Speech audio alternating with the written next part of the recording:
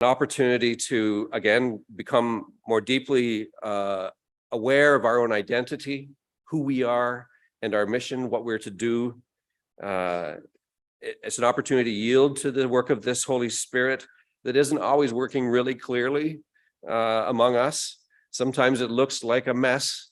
Sometimes it looks like destruction. But it's the work of the Holy Spirit. Sometimes it's not the work of the Holy Spirit. And the work of discernment is ours to do. And then to wholly step up onto the road. The roads are called highways for a reason. They're built up a bit above things. They take us through valleys and mountains and keep us out of the ditch. But you got to step up on the road and get on it. And we do that knowing the risen Christ is alongside and ahead of us. So recovery is healing and newness, and it comes from the work of God in our midst. And we've been trying to make the most of that in the Diocese of Huron. And I see people genuinely and successfully doing that. It includes assessing every action, assessing every priority, every system, every habit, everything that we would say is just the way things are, the things that are normal, but simply because they're our culture, we think they're normal. We need to be able to get perspective, an angle on that, and we need to listen to others and let our horizons overlap in ways that allow us to be faithful. And it's a lot doing all that. It's a lot. And there are times when I start to feel it overwhelming me, but that feeling doesn't last for long for some reason. Maybe because you're all praying for me. I appreciate that, by the way. But it just kind of sometimes seems like too much. And then the next day it isn't. It doesn't. I hope you're having a similar experience of this time. We can be inspired in this time. It feels like everything needs to be renewed at once, and it feels like we have to do it. But that is not the truth. We have to do some things. We participate. We follow. We invite. We summon. But it's always at the summons of God. And we have found again some key core processes and practices that need the reassessment, but also are our lifelines. And then in the more businessy end of things, we also have had to make some very significant changes in how systems work, and we're in the midst of that. So, for example, in how our financial and administrative systems and people operate.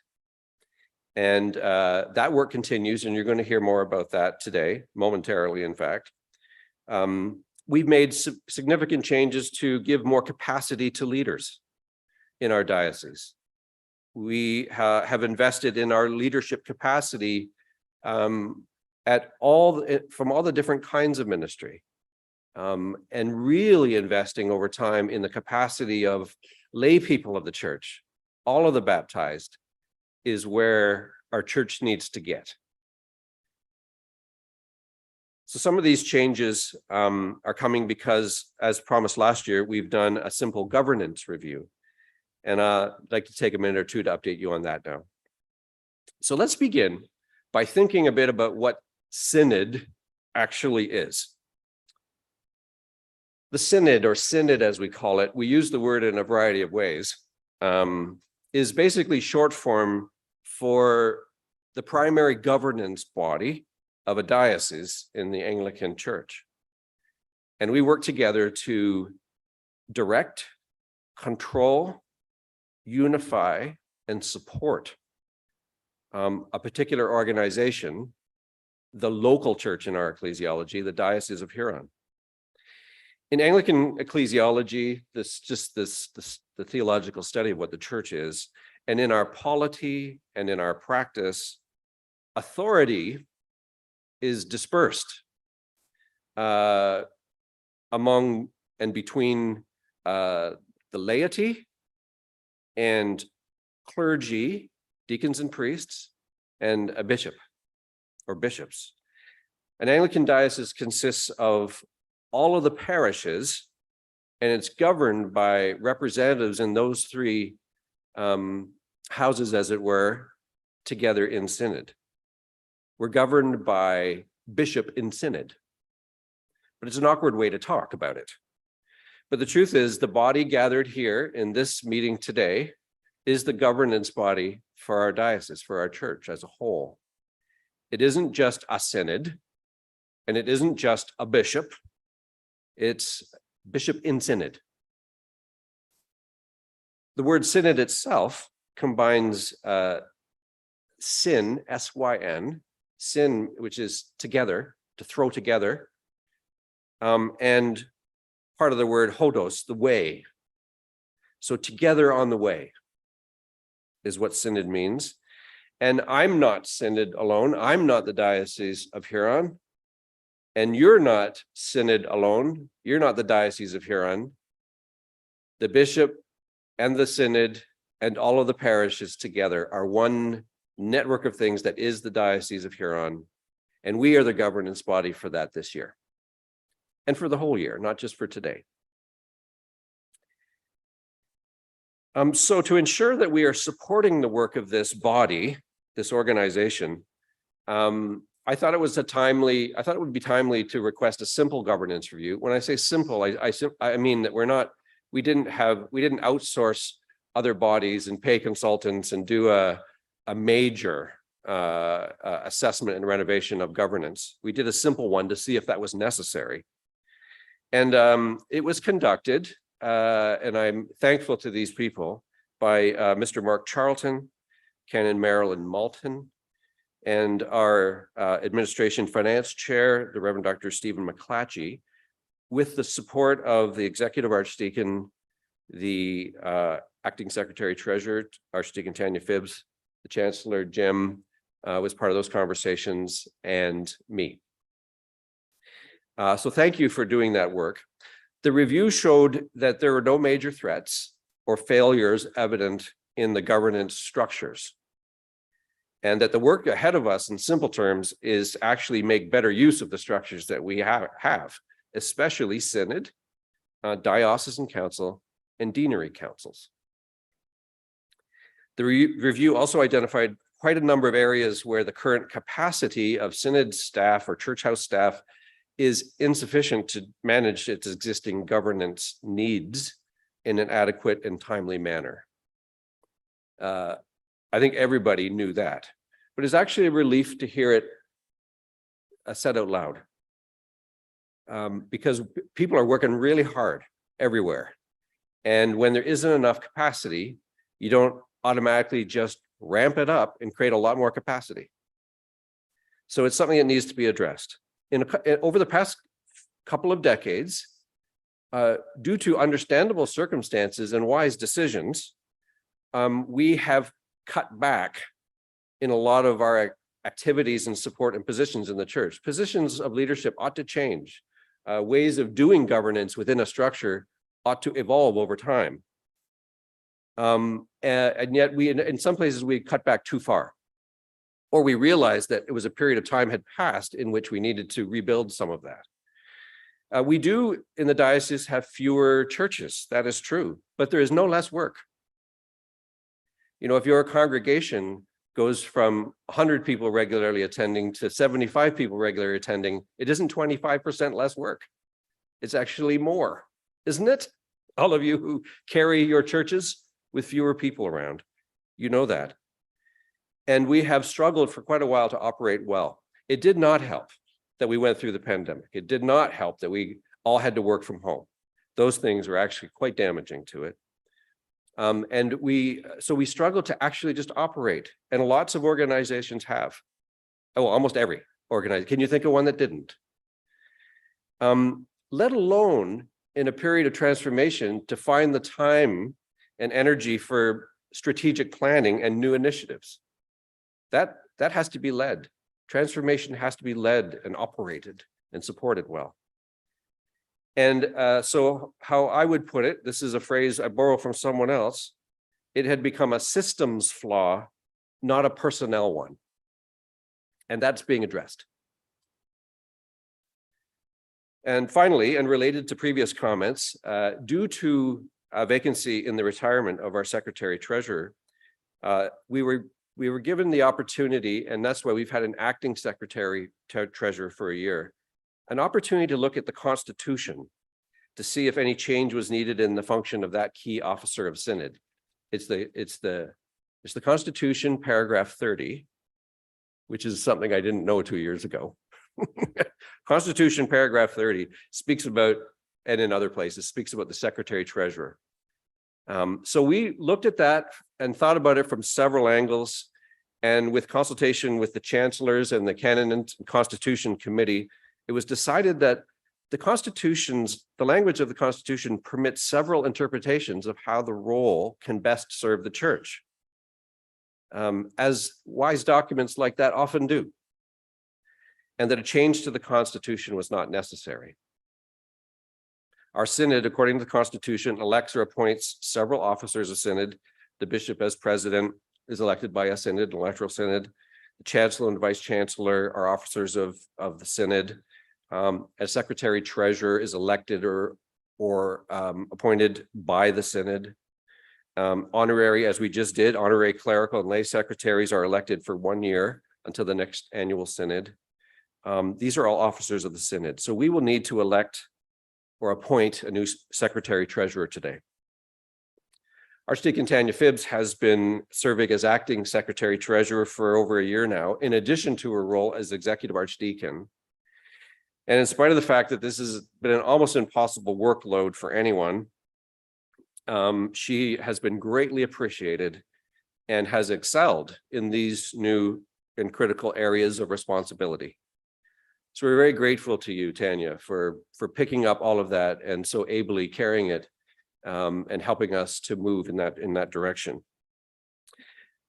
Together with the hiring of a director of finance, a person who is professionally accredited in financial matters, it has allowed us to see the word secretary in Secretary Treasurer as an opportunity. This is not a minor role. It's to say Secretary Treasurer. It's more like saying Secretary of State in government, or in our case, the Secretary Treasurer of Synod has executive responsibilities for all the business of Synod, all the operations of Synod, financial and otherwise, together with the governing bodies to whom that officer reports. So managing the work of Synod requires sustained focus by a seasoned leader in the church and a competent staff. And the role will, with this shift, allow us to focus on the work of Synod, as the governance review reflected, to develop the governance and leadership bodies that we already have to serve this time even better, to empower, to resource, to focus all the people in this room and all the committees and all the task forces and all of the parishes. So after a year observing Archdeacon Tanya's work, and after consultation with many of those who work most closely in these areas, I have recommended that Archdeacon Tanya Phibbs be appointed as Secretary Treasurer of Synod by a motion, as the Constitution requires. So this motion will be coming a little bit later this morning, and I'll give just a bit more background to the proposal when the time comes. And I also want to be able to have the chance to describe to you how we're going to share executive responsibilities differently, so that the task is not only possible, but that all of us, including the person doing the work, can thrive. When it comes to a period of recovery, and our particular period of recovery, we're partway there. And we'll keep doing the work of recovery wherever we can until we sense that the renewal that God seeks is evident, that it's coming into view. So the third overlapping phase is the one that's emerging from recovery, and it is the most important thing for us to focus on right now. Phase 3, as I'll call it for now, is to immediately focus all of our activity with a diocesan-wide strategy for transforming our human and material resources. A diocesan strategy for following the strategic directions of becoming a more learning church, a more just church, a more diverse church, and seeking all the newness that God wants to give, to actually come back down into details, plans, targets, dates, measurements. Measurements are difficult in the work of grace, but have a diocesan strategy for transforming our human resources and our material resources. Notice it doesn't say adjusting. It says transforming. We need to quickly develop a common, agreed upon strategic direction that can drive, guide, and support the many important decisions that will have to be made.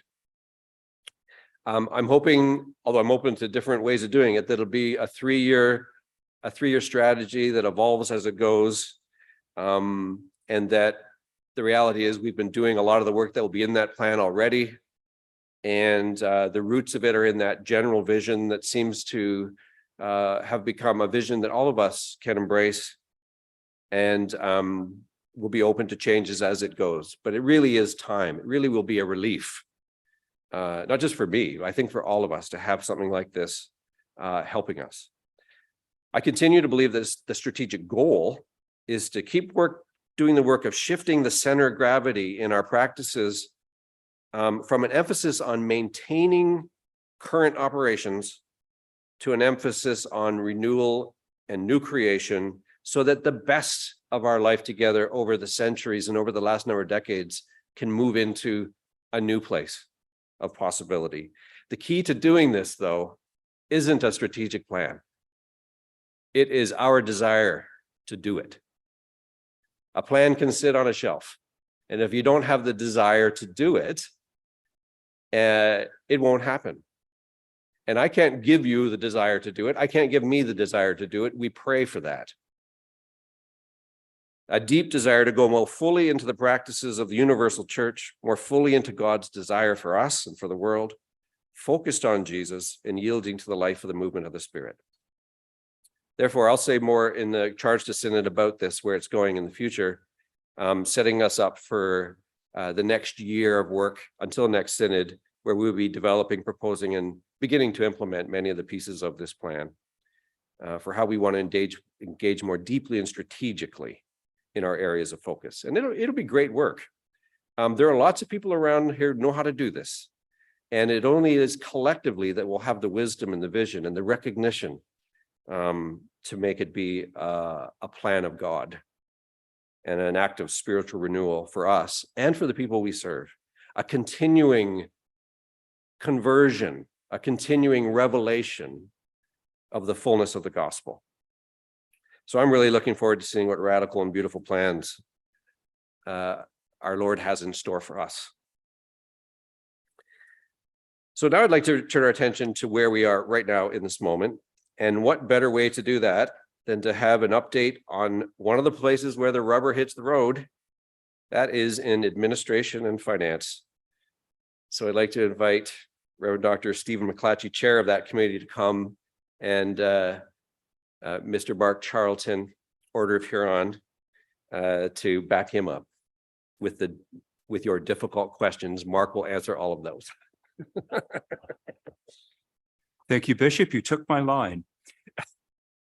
When I stood before Synod a year ago to give you a financial update, I asked you for your patience and for your prayers. And I'm very grateful for those. Our committee has felt very much upheld by you last year and over this past year. Please continue. Last year when I spoke, I tried to outline the challenge that we're facing in terms of, well, pretty much everything. Reporting, reconciling, staffing, audit. This year, I'm happy to be able to report that we've made considerable progress in all of these areas, although we're not yet where we need to be. And so what I'm giving you this year is something of an interim report. Just as it took several years for the diocese to get into the situation, it's going to take us some time to get out. And one member of the Admin and Finance Committee gave a wonderful analogy in our meeting the other week about this is like spring cleaning your home, right? So you can tidy and it's pretty easy. It doesn't mess things up. But when you really do a spring clean, you take everything out, throw it all over the place. And when you're in the middle of it, it looks like a right mess. But you know you're going to get to the good goal. And that's where we are right now. Everything is out. We're looking at it. It's a little bit messy, but we see the goal where we're headed. Where we are, largely because of two people, our Director of Finance, Jeff Malone, and our Interim Director, Mark Charlton. As you'll remember, Mark was in that role for the transition between Canon Paul Rathbone and Jeff.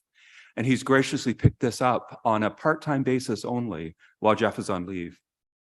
On a volunteer basis, last fall and winter, Mark was very helpful in assisting Jeff and his team, and was largely responsible for putting together the 2023 budget. And for all of these things and for everything else that he does for his parish, for the deanery, and for the diocese, yesterday he was awarded the Order of Huron, and we're very proud and want to congratulate you again for that, Mark.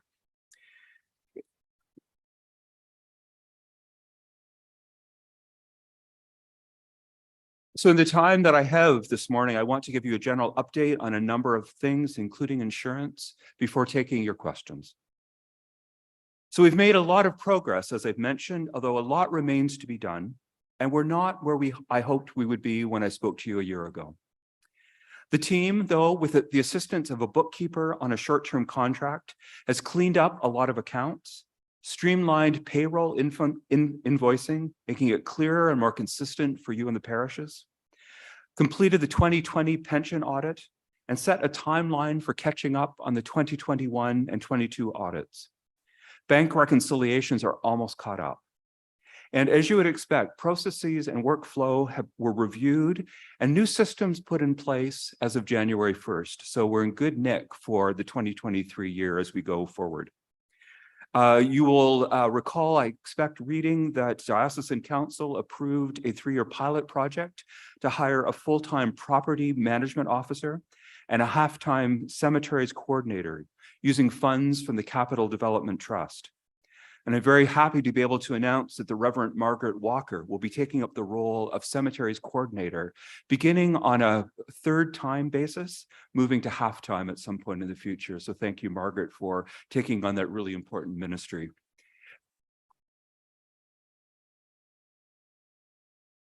Margaret, of course, has been the chair of the Cemeteries Committee, so she has a lot of knowledge that she will bring to that role. The search committee or the search process for the property management officer will begin shortly. The selection committee is being formed as we speak. As I mentioned in my report in the Synod circular, ANF spent a lot of time in the fall working through a white paper that I drafted on the administrative and governance matters relating to its work. And this in turn fed into the wider review of our governance structures about which the bishop has already spoken. It's my hope that next year, many of the issues, by the time we gather for Synod next year, many of the issues identified in the white paper will have been addressed. But in the meantime, we've not been idle. Later on today, Synod will consider a change to Canon 29, which comes out of this work. Its objective is to strengthen the composition of the committee by, amongst other things, providing that the chairs of all of the subcommittees of ANF become actual members of ANF and not just guests. There's kind of a weird distancing. So since I've been chair, I've invited the sub-chairs to attend as observers, but now they will actually be members. And you've just approved in the nominating, when we approved the nominating report, we have actually added two chairs of subcommittees as full members of the committee, voting members.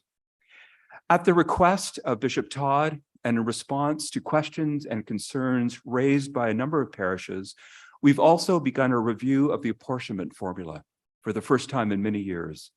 And this is being led by the Vice Chair of the Administration and Finance Committee, Diana Boland. As you know, apportionment is the fair share payment that every parish across the diocese makes in order to equitably share the wider mission of the diocese and the national church. Our objective is to be able to report and recommend any changes to the current formula so that we can consider them next year when we gather as Synod. This means that we're looking at fiscal year 2025 before any changes are seen at the parish level. And it's important to bear in mind as well that as we look at this, there may be some parishes that end up paying more. It's not that everyone's going to pay less. We have to look at how it best works out. So a lot of things have been going on. This work has gone on, however, while the usual activities overseen by ANF and its 7 subcommittees have continued. I'm happy to report that our diocesan investments have done better than we might have expected. We are currently sitting at just over $93 million. And let me remind you, of that $93 million, only about 1.5 million of it is unrestricted. And that a large portion of that $93 million is actually parish trusts and also restricted diocesan trusts. But this is good news that we're at $93 million. We're down only about $700,000 from last year, despite almost $5 million having been taken out over this year to support a variety of ministries across the diocese, principally in payouts to you and the parishes for your trusts, as well as some diocesan trust payments.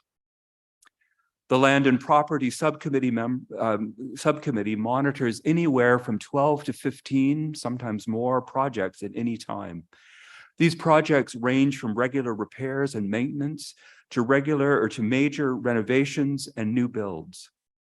The Land and Property Committee is an amazing and a fabulous resource for the diocese, and I ask you to use them. Draw on their expertise, bring your projects to them. They really want to be helpful, and they are an incredible help and a gift to us. In the past year, 3 properties have been sold, resulting in $720,000 being added to the Huron Development Fund and the Capital Development Trust. The Grants and Loans Subcommittee, under the chair of Archdeacon Jane Humphreys, have distributed $582,500 in payments. A number of those payments were approved before we put the cap in place. Currently, grants and loans are capped at $25,000 while we sort of work out some of the governance issues around it, but that didn't take place until last June. At our meeting 2 weeks ago, ANF began a discussion about the 2024 operating budget and the process for its development.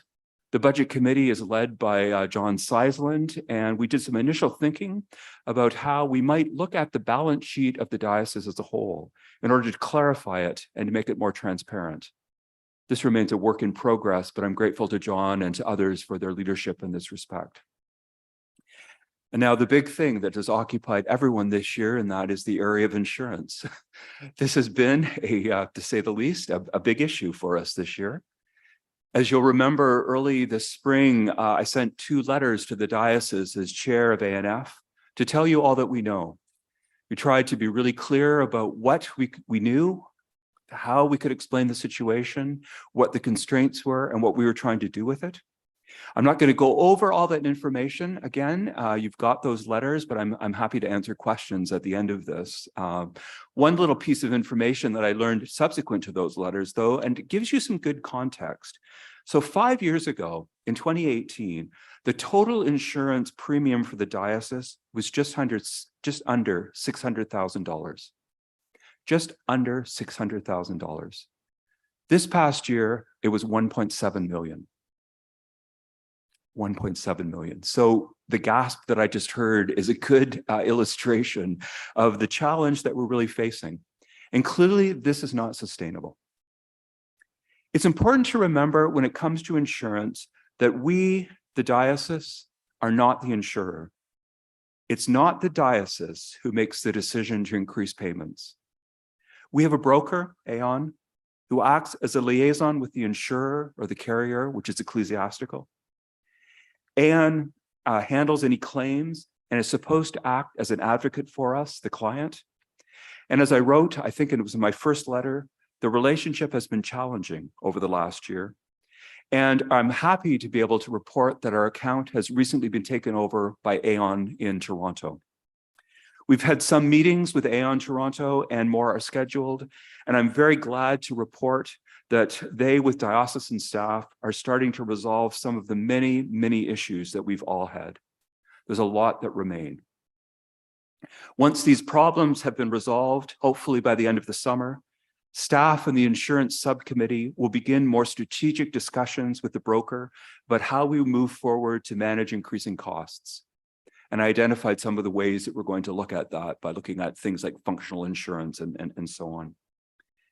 Having heard your concerns, working with diocesan staff, the Administration and Finance Committee has done two practical things to try to support parishes.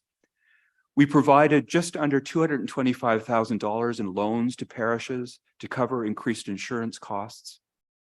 And we made available up to $275,000 in one-time funds for insurance relief that could be applied for parishes through their archdeacons. I'm glad to report that we've been able to provide relief for 34 parishes across every deanery in the diocese, and that these funds are now in your bank accounts as of a couple of days ago. We've allocated just around $130,000. There is no one in the diocese, absolutely no one, no parish, no entity, who has not been affected by the rising insurance rates over the last few years. It's hurting all of us. But I have to say that I'm really impressed, and I'm actually in awe of the Christ-like way that we as a diocese have responded to this challenge. Many parishes have simply swallowed hard and covered the increased insurance costs through existing resources. And this has allowed relief to go to those who need it more, whilst maintaining the financial integrity of the diocese. And so I want to thank you. Thank you for loving your neighbor in this very practical and tangible way. Obviously, this is a short-term solution, and we still have our work cut out for us, but I'm confident that through the grace of God and with all our hard work and with your prayers, we will get through this. I want to end before taking your questions by thanking all our diocesan staff, and especially to Doreen, who supports this committee, for facilitating our work.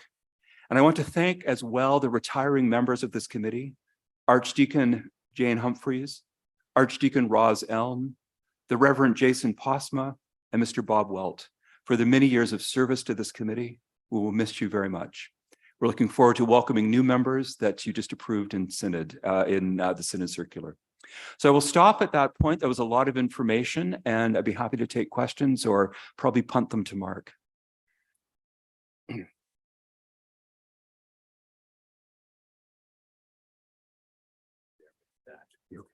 That there are a couple of microphones. I'm seeing two. Are there any further back? There's one there and one there. If you'd like to ask a question in the microphone, help everyone to hear.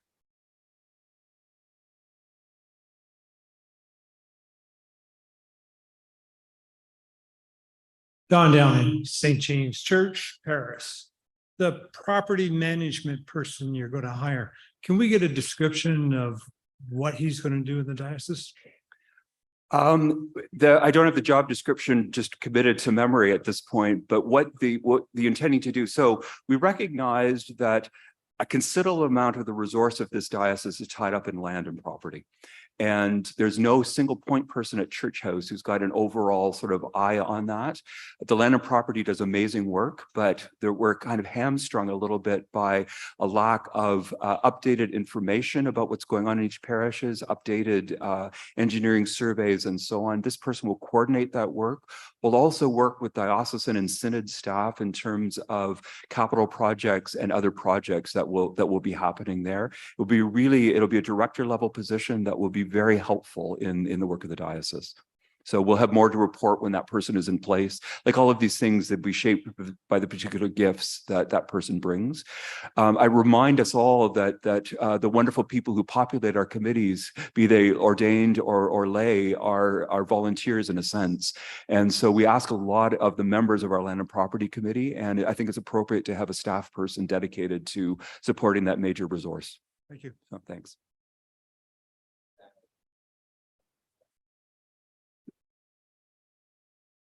Bishop would like to speak.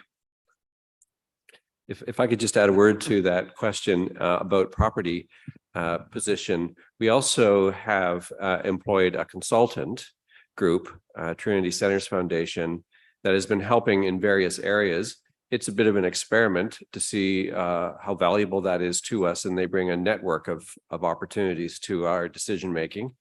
But having a person in our office around this would be helpful. And one of the key things as part of the planning for next year will be to have a property strategy in it. We've already started with some commitments. What are our commitments around how we steward property?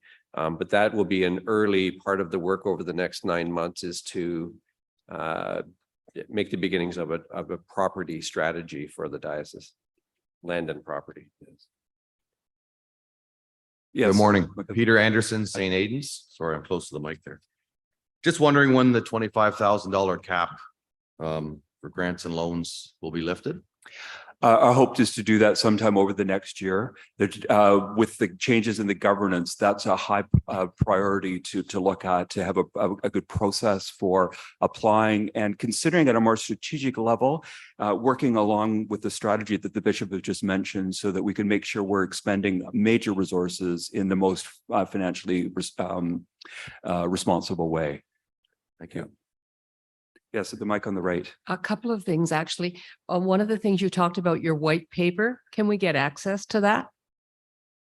I see no reason why we couldn't. How do we go about post that? it.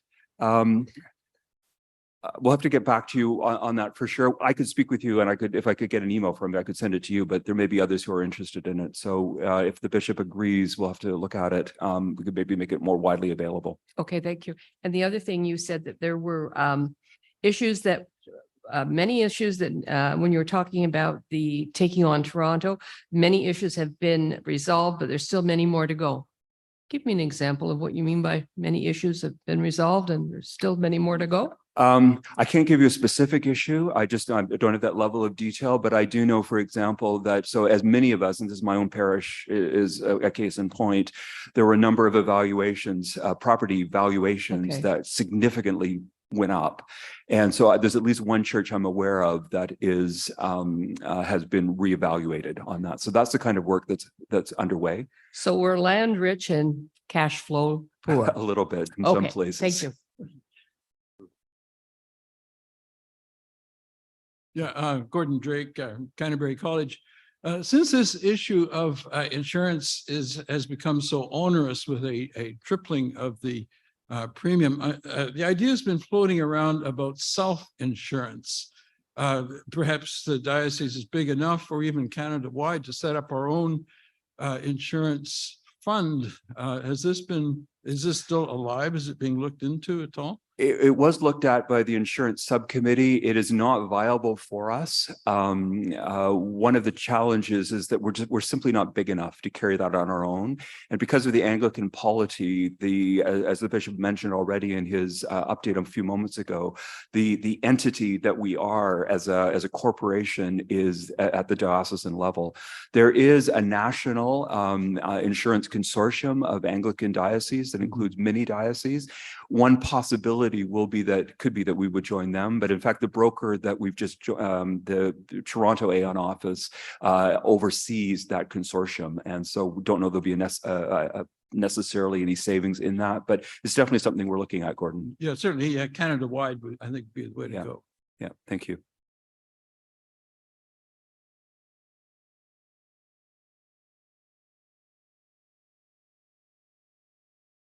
Vernon Caswell from St. George's Own Sound. One of the things with the insurance issue that really caught us was the fact that when we did our budgets, the increase really made a serious impact on our budgets, which were passed at vestry, to find out 3 weeks later that we were hit pretty heavily with the increase. How should we be budgeting in preparing for our budgets for 2024, which the process will start at the end of the summer? That is a very good question. We were all surprised by that. I think I wrote in one of the letters that we didn't actually receive our renewal information until fairly well into December, which was way too late. As I mentioned, our plan is to meet with the broker to start having more strategic discussions towards the end of the summer. And it's hoped that we can start to communicate with the parishes in the fall as you're putting budgets together to have more of a sense of where we're going. Yes. I'm Allison Knight, and I'm the lay member from Christchurch Lions Head, fairly new to Huron. So forgive me if I say something that's inappropriate. Welcome. I'm glad to hear that we are looking at participating in consortiums because I think that there are strategies. When asked about the financial burden, our parish wrote and basically said, well, we are blessed by God's abundance, and we try to exercise good stewardship over all the blessings we've received. It seems that an inordinate amount of these blessings are being shared with Aon. And the reason I say that is I really think that part of what we are called to do as a church is to consider the theological implications of ensuring absolutely everything we do to the nth degree. We could end up being very safe from an insurance risk perspective and impoverishing our outreach ministry in our parishes. And I really think that it's time to have the theological discussions around how we insure ourselves. Yes, we want to protect and be good stewards, but at what cost? I also, thank you. I also observe that one of the issues that I'm encountering is a lack of transparency. As a church warden, I'm asked to, or I have the responsibility under canon law to ensure that there's adequate insurance for all insurable perils. And yet you send, Aon sends the parish's certificate that says, read the details of what's being covered in the policy. And I commend the staff at Church House for their patience in my many, many emails, which express my frustration. I'm also a professional chartered accountant. And so when I attest that, yes, the perils are covered, I expect to receive the information on which to base that attestation. And I truly believe that the lack of transparency around basic administrative questions needs to be, and I trust it will get addressed, as the bishop referred to earlier, because I believe some of the frustration we have is that lack of transparency and the inability of our insurance company to correct fundamental errors, including names of parishes, Yes. addresses, values of property. When I'm told that replacement value and cash value insurance costs the same, even if I drop the cash value, that's preposterous. So there's some things broken from an administrative perspective, but I urge us to start with a theological consideration of how we are using the resources and how we are using God's abundance, that we deprive our care of people in our community that need our help and need us to use financial resources for that, and look at the trade-off that we're deciding to make, because the choice is ours to make. Thank you. Thank you. Those are very helpful comments.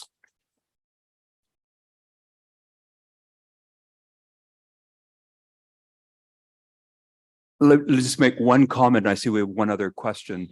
I completely agree with your point about needing to start with the theological. Amen.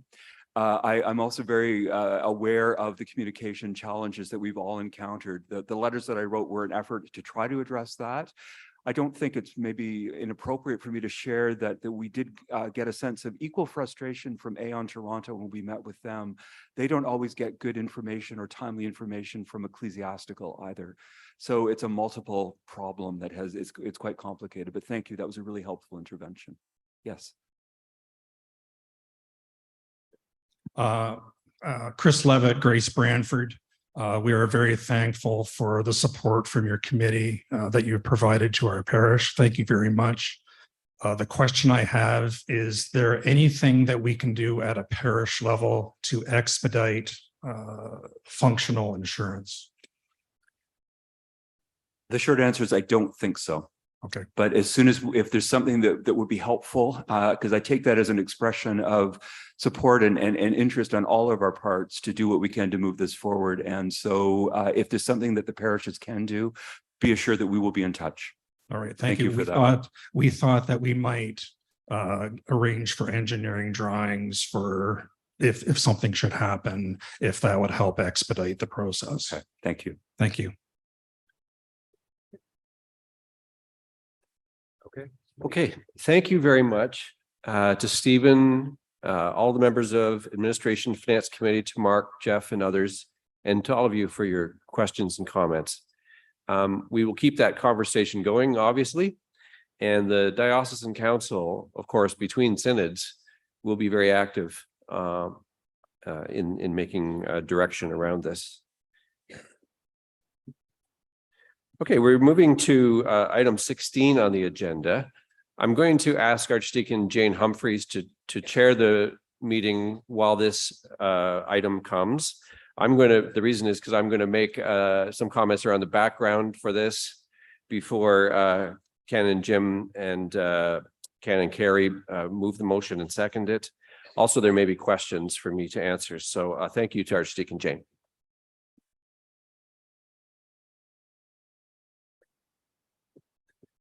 Thank you, Bishop. I think you're going to start. Thank you. As I was saying earlier in my first comments about the Secretary Treasurer, I just wanted to give a bit of a historic perspective on the ways in which that office has evolved and changed to meet the needs of the time. Going back one Secretary Treasurer to Canon Paul Rathbone, a chartered accountant, an active lay member of the church, someone who brought to that role for 20-something years a certain set of gifts, a certain personality, and a really strong commitment to the church. Before that, another lay person had been appointed. But if we go back a little further than that, there have been clerical members of the Synod, clergy members who had been the Secretary Treasurer. It was a very good thing, and it always is, to get lay people involved in leadership roles of every kind in the church. Obviously, everything outside of ministries that are done through holy orders. The people who do ministry in holy orders, deacons, priests, and bishops, are often asked to do all kinds of things that we're not trained to do. So one of those things in that period of time that was recognized is that if you're going to be the Secretary Treasurer, you need to be professionally certified in those financial areas. And that was one of the things that happened over that period of time that was very helpful. If you go back further than that, though, the types of folks who had been Secretary Treasurer of the diocese were senior clergy leaders who also had the people who professionally looked after the books and the finances and everything else. Going back some time to Archdeacon Mickey Chauvat, and people before that, including my grandfather, who later became a suffragan bishop, was the Secretary Treasurer of the diocese. And in that period of time, post-Second World War, he had been in a position before that called the Diocesan Commissioner, doing all kinds of commissioning and expansion of churches, many of the churches that you are part of. The Secretary Treasurer and the Commissioner at those times were involved in that kind of thing. Depending on the needs and the transformations that are happening in the world and the church, that role has some flexibility in it. And in those days, it was more like the Secretary of Synod. I think we're in a period of time again where that balance between the two becomes an opportunity, and the gifts for the role are a little bit different. I'm delighted that we have a Director of Finance now, and we've received all kinds of wonderful professional benefit from that as a church. But this is why I see in Archdeacon Tanya Phibbs the gifts for this role. It is not going to be exactly the Secretary Treasurers we've had for the last 30-35 years. It will include all of that work, but organized differently. So I wanted to give that perspective. Again, if you wanted to see the Constitution language around the Secretary Treasurer, which sort of allows for this use of our imagination and to assess the needs, that's in paragraph 30 of the Constitution, where it also says that the role is not appointed by the bishop. It is elected by the Synod or appointed by the Synod via motion, which is we have before us. I've made the nomination based on my assessment of the needs of the church and the gifts and qualities of the people available. I'll pass this over to Canon Jim Ferguson, who will move the motion.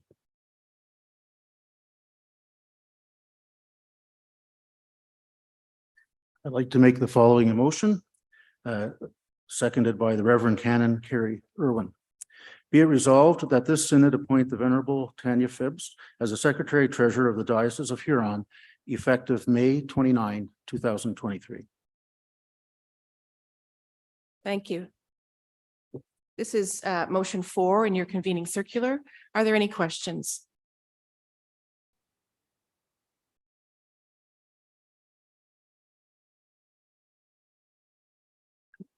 Seeing no one coming forward to the microphone, we'll call for the question.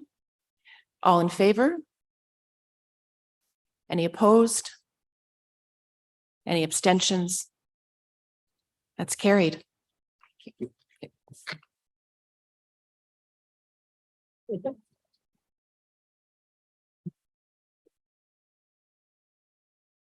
Thank you, Archdeacon Jane. And we've been reminded that there are folks who are part of the meeting online. It takes them a little longer to vote. You've done that before, where you have to click a little box and submit and so on. We're going to have a longer delay in the motions to come so that we can get the results of those votes as well. But thank you to those of you who are online for doing that. And this, yeah, they've all been carried online as well, by the way. Following on this motion and on the things previously discussed, I also want to take this opportunity to appoint today the Reverend Dr. Stephen McClatchy as Archdeacon Episcopal Office, effective July 15th, 2023. Stephen, who you were just hearing from, has been a priest in the Diocese of Huron since 2015 and served as associate priest at the college chapel at Huron University College and as honorary assistant of St. John the Evangelist, London. And Stephen also brings to this position deep experience in executive roles as associate vice president academic at University of Regina, as the provost and vice president at Mount Allison University, and as principal of Huron University College. It's an amazing set of abilities and gifts that Stephen brings to his work as a priest in the church, but also to the operation of our diocese. In this executive officer role, Stephen will provide support and assistance to the Bishop of Huron in, now this is my language, things episcopal. These are matters related to the formation and development of clergy, strategic initiatives, oversight of program and advisory committees. And as I was saying earlier, the one part of the governance is the bishop in synod, and another part of the work of the church, the synod doesn't actually oversee. The bishop has sole responsibility for. Many of those things are going to be the areas of support and leadership for this new role, Archdeacon Episcopal Office. And today, just now, you appointed Archdeacon Tanya Phibbs as Secretary Treasurer of the Diocese, effective today, effective now. And the new title for Archdeacon Tanya will be Archdeacon of Huron, Secretary Treasurer. And in that role, Tanya will provide support and assistance to the Bishop of Huron in things synodical, acting as corporate secretary to the synod and diocesan councils, supporting strategic initiatives and oversight of canonical and synodical committees, including Safe Church, administration, finance, human resources, and so on. So our management structure, using language outside the church, will be that we will have a bishop in synod and a bishop's office. We will have 2 executive officers and then 2 directors, the director of finance and the director of human resources, and staff positions focusing on property, projects. Some of you will have met Helen Booth or corresponded with Helen Booth. I call that projects, because there are many projects to get to the bottom of. And then our current excellent staff at Church House will be the structure. A more detailed listing of this and all the usual pictures and flow charts will follow. before July 15th. So I ask you to keep Archdeacon Tanya and Archdeacon Designate Stephen in your prayers during this time of transition.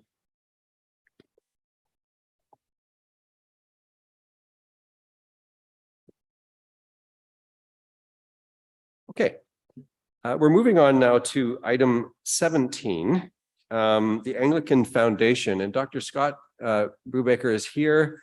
And Scott will start moving to the, there he is. Thank you, Scott. Welcome. Over to you.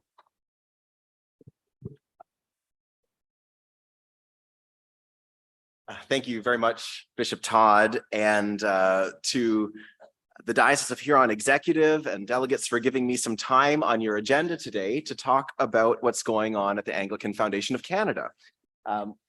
I'm Scott Brubaker, and I am the relatively recent, about a year and a half ago, appointed executive director of the Anglican Foundation of Canada. And it is truly a joy to be present with you again in person. I was here for your diocesan synod in 2019 with my predecessor, Canon Judy Royce. And the Diocese of Huron is very dear to my heart. I was born in London, Ontario, and grew up in St. Thomas and London and Cambridge. And so it's a joy to be with you and to see many friends here in the rooms. Thank you very much. I want to use this time to speak about the Anglican Foundation of Canada's new strategic plan and how that relates to the Foundation's granting program, which is directly relevant to you. I'll speak about some of the work of the Foundation in the Diocese of Huron and what we're looking forward to in 2023 with our request for proposals. And I'll just conclude with a little call to action for the Synod. At the Anglican Foundation, we see remarkable things happening across the church every day from our unique national vantage point, working with parishes and dioceses across the country. One of the special aspects of the Anglican Foundation is that it is truly a source of good news stories about exciting ministry and outreach that happens every day in creative. How did that go ahead? I didn't touch that. Yeah. Okay, do you want me to click? No, I'll let you know. Great. Thank you. It is truly a constant source of good news stories about exciting ministry and outreach that happens every day in creative and locally inspired ways, responding to unique needs and opportunities across the country. I hope that you take from this presentation that sense of excitement, of uplift, the sense that God is continuing to work in marvelous ways amongst us. Even when we as followers of Christ feel like we may be singing the Lord's song in a strange land, it doesn't mean that God is any less present with us and at work in our midst, despite the shifting landscape. So we from the Anglican Foundation have just come back from Halifax, where the AFC board held our spring board meetings and our annual general meeting. And we celebrated God's abundant blessings on our ministry in 2022, which was our 65th anniversary and a remarkable year for the Anglican Foundation in every possible way. On the grants front, it was our second highest year ever in terms of grants and our highest year in terms of total disbursements. AFC awarded over $1 million from coast to coast to coast, covering 27 of the 30 dioceses in the country. We awarded one of the largest grants in AFC's history to CLAY, the Canadian Lutheran Anglican Youth Gathering taking place later this year. And that award of $25,000 is intended to help support Indigenous youth who want to attend and who've been underrepresented in the past. Through 2022, the board of directors was actively developing a new strategic plan that will be guiding our organization for the next several years. Can you please go back? One of the main objectives of this plan was to expand the financial resources AFC offers through our granting program, making it more streamlined, accessible, and of greater impact to the church. So I'd like to start to tell you a little bit now about that strategic plan that's emerged and what we've discovered and are wanting to share about ourselves in the years to come. First of all, we're telling a new story. For more than 65 years, AFC has been a trusted guardian of the generous legacies of hundreds of Canadians Anglicans. AFC's endowment, faithfully stewarded by clergy and lay leaders from across Canada, has resulted in grants and disbursements totaling $40 million to support the mission and ministries of the Anglican Church of Canada. Next slide. We have a new mission statement. The Anglican Foundation of Canada exists to support ministries of the Anglican Church throughout Canada by enabling connection, fostering innovation, stewarding resources, and connecting generous donors to their philanthropic goals. Thank you. And next slide. And we have a renewed vision of our purpose and place in the national church. The Anglican Foundation of Canada will be a collaborative partner with the Anglican Church of Canada and others across the country aligned with our mission to equip communities for transformative ministry. We embody this partnership largely through our granting, which I will speak more about in a moment. But I want to emphasize some of those other aspects of our work that appear in that mission statement. So enabling connection, that's about building community, about opening our doors and reaching out to the needs of others around us, about working with like-minded fellow servants who have a passion for ministry, and about connecting local ministry and mission with the broader national church. We foster innovation through taking risks, keeping our ears to the ground and understanding the needs and opportunities that present themselves to us. It's about asking the church to think creatively through our requests for proposals, or what we call our RFPs. It's about trying new ways of working together, like our partnership fundraising program, Say Yes to Kids. Stewarding resources is something that AFC has been doing for its 65-year history, but not something we talked about very much before. We have a carefully managed endowment fund and a strong investment team that is keeping secure the legacies of hundreds of Anglicans. More and more, AFC is being seen as the partner of choice for individuals who want to grow their legacy through a leadership gift or bequest to the church.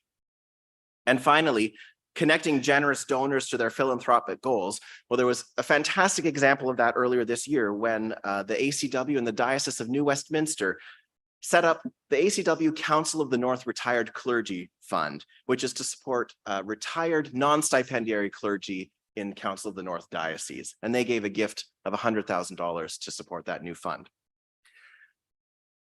As I mentioned, one of the main priorities of this strategic plan, next slide, is to make the application process more accessible and streamlined than ever before. To that end, we now have a centralized grant portal where you can go online and you can apply for funding. In most cases, you would be coming to this as an organization, but the same hub also serves for individuals who are applying for theological education bursaries, for our annual request for proposals, and also to register a team for Say Yes to Kids. I'm going to focus on the various aspects of applying as an organization. Next slide. We're also talking about our funding impact zones, grant categories, deadlines, and other information. Next. Since 2010, the foundation has dispersed over $382,000. So in the last decade or so, $382,000 in grants throughout the Diocese of Huron to approximately 75 recipients. And our funding falls into these 5 main impact zones: diverse infrastructure, community ministries, leadership and education, Indigenous ministries, and sacred music and liturgical arts. Next. Of course, the foundation is best known for our diverse infrastructure grants. Diverse infrastructure continues to be the largest area of our work. And of the $382,000 awarded in Huron since 2010, about 40% of that, or $156,000, was for infrastructure. Churches and parish halls are where ministry happens, and we believe that it is vitally important that they be safe, accessible, comfortable, and environmentally sustainable. And you can see a few examples of the funding that we've provided here. Next. A more recent focus of the foundation's work is in the area of community ministries. In your diocese, over $72,000 has been awarded to a wide array of projects, including funding for summer camps, alleviating hunger and poverty, and supporting youth drop-in centers. The 3 grants pictured here were all beneficiaries of the foundation's Say Yes to Kids program over the last 2 years.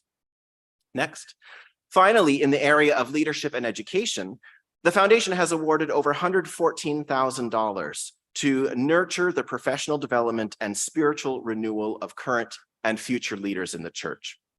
Grants have included projects at Huron and Renison College, Justice Camp, and many, many bursaries to students preparing for ministry.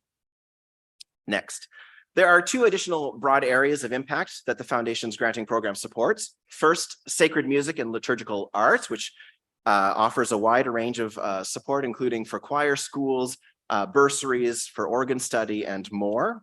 And next, and we also support the work of Indigenous ministries across the country, particularly through language revitalization and translation in recent years.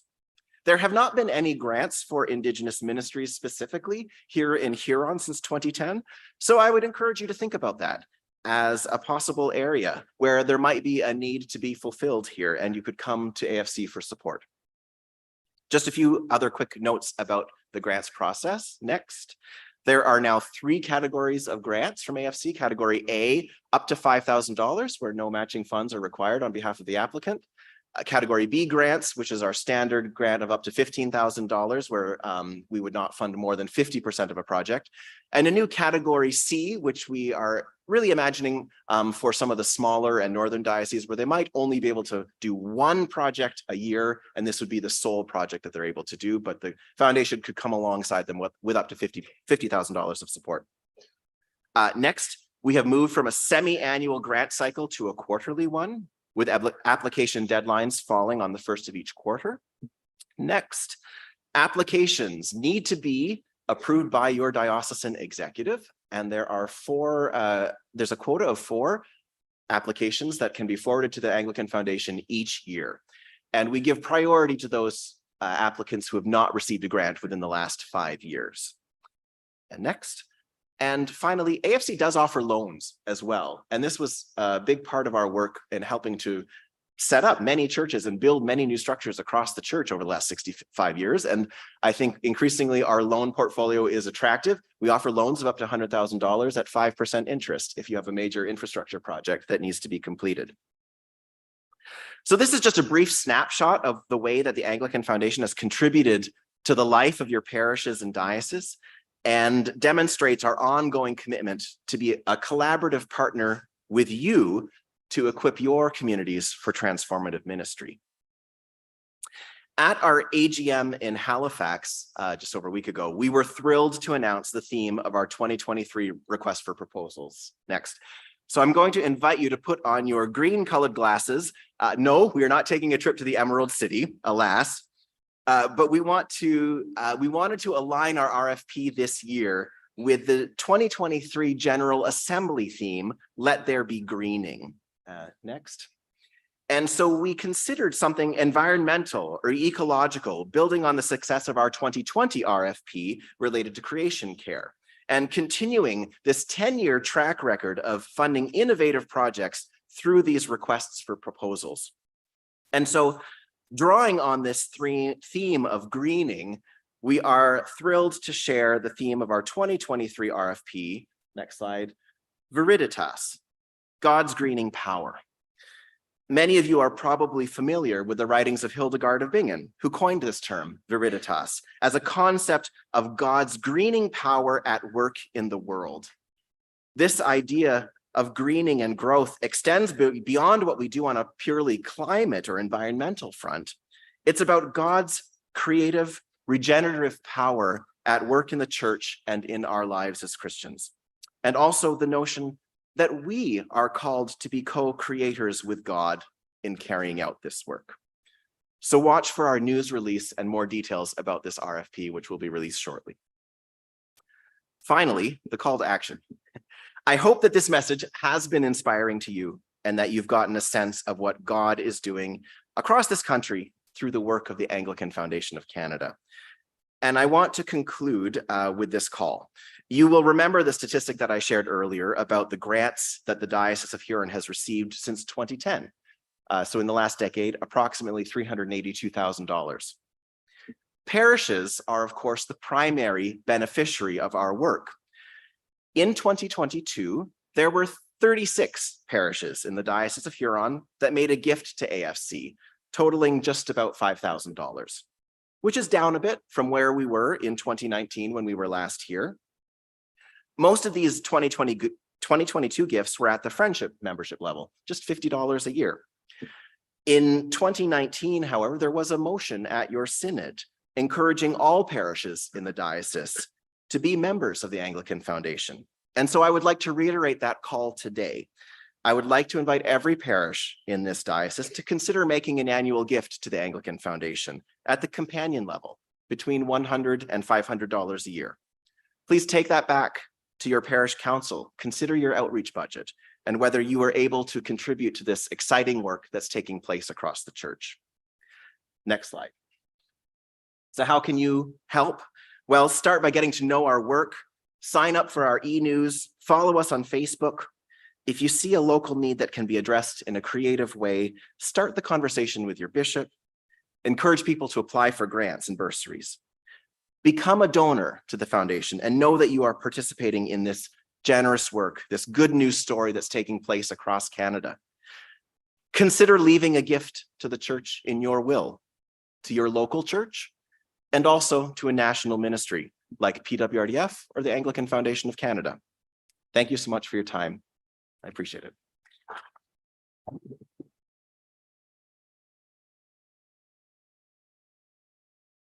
Thank you, Scott, and for the work you do that just reveals the abundance and generosity of God, but also the people of the church. Thank you so much for your leadership. We're going to take a break now.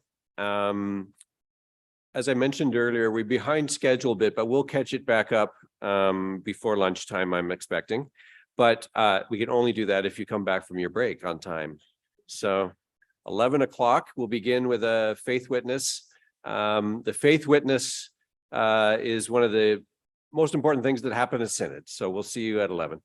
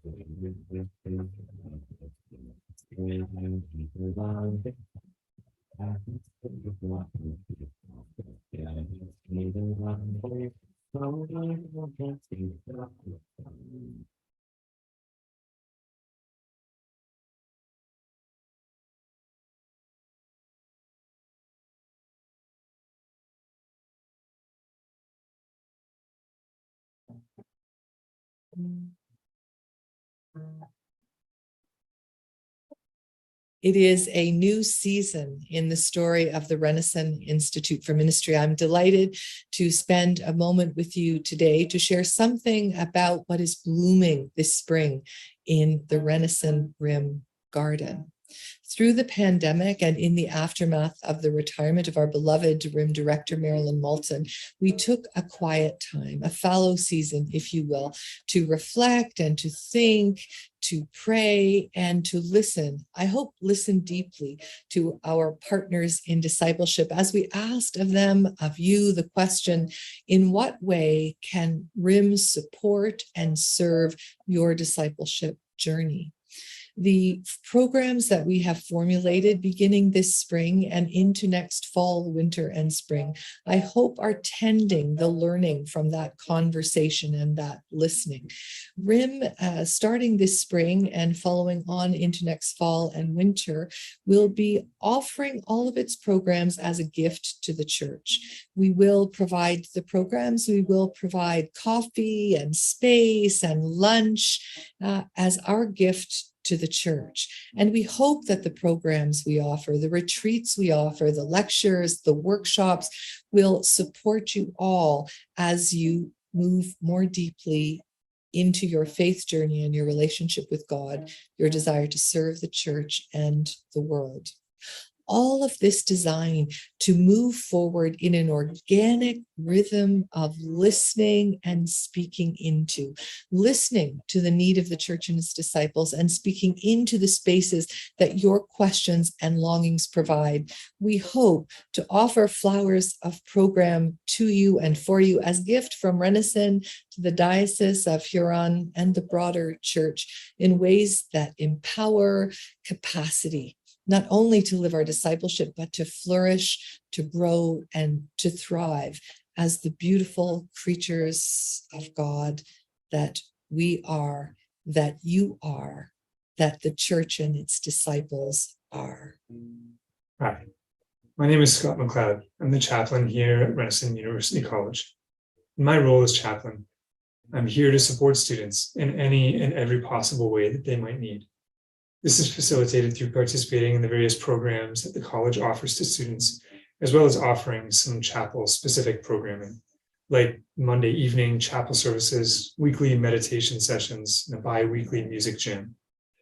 These are all opportunities to get to know students, to develop relationships with them so that they know that they can trust in the chaplaincy, that they can rely on myself, the chaplain, as a means of support. Our Monday evening chapel community has grown over the last 6 months and is made up of students living in residence and other University of Waterloo students who, interestingly, are also connected into local Anglican parishes. So there's some nice mutual support happening there, where we can work together to support students in their spiritual and faith journeys.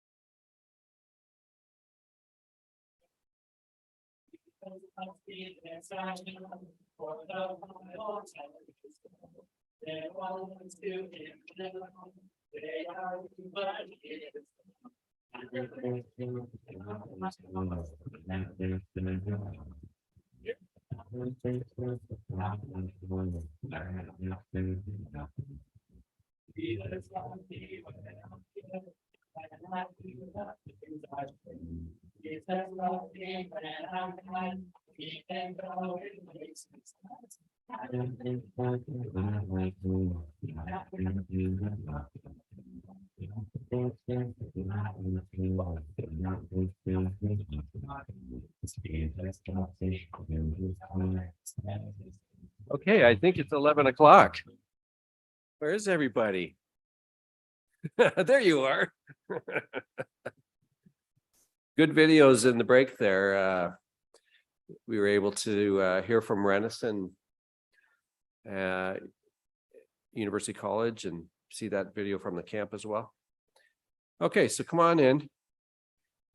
We got we need our security staff to do a sweep of the coffee area. Past 10 minutes. Yeah, So the question had to put it in. you know these ones. Ah. There's Scott.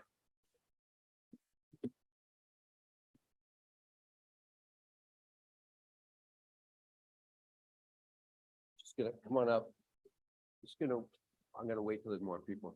Yeah.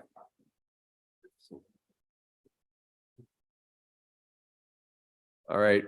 Who are the most bossy people here? Go out there and boss them right back in the room, would you? There are no bossy people in here. Come on.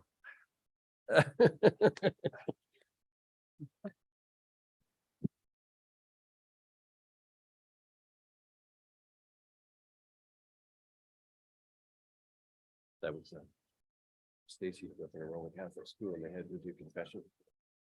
And she went to confession and she was a little girl and she was like thinking of what she's going to say. And her first confession was, I've been really bossy. Ah, so Mark Charlton has moved, seconded by that tardiness is a driver for apportionment.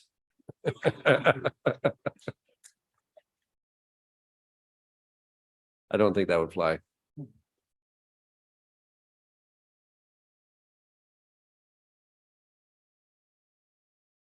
Quick one.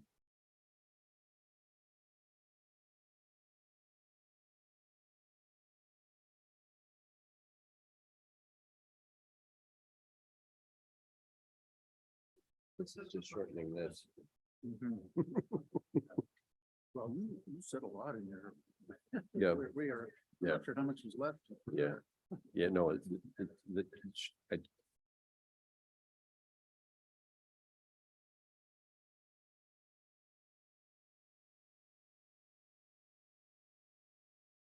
Second.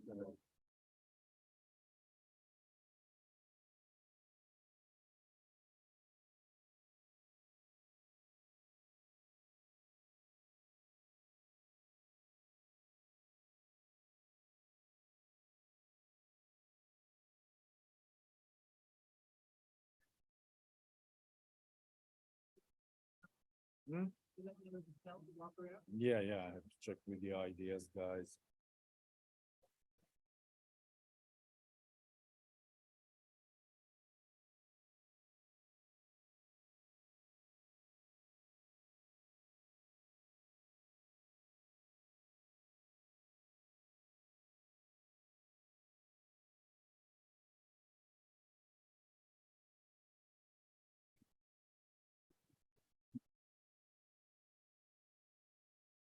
Oh, okay.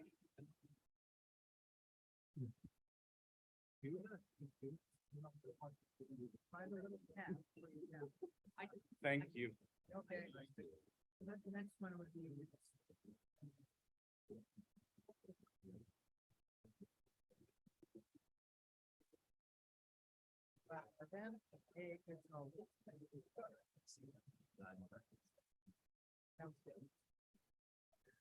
was there. Are you ready? Yeah. Okay. Good. Okay, if you could just get folks to take their seat. I'm delighted that Scott Trinder is one of the two people who agreed to give a faith witness at Synod this year. Scott is a longtime member of Trinity Church in Sarnia and has contributed in many ways across the diocese. But again, for all of us, it's how faith is part of our lives that is the key. So thank you, Scott, and over to you. Thank you, Bishop Todd, for giving me the opportunity to share my faith walk with all the folks here today. Thank you. So let me start with prayer. Thank you, Lord God, for all you have done and are doing in my life. I pray that I share today will honor you, encourage others on their own faith walks, and draw us all closer to your Son, Jesus. I pray this in his name. Amen. Amen. For starters, I'm a cradle Anglican, brought up in the Anglican faith since birth.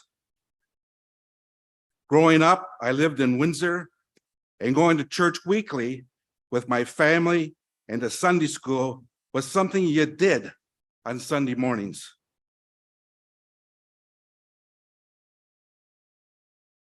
Because a lot of my friends were doing the same thing. Church was part of the weekly routine. How times have changed. I remember my parents made me wear a fedora hat to church, and I hated wearing that thing. Funny the things you remember. In my early teens, I was involved in our church youth group, but I only attended because my friends were there, not because I was interested so much in church. In my later teens, I quit attending church altogether. I completely lost interest and purpose. I was doing fine without it. Fast forward to my adult life, I got married to my best friend, Diane, and we found ourselves living in Wyoming, Ontario. We lived about 4 houses down from St. John's Church, and every Sunday they rang the church bells. Forget about sleep. After several weeks, we gave in and thought maybe God was trying to tell us something. But seek first his kingdom and his righteousness, and all these things will be given to you as well. Matthew 6:33. A few years later, I changed jobs and moved to Sarnia. And one Sunday, we decided to attend Trinity Church there. Well, it took us by surprise, to say the least. A couple of guitars, clapping hands, raised hands, and people looking like they're actually really enjoying this worship time together. At the end of the service, folks greeted us and invited us to stay for coffee. Before leaving, I checked out the church sign and realized we were in an Anglican church. Our spiritual growth began to blossom. Some of these folks seemed to have something good that I didn't have. Turns out they had Jesus. But the fruit of the Spirit is love, joy, peace, patience, kindness, goodness, faithfulness, gentleness, and self-control. Galatians 5:22. I accepted Jesus as my Savior in January 1982 while on a Cursillo weekend. Many people from Trinity had attended these weekends and either found Jesus, or more likely he found them, or grew closer to him. Honestly, I was quite scared to go, but my sponsor encouraged me to attend, along with my wife, Diane. Now get this. We're in an auditorium, gymnasium. We got 50 men sleeping on cots. The noise level felt like a freight train going through there at night. I don't think I slept for 3 nights.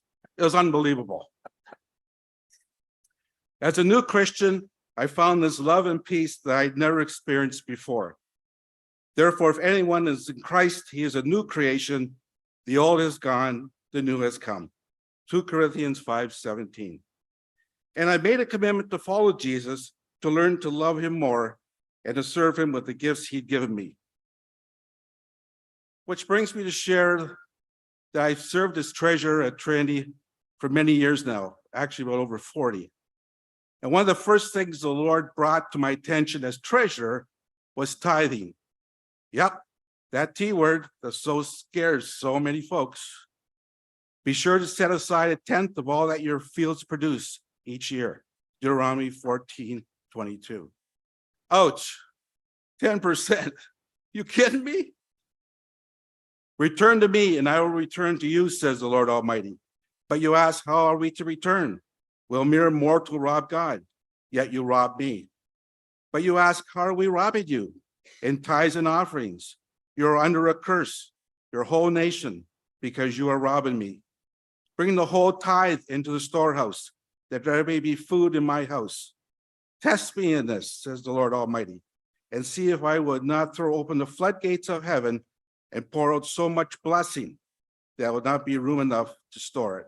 Malachi 3:7b-10. Tithing has changed my life. Very hard at first, for sure, but blessings as a result that continue to follow me to this day. Years ago, I had a month when funds were really tight, but I still paid my tithe, trusting that the Lord would provide. Approximately 2 to 3 days later, I got a check from my grandmother's estate. God did provide, and he always does. Bottom line, the Lord owns 100%.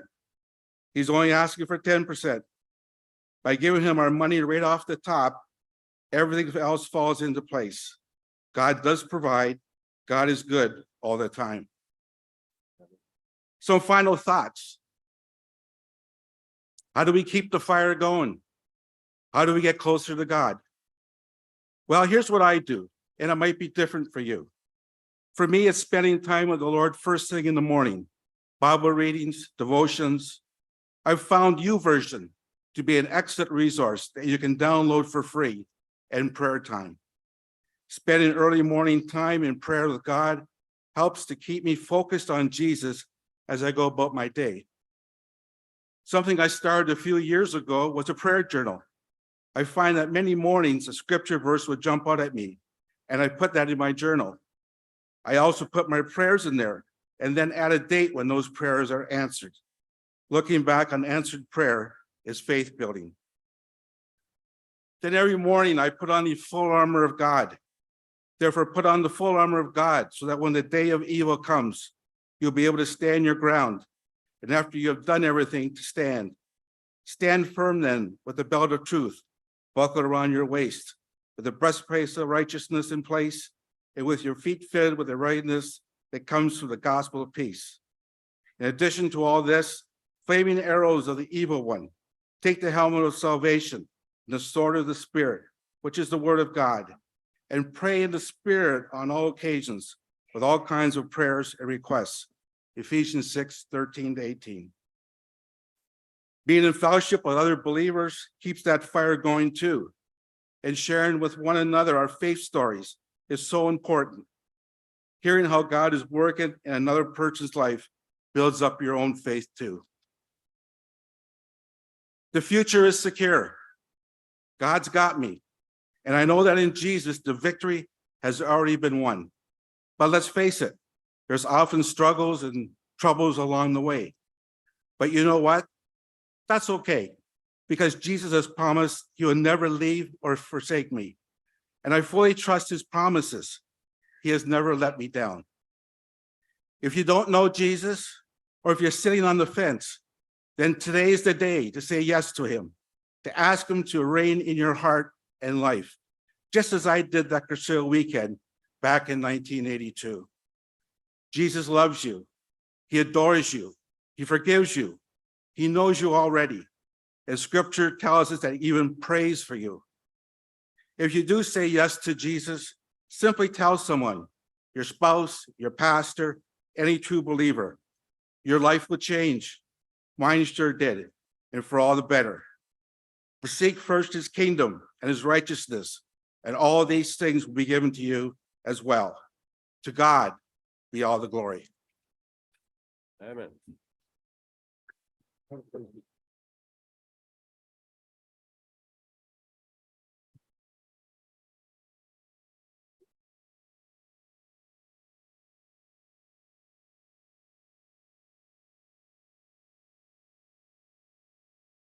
Thank you, Scott.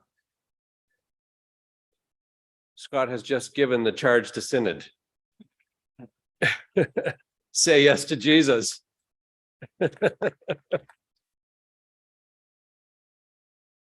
That's the charge to Synod. And I say yes.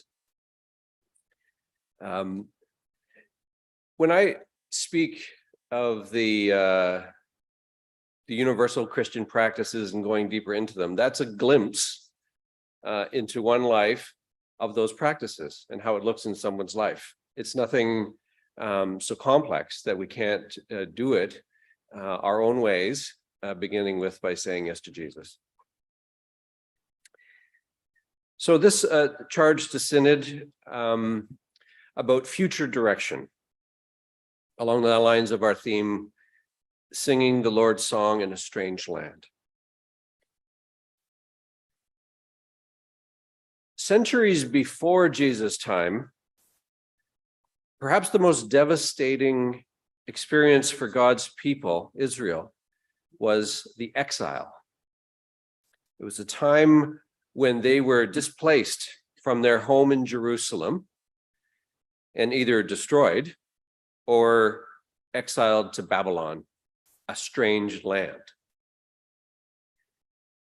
And rather than devastating them completely, this experience resulted eventually, like quite a bit later, through quite a bit of trouble, it did result in a fresh understanding of God and committed them to ways of relating to God that were new. They learned to sing the Lord's song in a strange land. The earliest Christians, the earliest followers of Jesus, starting in the days right after his resurrection from the dead, were stepping foot into a strange new land, the world of resurrection life. Things were not the same after the resurrection of Jesus. Whole new worlds had been created, and now, especially with the sending of God's Holy Spirit, whole new worlds were made possible. Indeed, they were promised for them. We today cannot underestimate the significance of the change that we're undergoing in our own time. It's not quite the same as exile. It's more like the experience of the first Christians. It's the same resurrection life that we live. It's just that 20 centuries have passed and resurrection life takes on new forms now. Resurrection life is always found in a strange land. We're always summoned into something, not having to leave everything behind, but having to leave behind much of it. And we can embrace this. We can refuse it. We can resist it. We can be left behind in a period of time, or we can embrace it. In the resurrection, along with the creation and the promise of God for the end, we find our mandate. The Alpha, the beginning of the creation, the Omega, the promised end, the full reconciliation of all things in Christ. And in the middle where we are, the key to understanding and living it all is the cross and resurrection of Jesus. Therefore, when we speak of strategic directions for the church, we're not talking about something else. When we talk about a strategic plan for the Diocese of Huron, we can never forget that it is not our direction. It is not our plan. It is God's plan and God's mission, and our living out of that in our own particular place and time. When Jesus ascended to the right hand of the Father, everything that he was and is guaranteed in the end for us. The outcome is already there, already true. And it will be good. It will be glorious. It already is the reconciliation of all things into the heart of the Creator, the Almighty, the Holy One. So we are going to spend the next 9 months or so describing and doing our plan for this time. It's appropriately 9 months, just like the gestation of a child. And Jesus came as a child. He became a human as a baby, as a child, went through that gestation period, was born in a wonderful way that we celebrate every year. And he became the way. He became the path. He became the plan. This is the fulfillment already of the plan of God, the triune God. So we will together create a strategic direction and plan for the 3 years to come, because we need some details. We need some agreement. We need something that can drive us, even as we continually assess it. The largest decisions about this plan, especially the ones that cost money and change lives, will come back to this body, the Synod, for ratification. But in the meantime, we're going to be relying on the councils of the church, the deanery councils of the church, the archdeaconry gatherings of the church, the parish wisdoms of the church, and the diocesan council in particular, to move this plan forward without delay where we have agreement. So you'll see at least 2 of the elements of the plan today. The elements of the plan will be familiar to you. The desire, we're going to speak this afternoon more about what is involved in our desire to become a more diverse church. And also a little later in the day, what does it look like to see our desire to become a more safe, a more healthy church, healthy communities? And I thank ahead of time Bishop Lusa and Marion Little, who will be leading us in these areas this afternoon. And in a moment after this, another huge priority and opportunity for us will be in Indigenous ministries and the resurgence of Indigenous people and identity and wisdom in resonance with the gospel. So if there's a charge this year, this is it. Say yes to Jesus, and let's make a hopeful, powerful, real plan. And in doing it, let's pray that God will reshape our imagination and our desire. So here's one way of thinking about reshaping imagination and desire. Because again, I'll say this again, you can have a plan, and if it's not coming out of your own real spiritual and religious imagination, and if it isn't an actual desire, it is a waste of time. It is a make work project. But if it becomes our desire, it's potentially transforming. So one of the challenges with our desire, we're guided by images and narratives. And we think the world, we get something, we latch onto, we say, that's the real thing. That's what guides me. Sometimes we got to drop certain images of ourself, of what life is like, where we are as a church. So one of the areas, this is just an example of it, of our collective imagination that needs a change, is that we're stubbornly, and I'm including myself, stubbornly clinging to the kind of Anglican church that existed in the 1950s. And not just the 1950s, but you know what I mean. And I try not to say we must very often. We must do this, we must do that. You hear that all the time in the church, we must. Well, there's so many musts, it's just too exhausting to hear must all the time. But we must pray that God will shift our imagination from that, from the 1950s to the 2050s. Can we turn our gaze to the 2050s? It's not that far away. Do you know that 1950 was 73 years ago? 2050 is 27 years from now. So 73 years ago has got a hold of us. 27 years from now does not, generally speaking. So let's anchor our vision in the 2050s and commit to putting the building blocks in place that will serve the Anglican Church in the 1950s, in the 2050s. See how hard it is? In the 2050s here in Huron.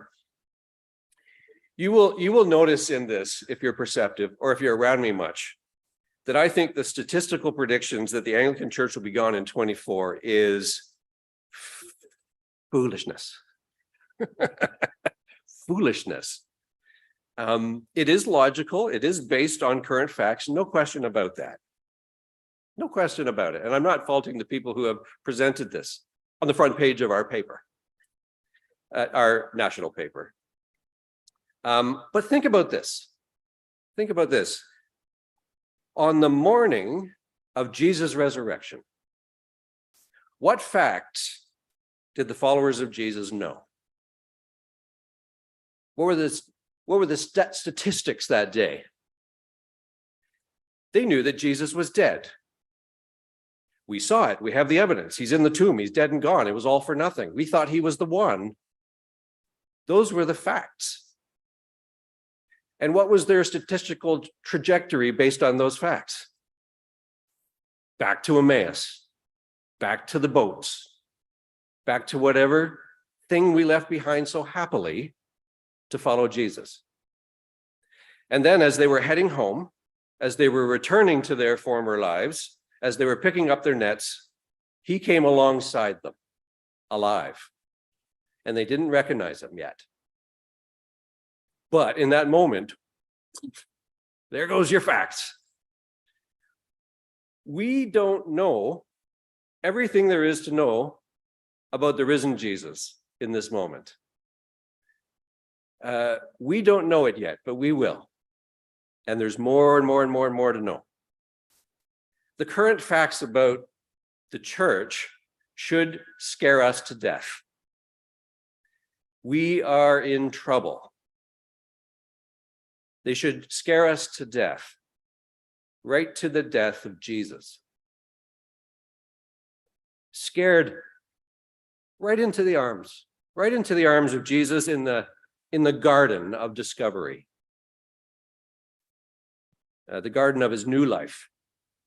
And like Mary, we say, Jesus, is that you? Is that you there? Yes, it is. Right in the room. Right ahead of you, calling your name, recognizing you before you recognize him. And then he says, don't cling to me, but go and I'll meet you there. Where? You'll see.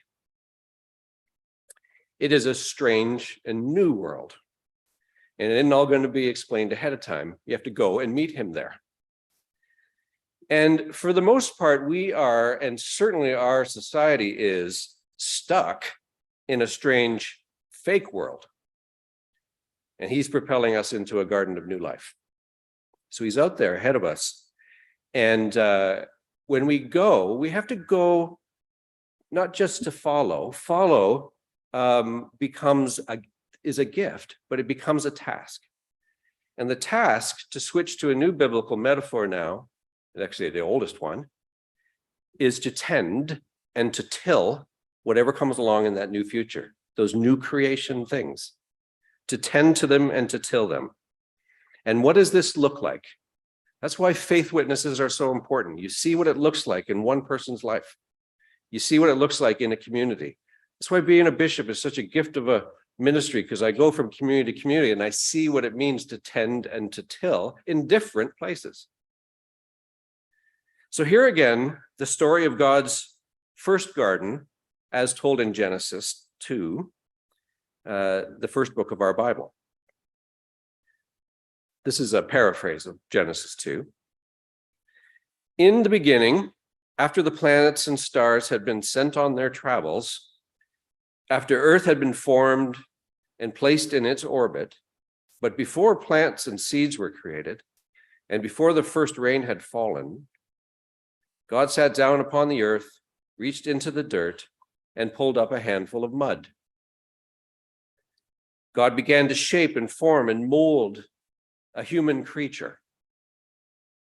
First there was a body, then arms, then hands and fingers, legs and feet and toes, and a head on top, fully equipped with eyes, ears, nose, and a mouth, eyes to hear, eyes to see, ears to hear, nose to smell, and a mouth to sing and talk and whistle.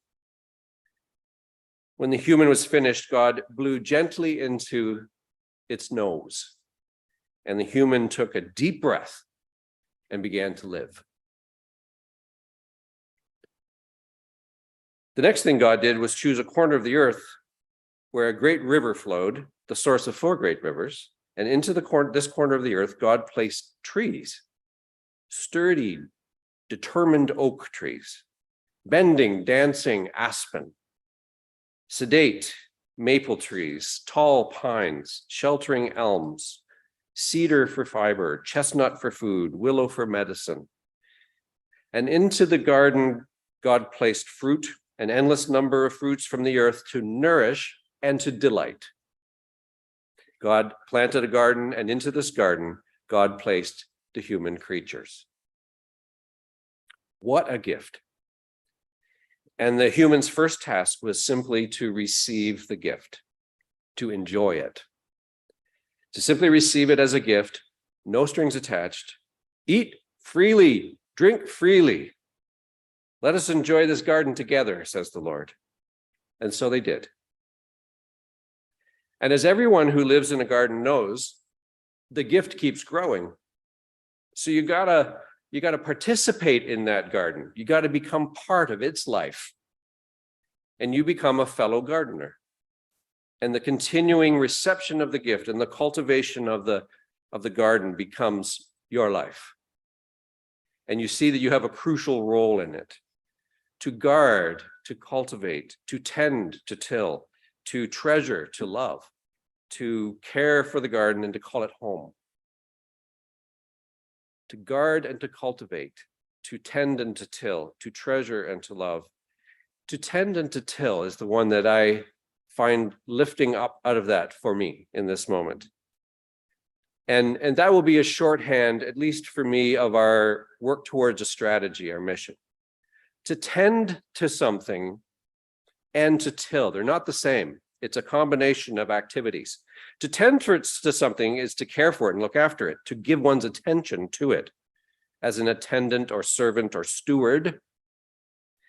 I guess you could say it's a godly form of being a conservative. To conserve, to protect something from damage or waste, to keep it. It's not to preserve it like you would a jar of pickles, but to tend to the plant and the soil and until the fruit appears again. And the second image that goes with that must go with that, is another action.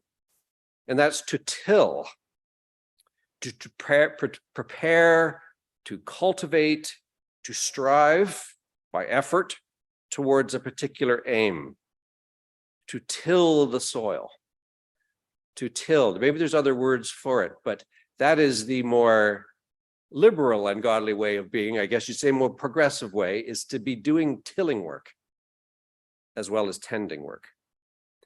We are to receive and then to tend and to till the gift of this moment that we have been given. So there's basically 2 kinds of gifts in the church that we ought to tend and to till. The human resources and gifts and the material resources and gifts.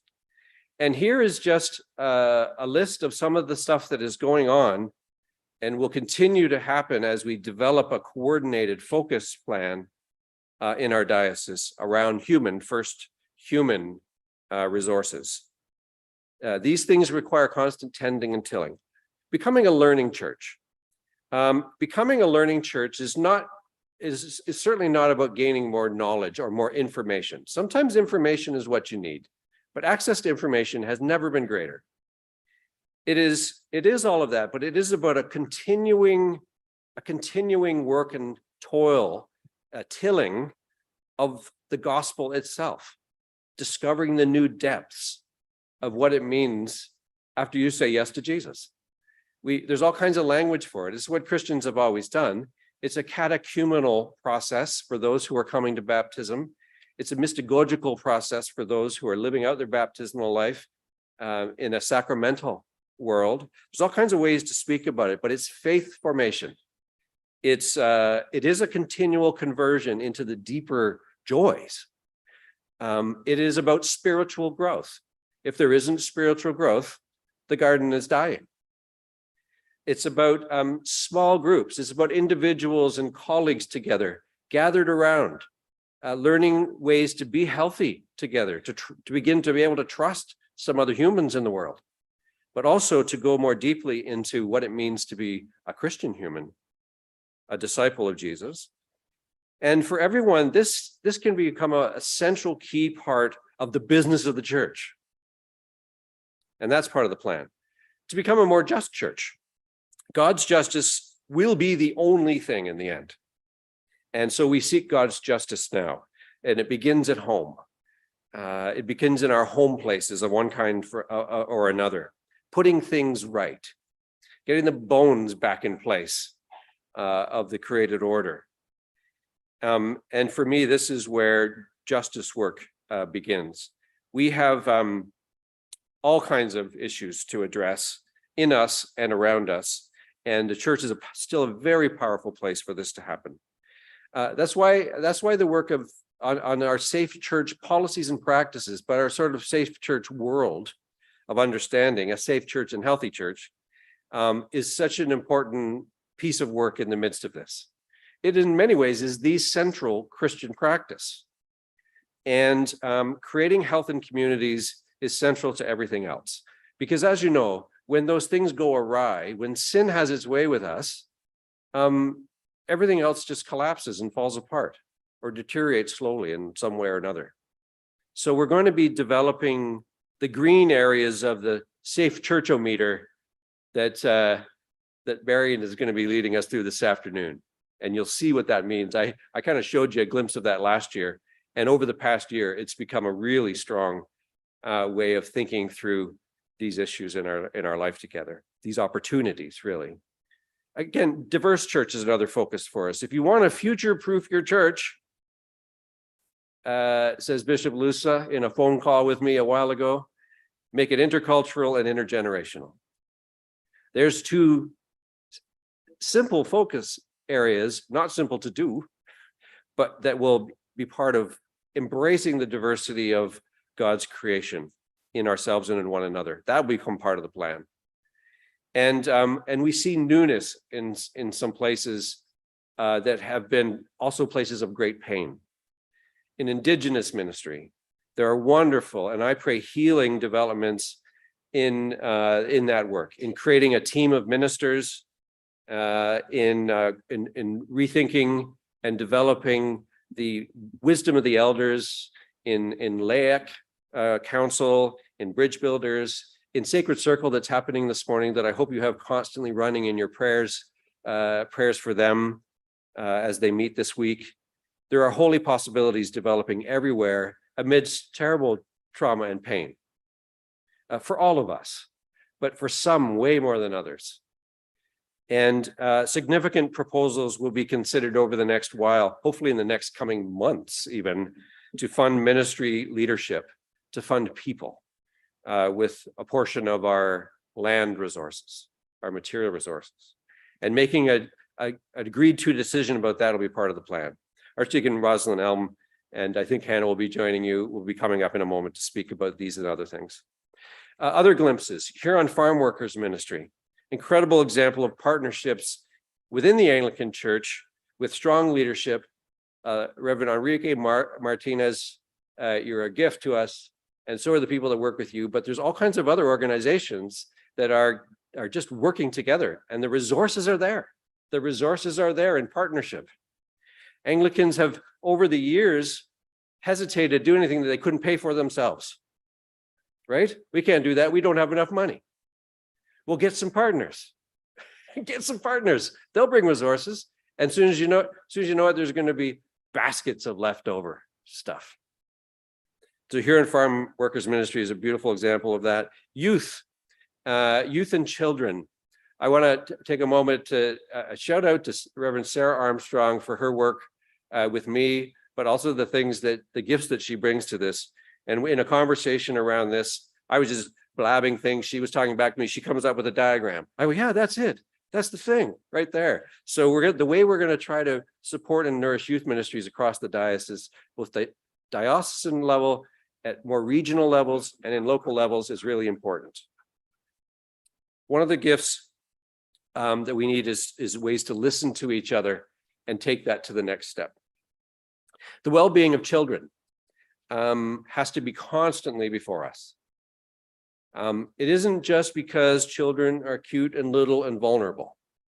It is because we're all children. We're all children of God. It's not just because the children are the future of the church. They're the church now. And so many are absent and so many are suffering. Across the globe, think about it, but even in Canada, the well-being of children has to be constantly before us. And it's because Jesus said, let little children come to me. If you want to live in the reign of God, follow the children. So many other things will be addressed in this plan: strategic communication, leadership models, vocational development, biggie, and revitalizing lay ministries, giving you the lay people in the church ways to let your faith flourish and let the people around you benefit from all that God has put in you. So those are some of the human ones. Material. Our physical and temporal resources are wonderful things, but we don't have enough people for all the locations. We cannot offer full service ministry with our current resources. These are the kind of things that I hear said even by me.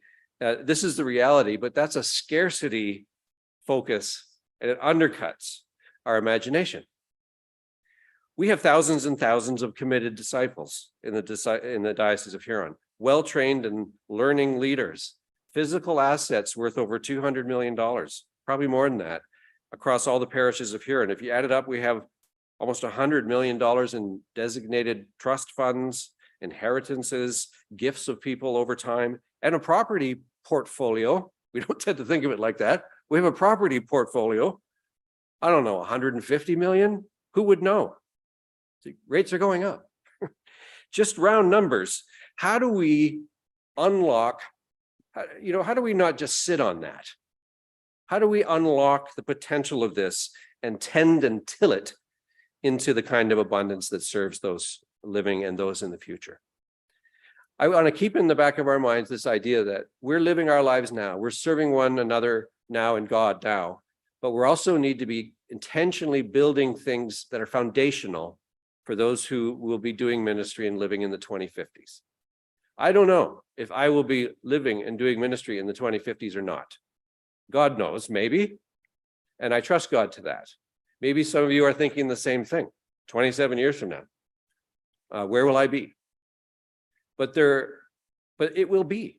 It will be happening. And if they can say 27, 26, 25, 20 years ago, they made some faithful and generous decisions that have been a real gift to us, they will be like us who can look back and say that about people before us. So finally, the development of new resources for ministry will be hugely important for future ministry. And that includes all the kinds of things. Andrew O'Neill has been involved in consulting and helpful on this, has helped clarified my vision of where this needs to go in some ways, but hers is a very, very part-time role. It's something to do with what Scott was talking about, becoming a person who tithes their gifts, who gives the first fruits of their life. But it also is about partnerships, as I just mentioned, with like-minded people, whether part of the Christian church or not. Often not, our engagement with them in some particular mission will create those friendships and the diversity and the opportunities to be drawn into the life in Christ, should it be so, should it be the will of God. So developing, not thinking about dwindling resources, but to think about developing resources. Okay, and if you need to move your fingers to understand that, like I just did, go ahead. Not dwindling, but developing.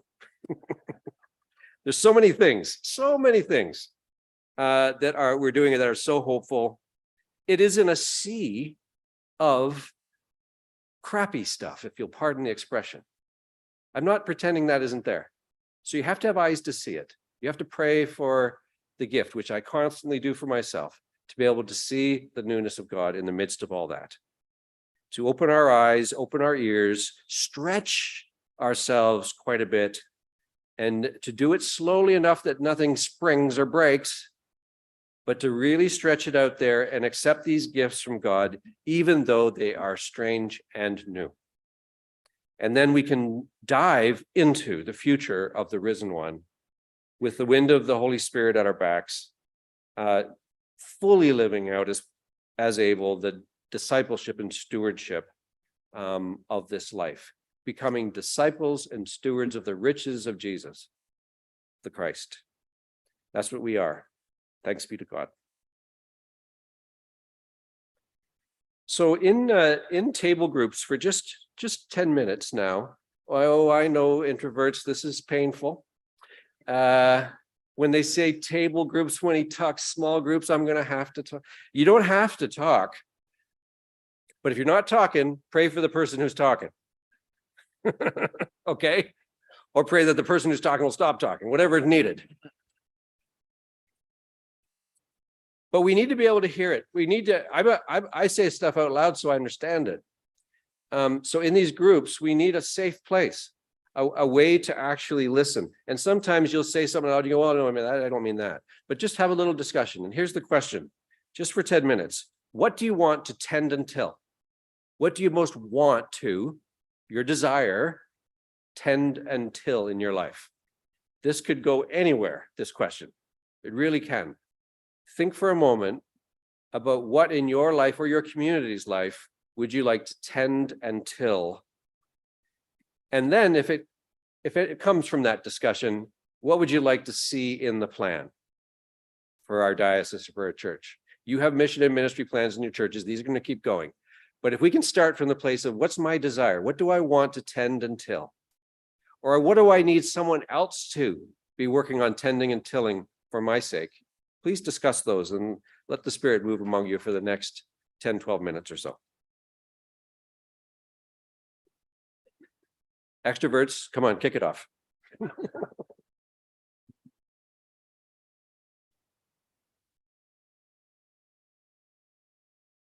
Way over. Is that when okay.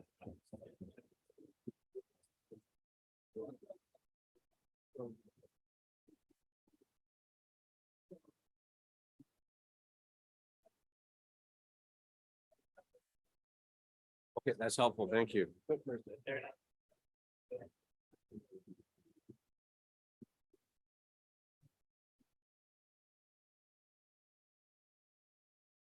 my head around that. Deborah's asking me,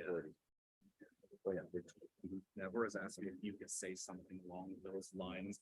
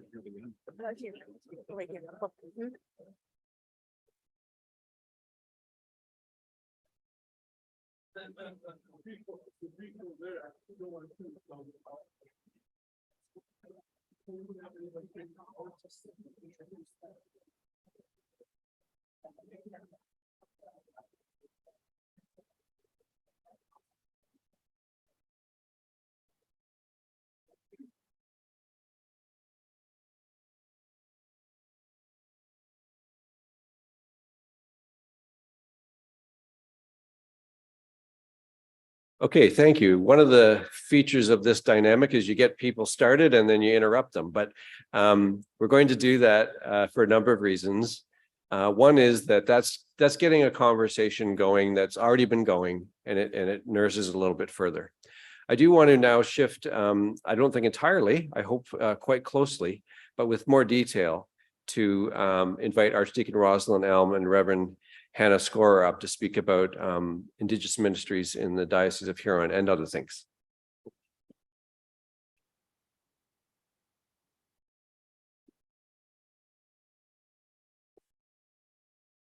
Thank you. Thank you, Bishop Todd and members of Synod. First of all, I want to say congratulations to our new canons and of course our new archdeacons. And of course, congratulations to Mr. Mark Charlton and my mother, Olive Elm.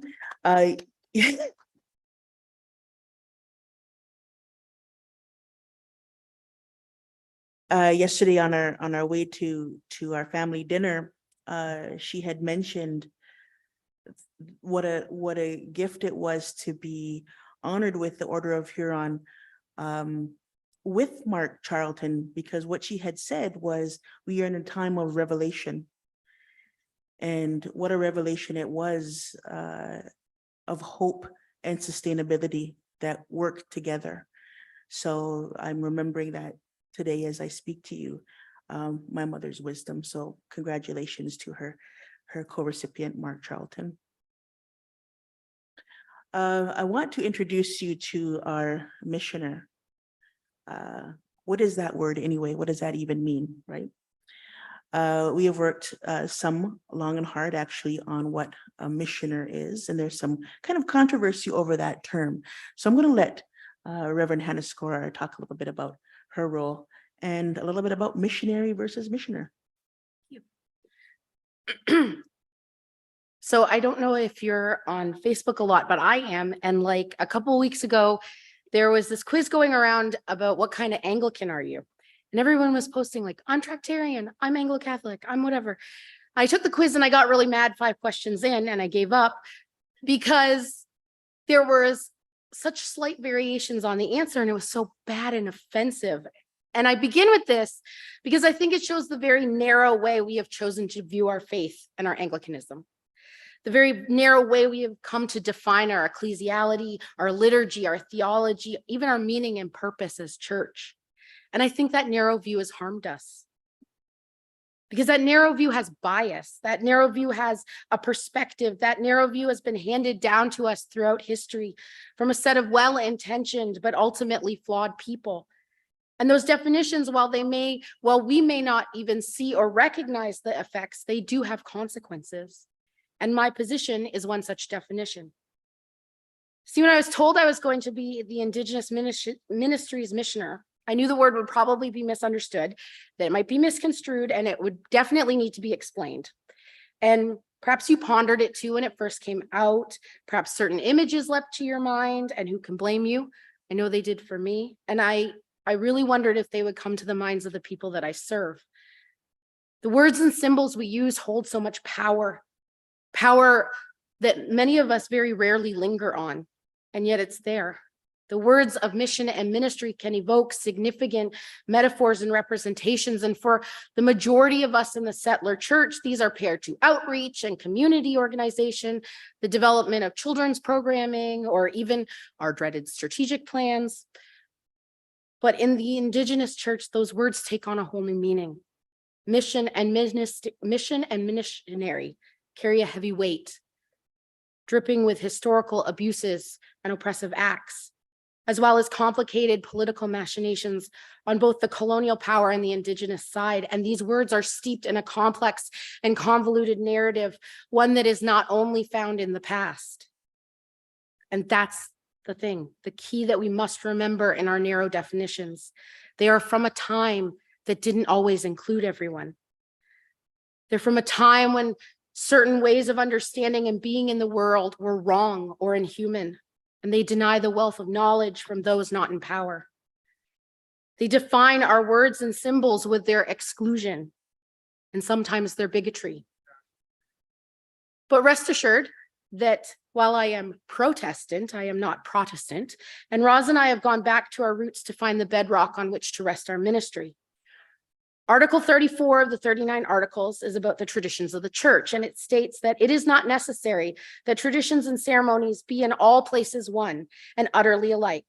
And at all times they have been diverse and have been changed according to the diversities of countries, times, and manners, so that nothing be ordained against God's word. Right there. That is where we place the heart of our work. We are called to place the gospel at the center of the community, not manipulate the community to fit the church. This is the distinction that I make in my role as Indigenous missioner, the difference between the missionary role of the past and the future of reconciled relationship and a decolonized church. Firstly, our roles are not ones of imposing culture and church polity. In missions of the past, the work of the missionary was not only to inculcate and enculturate the heathen to the civilized ways of the Western world, and primarily the church, but it was also to set the stage for the degradation of traditional ways of knowing and being. This way of thinking is closely tied to an understanding of conversion. We save souls through the forcible removal of identity, because of course, the right way to be Christian is a mimicry of whiteness and Britishness. And that was sarcasm if you didn't catch that. Thus, the missionary's job was to replace identity. Where's the role of the missioner and the Indigenous archdeacon? We believe are based on the difference between proselytizing and evangelizing, the difference between conversion and revelation. My job lies then not in enculturation, but rather in creating sacred space. I make room for the Holy Spirit to work. How and what that looks like is interpreted by the community. It is the difference between replacing traditional identity and ways of knowing and respecting traditional identity and ways of knowing. We do not convert. We create opportunities for revelation to happen. We do not enculturate the people to serve we do not enculturate the people we serve to the settler church and the settler ways, but we enculturate the gospel to the community. We embed Christ among them, make the incarnational Jesus alive in their midst, understood in the embodiment of their identities as much as the identities of those in our settler churches. We evangelize, yes, because we have been called to share the good news of Christ, but we do not proselytize. Christ belongs to us all. His body is many colors, many genders, many ages and abilities, and it is all made one in the abundant love of God, not in an assumption of a superior human existence. Now, I know this sounds good, but what does this actually look like? Well, there's some important principles to our ministry concerning centering the gospel in the community is one, a willingness and openness to learn is another, an honest acknowledgement of weakness and gifts, a commitment to vulnerability and compassion, and most importantly, a spirit of camaraderie. God got a team of 3, and Roz needed one as well. So a big part of how Indigenous ministries functions is based around our team ministry model. Part and parcel to this team functioning is the team members themselves. There's Roz and myself, Elaine Burnside, and John Paul Marquez, who make up the primary worship leaders and clergy of our team. We've been blessed with passionate and hardworking lay leaders in all the communities that we serve. And by valuing the gifts that all our leaders bring, we're able to work together to build relationships, to develop ministries and missions, and encourage and support the skills, talents, and treasures our people have. This is a big ministry that stretches far beyond the normal multi-point parish bounds, with both of us traveling from Six Nations to Oneida to Chippewa, Muncie to Walpole to offer worship and participate in community events and church programming. We've also been engaged with many churches across the diocese who are interested in wrestling with truth and reconciliation, as well as planting seeds for emerging and renewed community within Indigenous reserves on our diocese. Yet this is a large task and we do need help beyond our team. For that, we have been truly blessed by Sam Thomas, who has been working alongside us as a beacon of support and a helping hand when we need it. And we have also had immense assistance from Helen Booth, who in her position at Church House has been our greatest champion against the insurance company and all other bureaucracy. Yeah. But they don't have to be the only ones. Offer us your gifts and we will use them. If there's something you are particularly good at, it doesn't matter what it is, we can find you a place that needs our help. So please talk to us about what you can do so we can create a bigger network of resources for our people.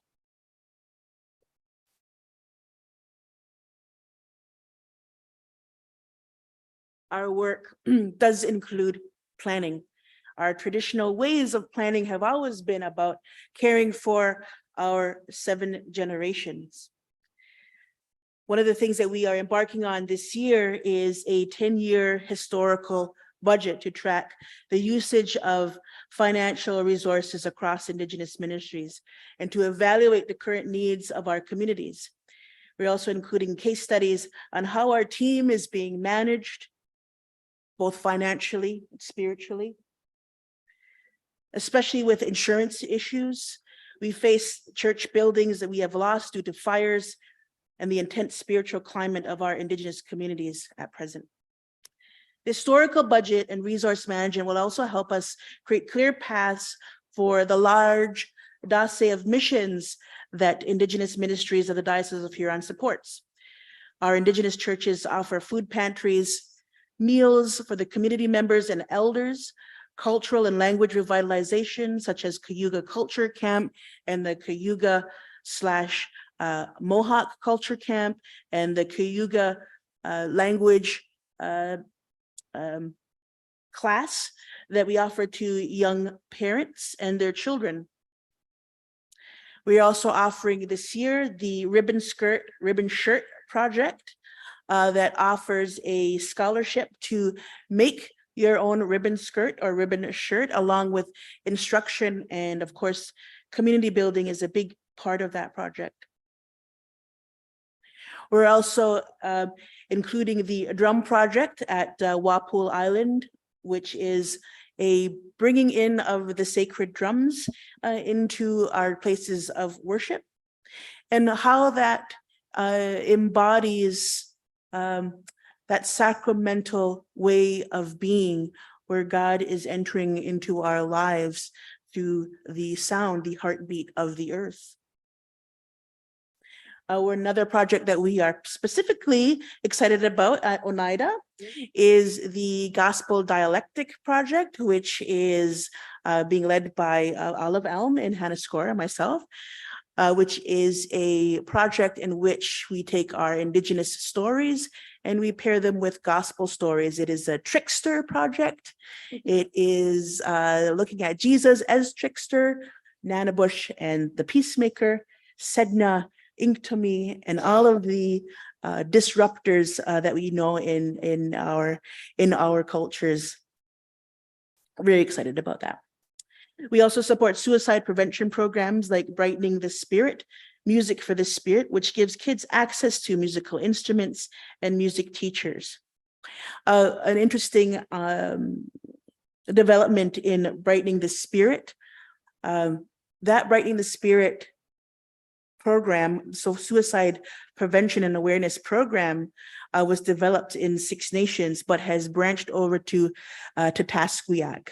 So a lot of our folks go to Tatasquiac to instill and make a scalable program for that community as well. So that is something exciting. So that's a mission that is definitely growing across Indigenous communities across Canada, and more communities will follow.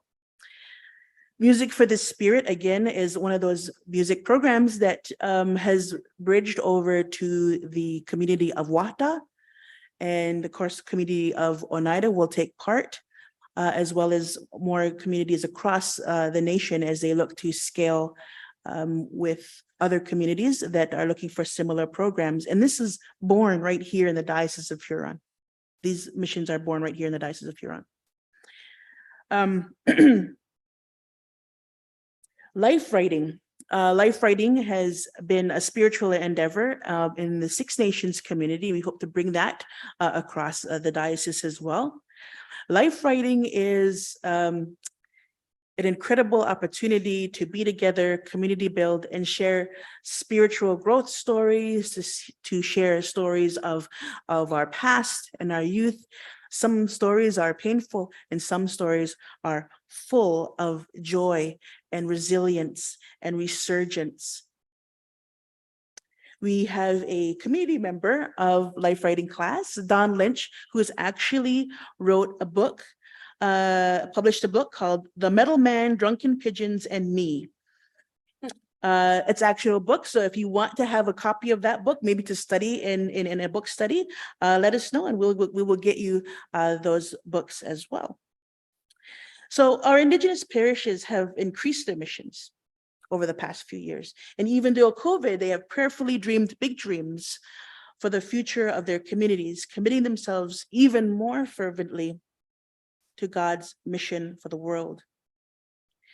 For our vision is not just to entice a few extra bodies into the seats on Sundays, but to make clear the way, the work of the gospel, to feed the hungry, to clothe the poor, give hope to the hopeless, and bring joy to in love to our communities. Our missions seek to build a kingdom, not necessarily the buildings. And we work for the good of our people, keeping liberation as our goal, not expansion. But our ministry field stretches beyond just our parishes and even our communities. A big part of the work that we do is also engaging with the wider diocese. Maybe I should say this, that the work that you are doing in the diocese, we want to recognize such parishes such as St. George's Kitchener, who have contributed to a scholarship program. Relationship building is not always an easy thing, but St. George's has endeavored to ensure that the young leaders of Music for the Spirit have resources for books and travel as they continue their post-secondary education. We also want to thank St. Mark's London and their donation to LAAC's missions, which includes Music for the Spirit and Brightening the Spirit. We also want to acknowledge the ACW, who is in current conversations about bursaries and scholarships, again, for young Native people and theological students as well. So we look forward to those conversations. We also have been involved in many community educational projects, particularly St. James Stratford, our oldest partner, one of our oldest partners, along with St. Mark's. They're Indigenous ministries, and they're I think we could call the home of bridge builders, the home of bridge builders. We always are grateful for their understanding, their willingness to learn, and not only that, but their willingness to teach other members of the diocese and their deaneries as well. So we give many thanks. St. Aidan's will be hosting this summer in June a book reading from Becoming Kin by her name escapes me, Kerouac. And I think that's a really good entrance into the idea of moving from settler to sojourner. And that's one of the projects that St. Aidan's is putting together. They continue with their education projects. I'm sorry I can't be with them on the Sunday of the 18th, as I will be in Dundas, but I will be there to celebrate Thanksgiving at St. Aidan's. So really excited about that.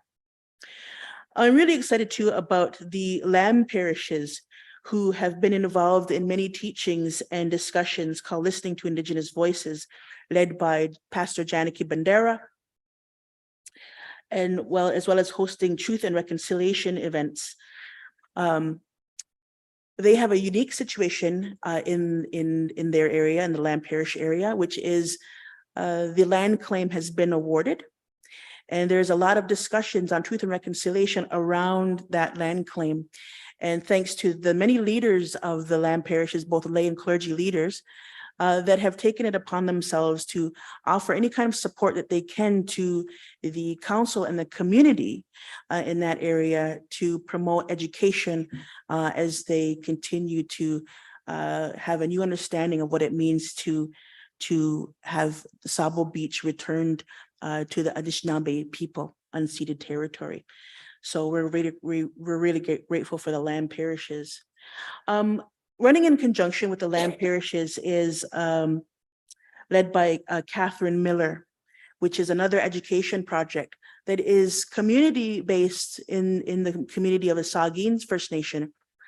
They are looking to form community, form more educational resources for themselves as they start to understand themselves as both traditional and Christian people. That project is just beginning. We hope to see more endeavor in that project. Hannah and I will be going there probably this summer to talk more with the Indigenous community there about that project. And we're very happy that they are becoming part of the diocesan dossier of ministry. We are also working on a hopeful renewal relationship of St. Andrew's Chippewa Munsee and Zion Oneida for St. Mark's. We have up and coming strands of relationship, and that is just being revisited. And we have an excellent core group over at St. Mark's, and of course, an excellent core group over at Munsee, Chippewa Munsee, and Zion Oneida. In fact, there is an Orange Shirt Day event being planned over at St. Mark's, and more information will follow. So these are things that not necessarily involve us. Last synod, one of the things that was important was a cartography of education, of renewal, of relationships that we want to make mark of. And these are just a few of them. Not every Indigenous project or Indigenous educational project has to involve myself or Hannah, although we would like to know about it only because we would like to talk about it. Because it's always been our dream for the Diocese of Huron to, and can I say this, Bishop? Okay, maybe I should tell you. Okay, it has been, well, I'm going to say it.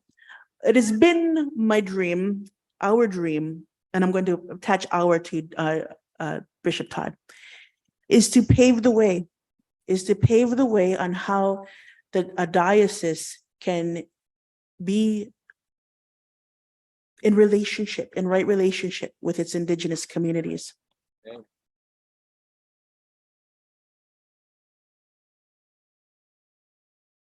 These churches that I have mentioned, St. Aidan's, St. George's, St. James, even St. James was minister as well, and the churches that I haven't mentioned, I want you to know that this is not happening everywhere. This is not happening across Canada, but it's happening here. And it's not because of me or Hannah. It's happening because of you. It's happening because of you are taking the responsibility of relationship, wherever you are, wherever that trajectory might lead you. And so we want to celebrate that. As, like I said, as my mother said, this is an age of revelation, and that revelation is hope. And that is you. I also want to, I think we're heading up upon lunch right now, right? So I'm going to cut this down a little bit here, but you guys get the gist, right? You guys get the gist. You are leading this charge for right relationship and responsibility. These last few years, as you know, have been particularly hard. I was on a short sabbatical earlier.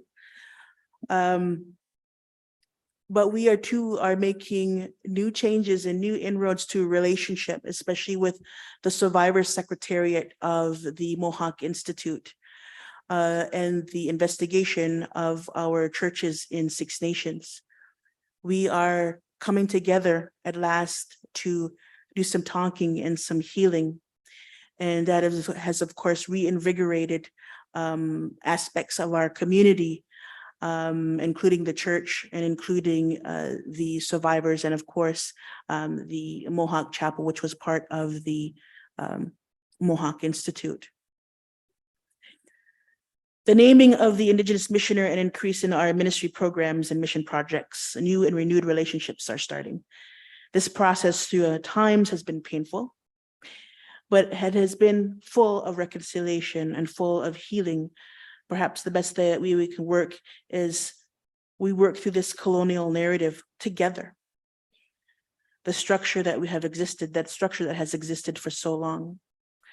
The legislative and structural racism and greed that gave foundation to empire building are simply not undone with the passing of laws or reading of books.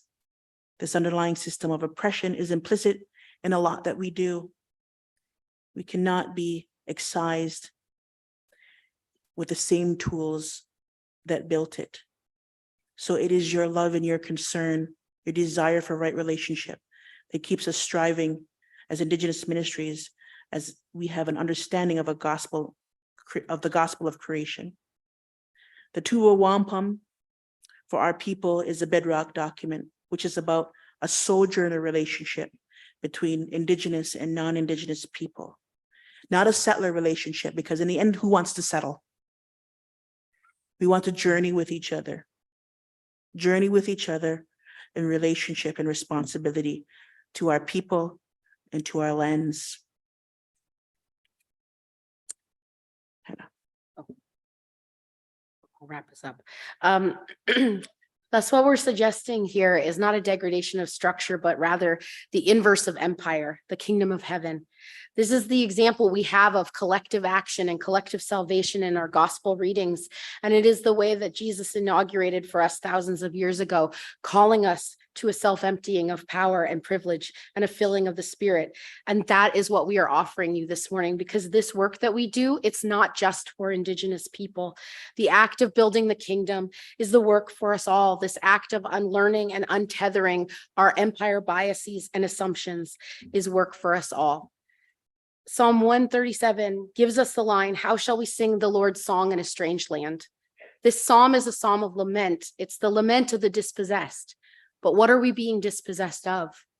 Power and privilege and our empire status, Christendom, and dominion over faith and spiritual matters.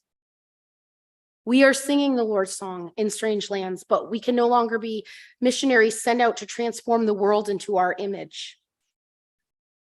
We must learn a little something from all the Indigenous peoples around the world who, when they found a good place, called it sacred. Not because they could make it so with a ritual, not because they could force it into the confines of their culture, but because they saw it was a place to thrive. It was a place that was already fruitful. They saw the natural beauty and abundance of a place and said, here we can have a good life.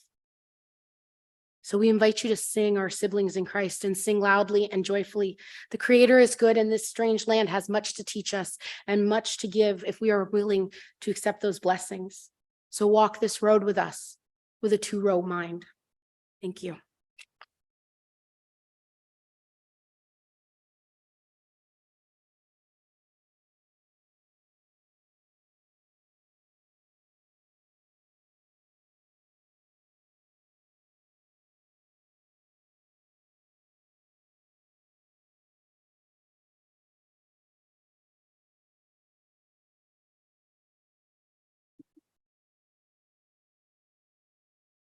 Thank you, Roz and Hannah, and please accept that as our love for you and appreciation for you, but also our prayers for the ministries that you're leading.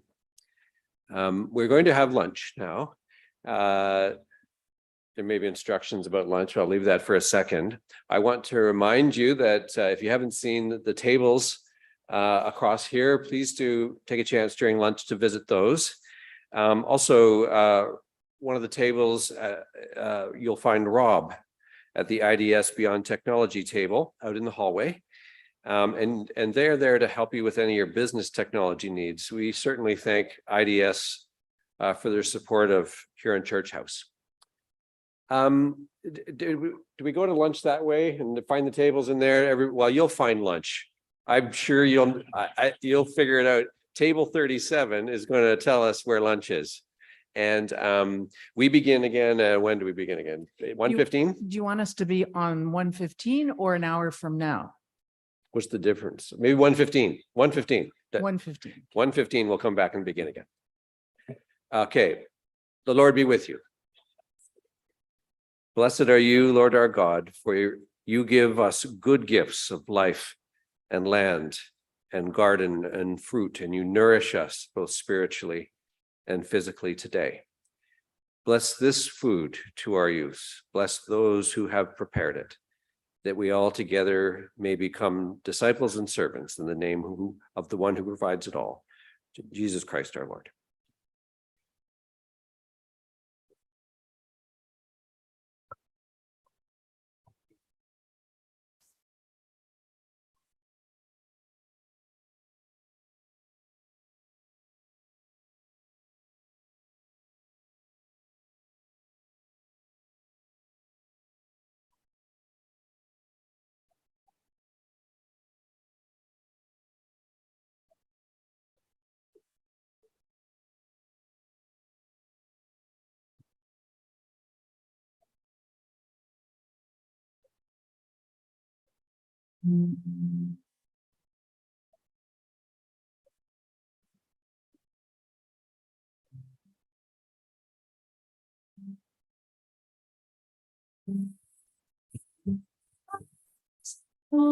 Jesus, look for this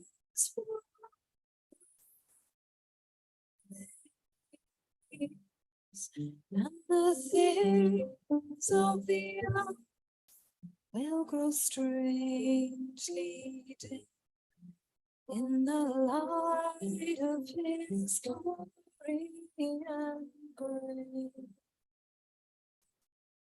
In the light of his glory and grace.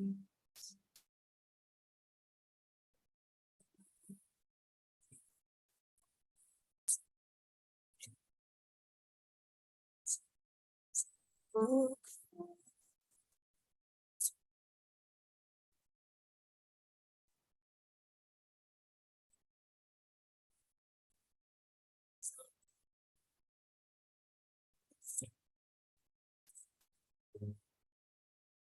for the light of his glory and the light of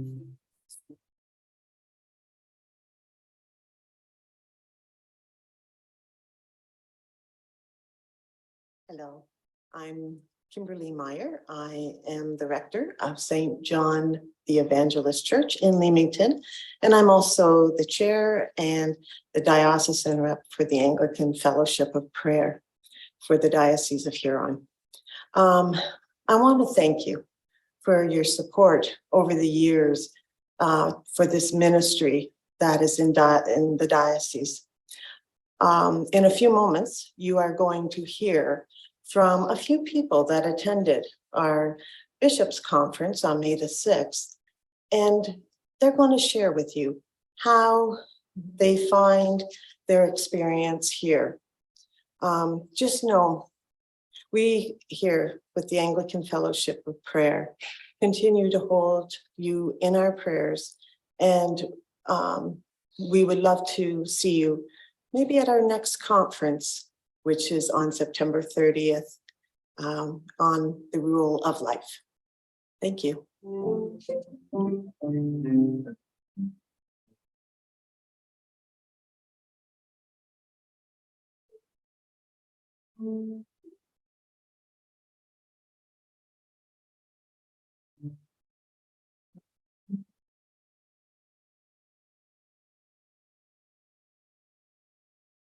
Hi, my name is Gilles and I worship in Christchurch, Meaford. And I came here today because it was really needed for me. I needed the time, a downtime to pray and to learn how to pray again. And I was very nourished very deeply. And I thank God for this.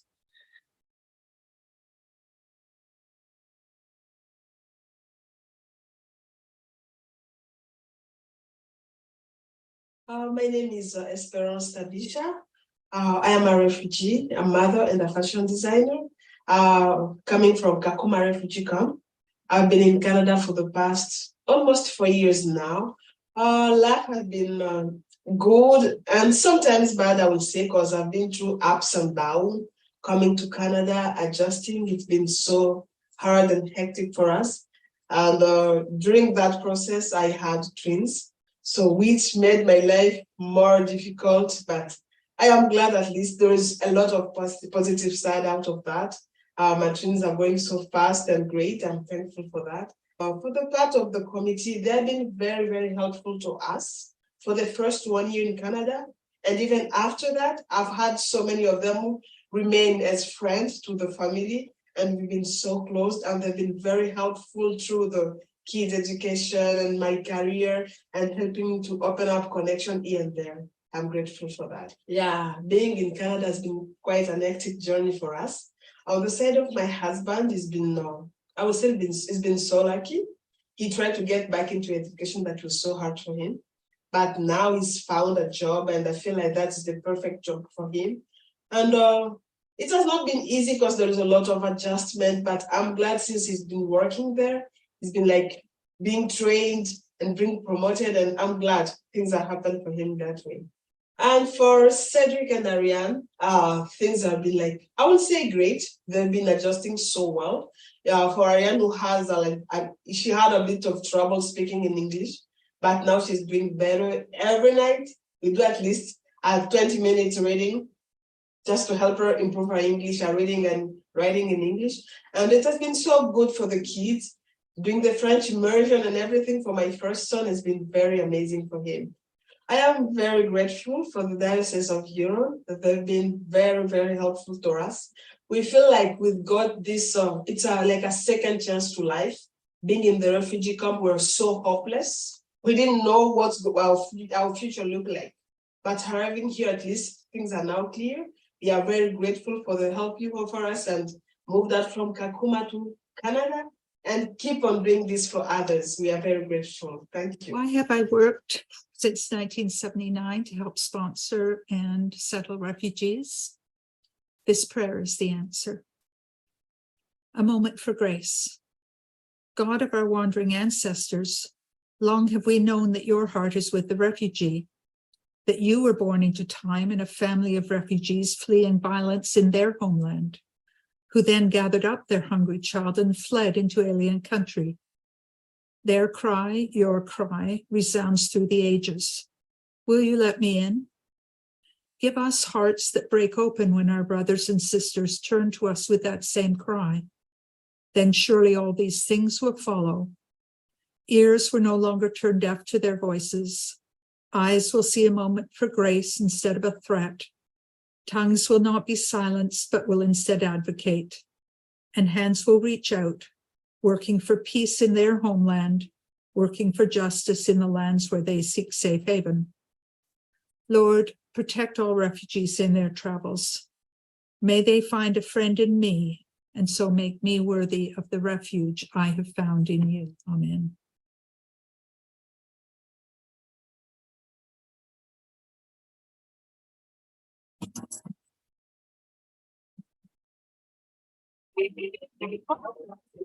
This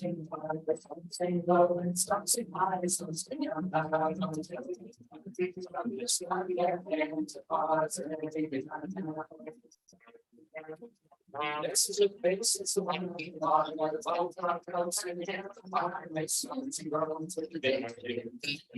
Just was never.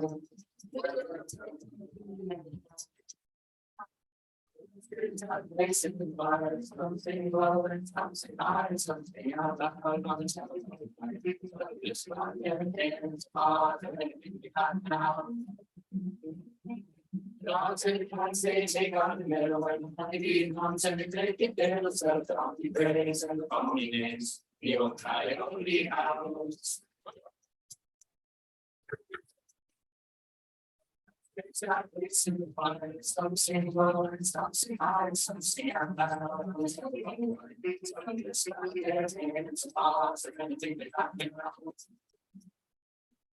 This is the top way the lamp saying on the melodies of the heart of saying love now all is over everything the shape printed separate. It's got a place in the fire, some saying low and some saying high, some saying out loud. It's just on their hands, pause, everything that I know. It's on there, some everywhere, the arts and the parts and the grace, the alligator on the heart of the side, I feel like the terrible girl.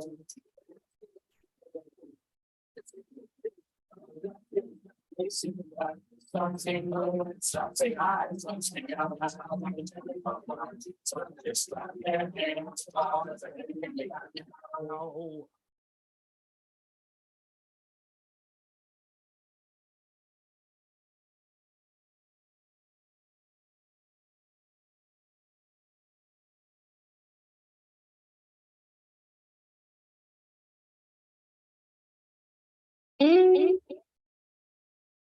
My eyes have seen your glory, Lord.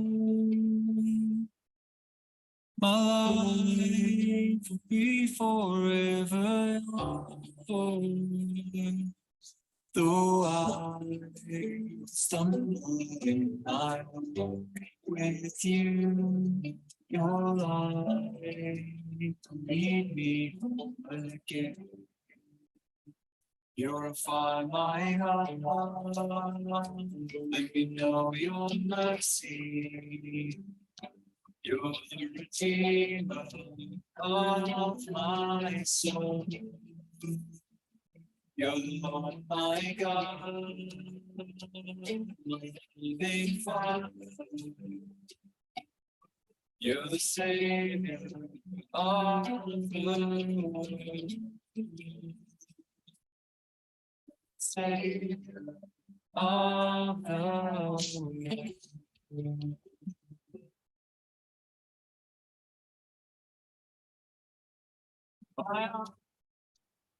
In your glory, Lord.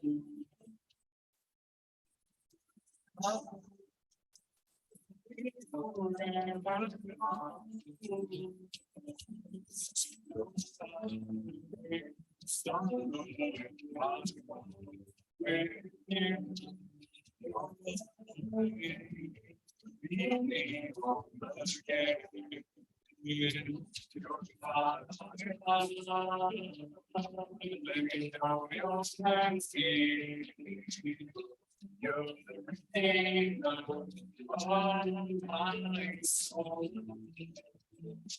You're my God,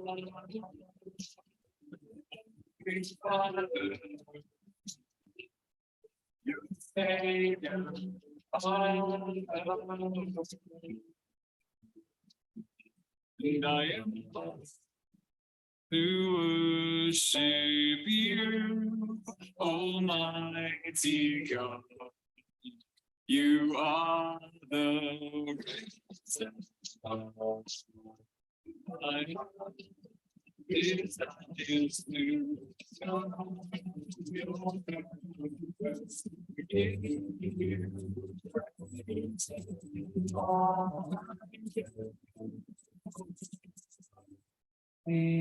Holy God Almighty, draw me close to you.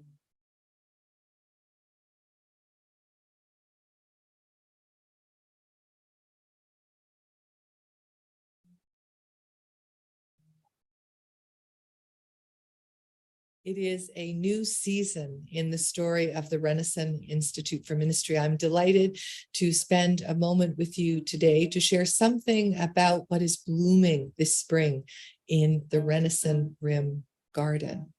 Through the pandemic and in the aftermath of the retirement of our beloved RIM director, Marilyn Moulton, we took a quiet time, a fallow season, if you will, to reflect and to think, to pray and to listen. I hope listen deeply to our partners in discipleship as we asked of them, of you, the question, in what way can RIM support and serve your discipleship journey? The programs that we have formulated beginning this spring and into next fall, winter, and spring, I hope are tending the learning from that conversation and that listening. RIM, starting this spring and following on into next fall and winter, will be offering all of its programs as a gift to the church. We will provide the programs, we will provide coffee and space and lunch as our gift to the church. And we hope that the programs we offer, the retreats we offer, the lectures, the workshops will support you all as you move more deeply into your faith journey and your relationship with God, your desire to serve the church and the world. All of this designed to move forward in an organic rhythm of listening and speaking into, listening to the need of the church and its disciples and speaking into the spaces that your questions and longings provide. We hope to offer flowers of program to you and for you as gift from Renaissance to the Diocese of Huron and the broader church in ways that empower capacity, not only to live our discipleship, but to flourish, to grow, and to thrive as the beautiful creatures of God that we are, that you are, that the church and its disciples are. Hi, my name is Scott McLeod. I'm the chaplain here at Renison University College. In my role as chaplain, I'm here to support students in any and every possible way that they might need. This is facilitated through participating in the various programs that the college offers to students, as well as offering some chapel-specific programming, like Monday evening chapel services, weekly meditation sessions, and a bi-weekly music jam. These are all opportunities to get to know students, to develop relationships with them so that they know that they can trust in the chaplaincy, that they can rely on myself, the chaplain, as a means of support.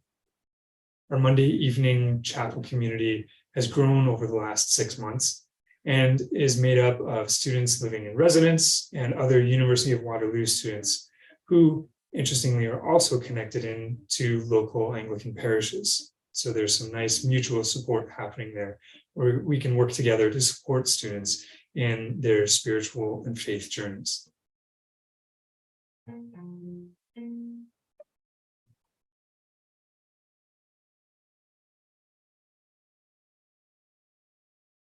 Studying theology allows you to really have the luxury of learning about your own faith and what you believe. I can only say this in retrospect, but now that I look back on my 3 years here, I can really see how I was held by the community and held in many different senses. For instance, I saw professors who were really asking questions that were even harder than the ones I brought to the program. And then I would see them in chapel, committed to their faith and to solving problems out in the world and caring about the world. Worshiping as a community, praying, learning together, growing in a community that cared about their faith and cared about sharing their faith was a very transformative experience for me. Huron's Faculty of Theology is committed to providing a theological education that roots you firmly in the tradition, forms you deeply in your faith, and prepares you to meet the ever-changing challenges in our communities today. What Huron provides for you is wonderful faculty who want you to look into it, to explore, to ask questions, and also fellow students from other denominations, which for me was one of the greatest gifts of Huron, to study with people who saw things from other perspectives and to learn from them and with them was probably the most transformative thing that happened for me here. But I think overarching it all was this understanding that learning is an organic thing that keeps growing over time. And as we discern different times in our lives and different places and different callings that we're involved in, that this sense of ongoing learning is always with us. Probably the most meaningful thing and what I take with me constantly is how to communicate the grace and love of God. How do we communicate and experience Jesus in our midst? How do we do that in liturgy? How do we do that in preaching? How do we do that in pastoral care? How to gather a worshiping community and make it vibrant and relevant has always been for me the lasting legacy of this place. And I think of all the students that have helped for me, and I think of all the faculty and the teachers over time who I still hear. There are little gems of things that they would have said in class or in giving feedback that still feed me 30 years later. That for me is the lasting legacy.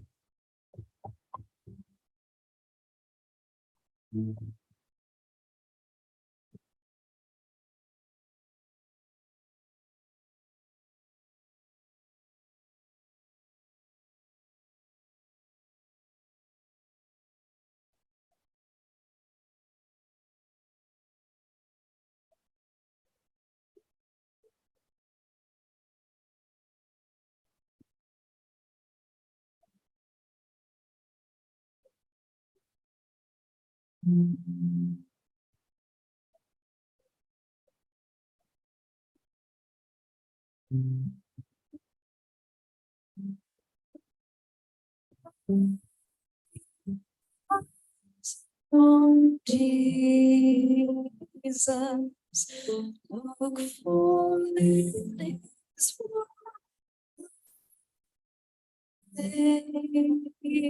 things, and the things of the earth will grow strangely dim in the light of His glory and grace. In the light of His glory and grace.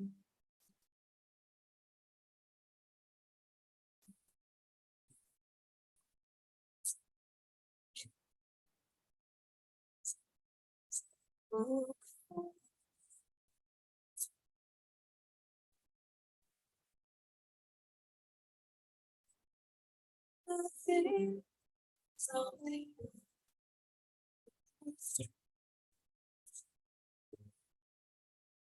the light of His glory and the light.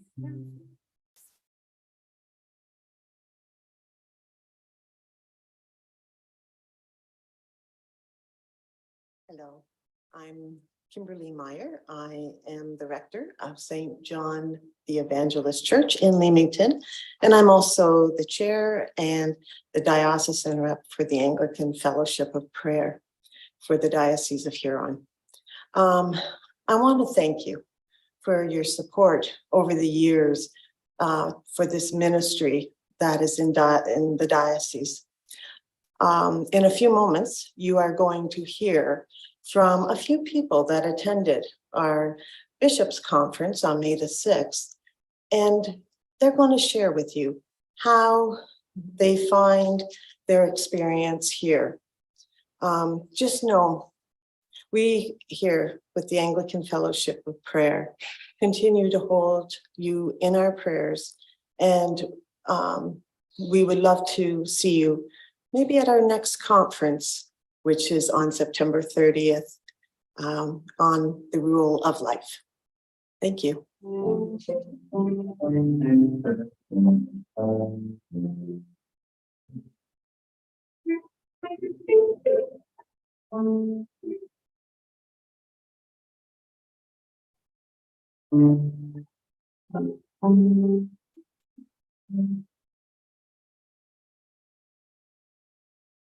Hi, my name is Gilles and I worship in Christchurch, Meaford. And I came here today because it was really needed for me. I needed the time, a downtime to pray and to learn how to pray again.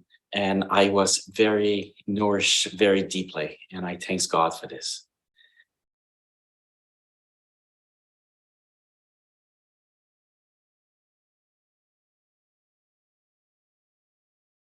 My name is Esperance Tabisha. I am a refugee, a mother and a fashion designer, coming from Kakuma refugee camp. I've been in Canada for the past almost 4 years now. Life has been good and sometimes bad, I would say, because I've been through ups and downs. Coming to Canada, adjusting, it's been so hard and hectic for us. And during that process, I had twins, so which made my life more difficult, but I am glad at least there is a lot of positive side out of that. My twins are going so fast and great. I'm thankful for that. For the part of the committee, they've been very, very helpful to us for the first 1 year in Canada. And even after that, I've had so many of them remain as friends to the family, and we've been so close, and they've been very helpful through the kids' education and my career and helping me to open up connection here and there. I'm grateful for that. Yeah, being in Canada has been quite an hectic journey for us. On the side of my husband, he's been, I would say he's been so lucky. He tried to get back into education that was so hard for him, but now he's found a job and I feel like that's the perfect job for him. And it has not been easy because there is a lot of adjustment, but I'm glad since he's been working there, he's been like being trained and being promoted, and I'm glad things have happened for him that way. And for Cedric and Ariane, things have been like, I would say great. They've been adjusting so well. For Ariane, who has she had a bit of trouble speaking in English, but now she's doing better. Every night, we do at least 20 minutes reading just to help her improve her English, her reading and writing in English. And it has been so good for the kids. Doing the French immersion and everything for my first son has been very amazing for him. I am very grateful for the Diocese of Huron that they've been very, very helpful to us. We feel like we've got this, it's like a second chance to life. Being in the refugee camp, we're so hopeless. We didn't know what our future looked like. But arriving here, at least things are now clear. We are very grateful for the help you offer us and move that from Kakuma to Canada and keep on doing this for others. We are very grateful. Thank you. Why have I worked since 1979 to help sponsor and settle refugees? This prayer is the answer. A moment for grace. God of our wandering ancestors, long have we known that your heart is with the refugee, that you were born into time in a family of refugees fleeing violence in their homeland, who then gathered up their hungry child and fled into alien country. Their cry, your cry, resounds through the ages. Will you let me in? Give us hearts that break open when our brothers and sisters turn to us with that same cry. Then surely all these things will follow. Ears will no longer turn deaf to their voices. Eyes will see a moment for grace instead of a threat. Tongues will not be silenced, but will instead advocate. And hands will reach out, working for peace in their homeland, working for justice in the lands where they seek safe haven. Lord, protect all refugees in their travels. May they find a friend in me, and so make me worthy of the refuge I have found in you. Amen.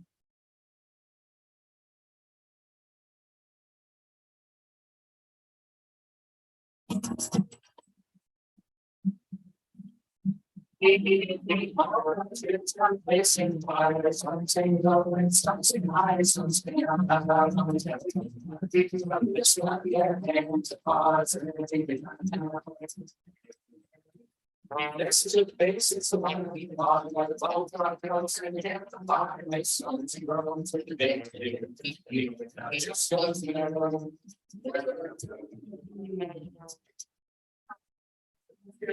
Basically, I'm saying, well, and I'm saying, something out loud, I'm telling you, I think it's about getting hands on, and now. God, take say, take on the middle, and the honey bee comes and take it there, the stuff on the graves and the phony names, the old coyote house. It's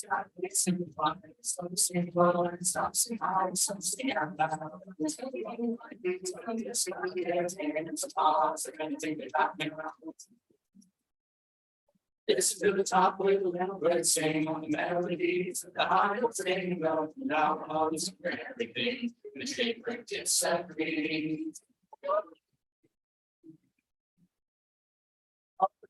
God makes it wise, sing low and sing high, something out of it's just not their hands, thoughts, and anything that I know.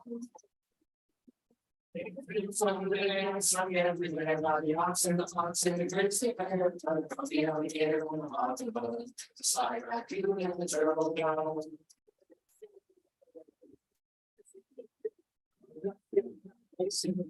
Something low and something high, something out of just like their hands, thoughts, and anything that I know.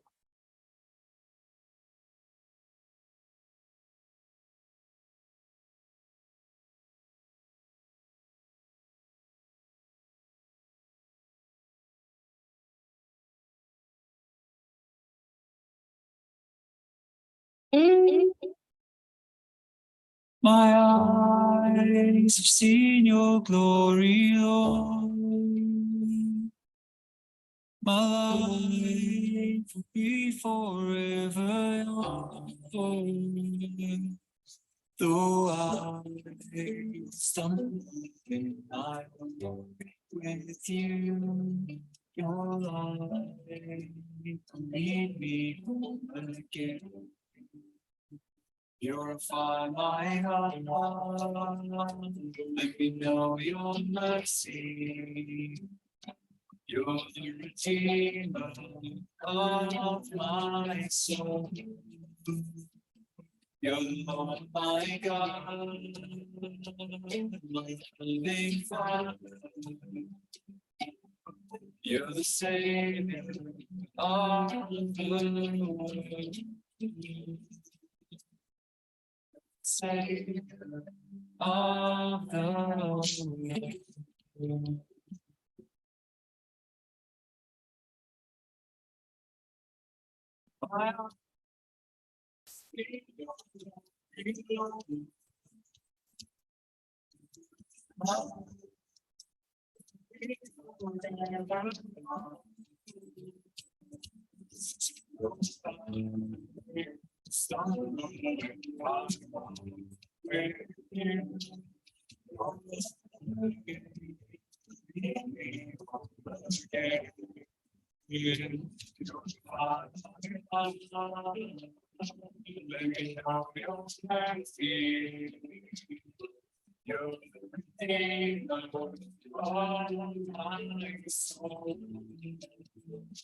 You're the Lord my God, Father. You're the Savior of the world. And I am lost to worship you, Almighty God. You are the greatest. Is that is new.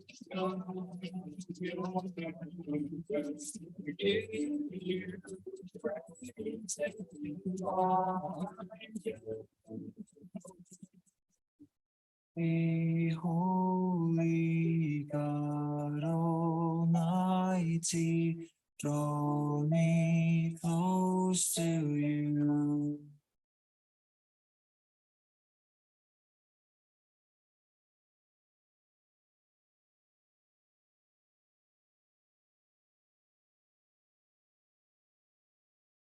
It is a new season in the story of the Renison Institute for Ministry. I'm delighted to spend a moment with you today to share something about what is blooming this spring in the Renison Rim Garden. Through the pandemic and in the aftermath of the retirement of our beloved Rim director, Marilyn Moulton, we took a quiet time, a fallow season, if you will, to reflect and to think, to pray and to listen. I hope listen deeply to our partners in discipleship as we asked of them, of you, the question, in what way can RIM support and serve your discipleship journey? The programs that we have formulated beginning this spring and into next fall, winter, and spring, I hope are tending the learning from that conversation and that listening. RIM, starting this spring and following on into next fall and winter, will be offering all of its programs as a gift to the church. We will provide the programs, we will provide coffee and space and lunch as our gift to the church. And we hope that the programs we offer, the retreats we offer, the lectures, the workshops will support you all as you move more deeply into your faith journey and your relationship with God, your desire to serve the church and the world. All of this designed to move forward in an organic rhythm of listening and speaking into, listening to the need of the church and its disciples and speaking into the spaces that your questions and longings provide. We hope to offer flowers of program to you and for you as gift from Renison to the Diocese of Huron and the broader church in ways that empower capacity, not only to live our discipleship, but to flourish, to grow, and to thrive as the beautiful creatures of God that we are, that you are, that the church and its disciples are. Hi, my name is Scott McLeod. I'm the chaplain here at Renison University College. In my role as chaplain, I'm here to support students in any and every possible way that they might need. This is facilitated through participating in the various programs that the college offers to students, as well as offering some chapel-specific programming, like Monday evening chapel services, weekly meditation sessions, and a bi-weekly music jam. These are all opportunities to get to know students, to develop relationships with them so that they know that they can trust in the chaplaincy, that they can rely on myself, the chaplain, as a means of support. Our Monday evening chapel community has grown over the last 6 months and is made up of students living in residence and other University of Waterloo students who, interestingly, are also connected into local Anglican parishes. So there's some nice mutual support happening there, where we can work together to support students in their spiritual and faith journeys.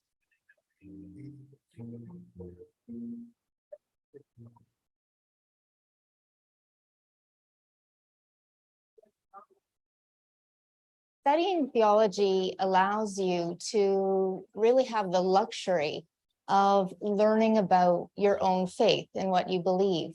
I can only say this in retrospect, but now that I look back on my 3 years here, I can really see how I was held by the community and held in many different senses. For instance, I saw professors who were really asking questions that were even harder than the ones I brought to the program. And then I would see them in chapel, committed to their faith and to solving problems out in the world and caring about world. Worshiping as a community, praying, learning together, growing in a community that cared about their faith and cared about sharing their faith was a very transformative experience for me. Huron's Faculty of Theology is committed to providing a theological education that roots you firmly in the tradition, forms you deeply in your faith, and prepares you to meet the ever-changing challenges in our communities today. What Huron provides for you is wonderful faculty who want you to look into it, to explore, to ask questions, and also fellow students from other denominations, which for me was one of the greatest gifts of Huron, to study with people who saw things from other perspectives and to learn from them and with them was probably the most transformative thing that happened for me here. But I think overarching it all was this understanding that learning is an organic thing that keeps growing over time. And as we discern different times in our lives and different places and different callings that we're involved in, that this sense of ongoing learning is always with us. Probably the most meaningful thing and what I take with me constantly is how to communicate the grace and love of God. How do we communicate and experience Jesus in our midst? How do we do that in liturgy? How do we do that in preaching? How do we do that in pastoral care? How to gather a worshiping community and make it vibrant and relevant has always been for me the lasting legacy of this place. And I think of all the students that have helped for me, and I think of all the faculty and the teachers over time who I still hear. There are little gems of things that they would have said in class or in giving feedback that still feed me 30 years later. That for me is the lasting legacy.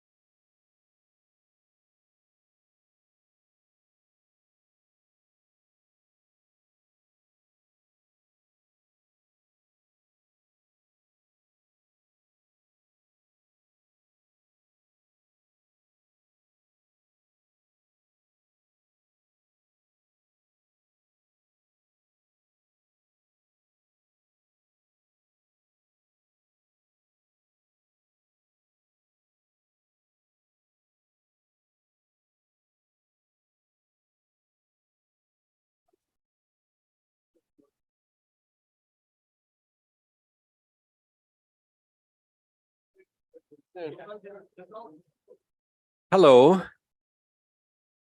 This is just a reminder that the afternoon, you're going to return to a table that has the number on your name tag. So if the number on the table, the number on your name tag don't match, try to find that one.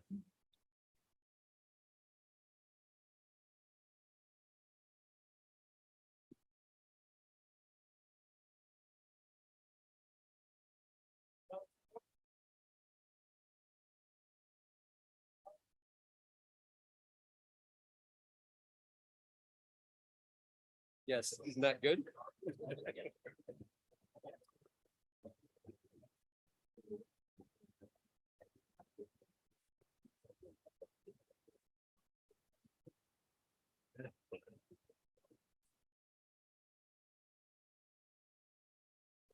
Set up the timer.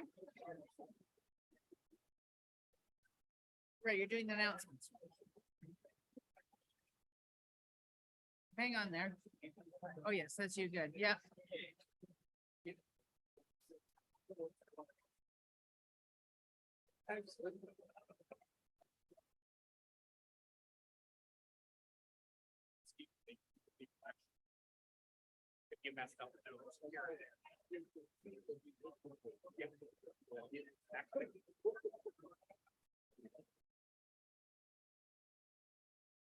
Okay.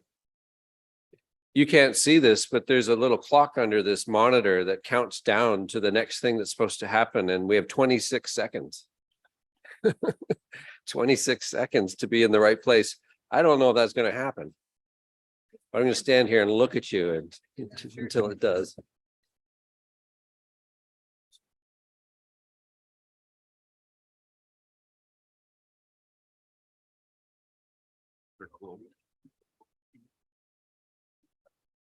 It's gonna be.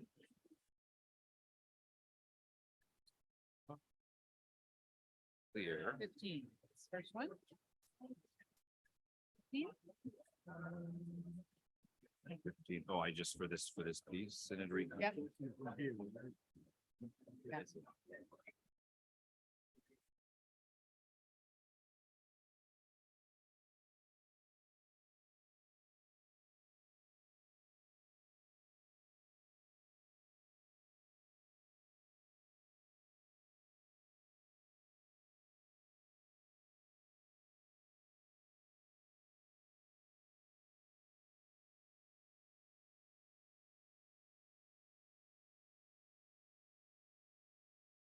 As we reconvene, I'd like to ask your prayers for something, please. There are always things going on in the world. Last night we prayed for Canon CJ Adams, and CJ died overnight. And so we offer her obviously into God's keeping. Thank Reverend Justin Comber for he's been giving care to CJ over the years, as other people around CJ have been also, and he was able to be back with her last night. So, and there has been a car crash between Huntingford and Woodstock that involved a school bus and another vehicle. So there's a couple of fatalities, and we just hold a moment of silence and prayer for these and other things as we come back. Let us pray.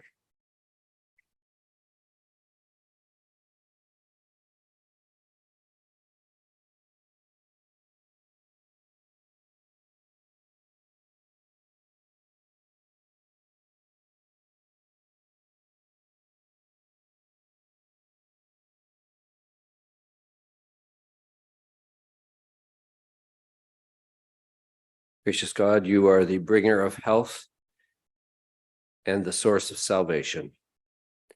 We pray for those who are involved in every kind of emergency the world over at this time, especially in this situation, and for the people around those who are dying. We ask this in the name of Christ, the risen Lord. Amen. So Synod reconvenes after lunch, and we're doing that right now. And I'm going to ask our honorary lay secretary, Scott Saunders, for any announcements that need to be made. Thank you, Bishop. I have just a couple of brief announcements. First of all, clergy are reminded that photographs are being taken and today, so they are being taken downstairs, and all the clergy are reminded to have that photograph taken before they leave Synod today. Also, I have an addition to item number 5, the commemoration of the faithful departed on your agenda, and that is to add the name of Ed Poulton, who died last December. Ed was a former lay delegate to Synod. And as we move into our table groups for our afternoon session, if the Reverend Kim Meyer is in the house, I have your name tag. And if you wanted to come and get your name tag, then you're going to know what table you're supposed to be at. That's all, Bishop. Thank you, Scott. And now it looks like Mark and Matt are going to help us sing a hymn. And following that, we'll ask Bishop Lucia to come up to give his presentation on diverse church.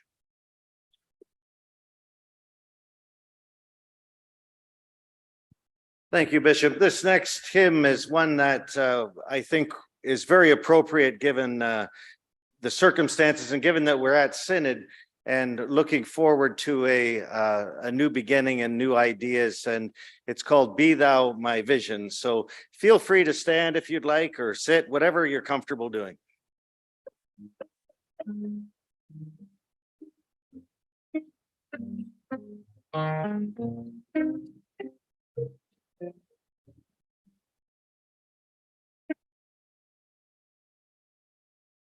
Be thou my vision, O Lord of my heart, not be all else to me, save that thou art.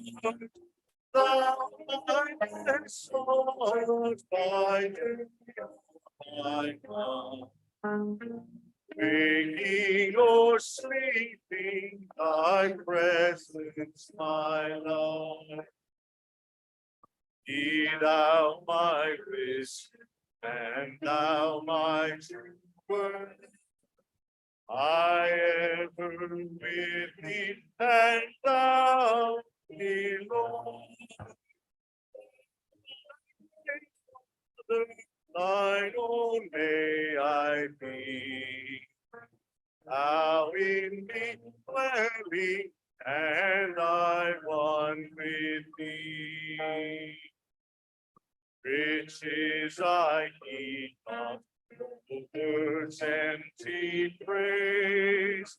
Thy mine inheritance, now and always.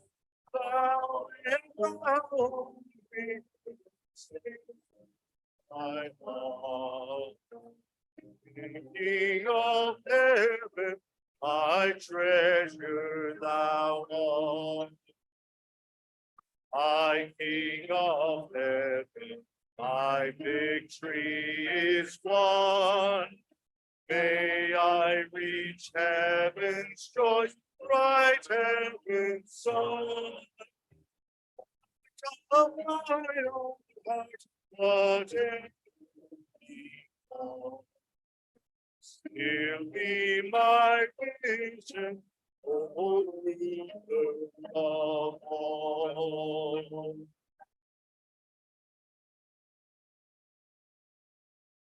Yes. Please be seated. I invite Bishop Lucia to come forward, and I'll just say a brief, oh, there you are. A brief word of introduction. I usually warn people from my days serving as a dean of theology, and my introductions are very short. That's because I used to listen to people introduce somebody and go, "We didn't come to listen to you.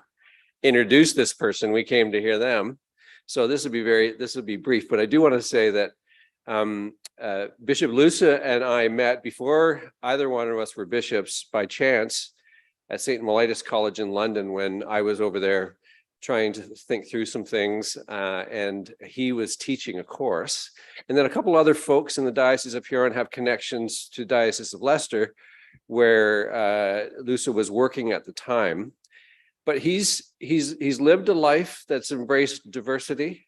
He also is able to think and teach about it in a way that I think is tremendously helpful, at the very least, for perhaps transformative in our actions, not just our thinking.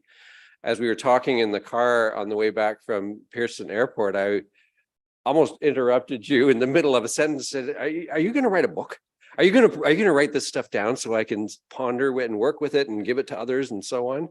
And he didn't say yes, he is going to, but he must. So I find it very rich, very suggestive. It's challenging. Lucia will also be with us tomorrow morning. We have a smaller gathering of many of you and perhaps others to continue the conversation. But I know in many ways this is a conversation we're going to be having for a while, and it's a wonderful conversation to have. So thank you so much for coming to be with us. I really enjoyed being with you so far, and I think so will the Synod of Huron. Thank you.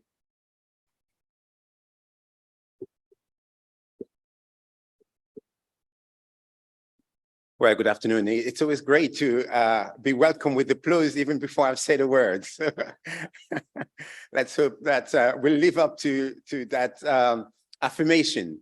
Well, it's a real delight to be here with you and to be able to hear some of your stories and some of the conversation you're having, giving some substance to what it means to be part of the Diocese of Huron, and wonderful to hear the hope that you are formulating, but also ways in which you are shaping your shared life.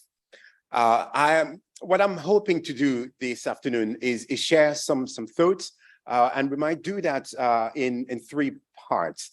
One where I'll be speaking and offering some reflection drawn from some of the thinking that I've been doing over the years on some of these questions.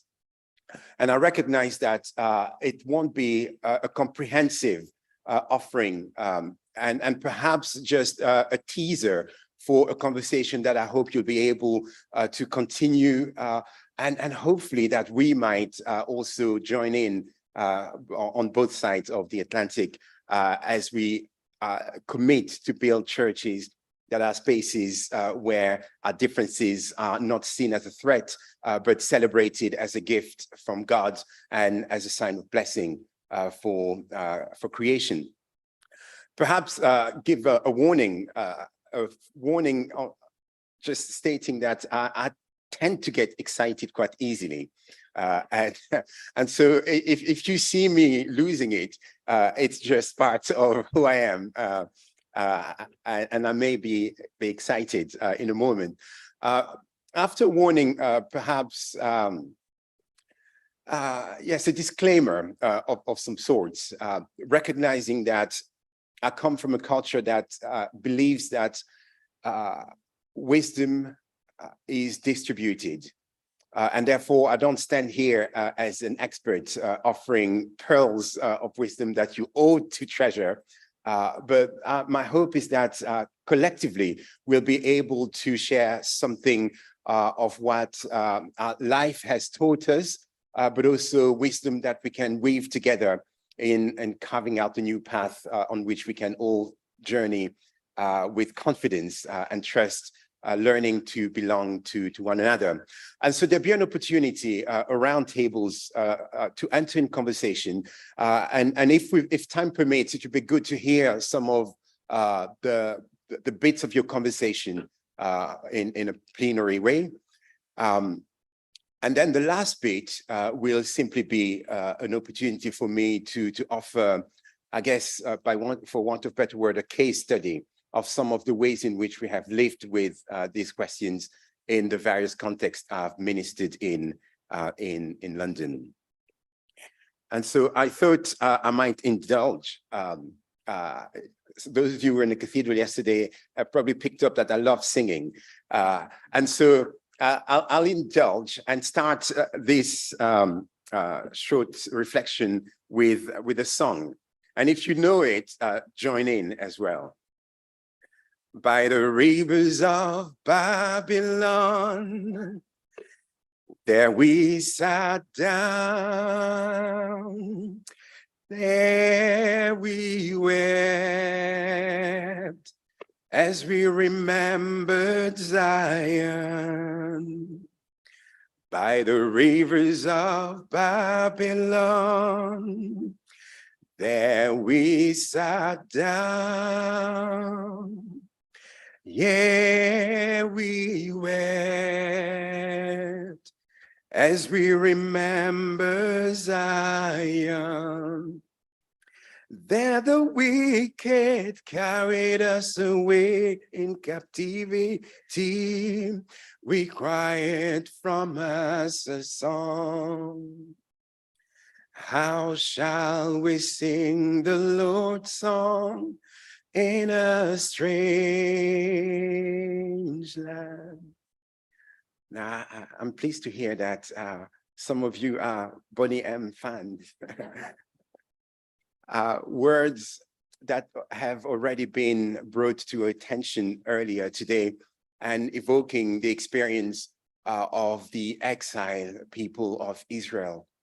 who find themselves into a context that radically shakes all they knew about who they are, but radically shapes all they knew about God. And out of that place of exile, invited to revisit the discourse that they had about themselves, but also the discourse they had about God. In that process, they learn to rename themselves and rename the other, but also to rename God as a God whose reach is not limited to Jerusalem and its temple, but a God whose echo becomes universal, capable to reach beyond the known experience. And in many ways, the invitation to enter the strange land is one that compels us to a place where we want to question and revisit and reset the norms of what it means to be us and the norms of how we relate to both ourselves and the other, and more specifically to the ultimate other, who is God. And perhaps after a warning and after a disclaimer, an invitation, which is to name the reality that these aren't easy conversations. And we aren't entering a territory that is neutral in itself. It is deeply charged, emotionally, historically, and that charge mobilizes not just our minds, but our whole beings. And so an invitation for all of us to be gentle with one another, to be gentle with each other, but also to be generous with one another and each other, recognizing that we inhabit spaces that have been fractured and polarized, and therefore the tendency in which we relate to one another across those fault lines are often deeply charged with the polarity and the binary language that have nurtured and informed the way in which we speak about difference.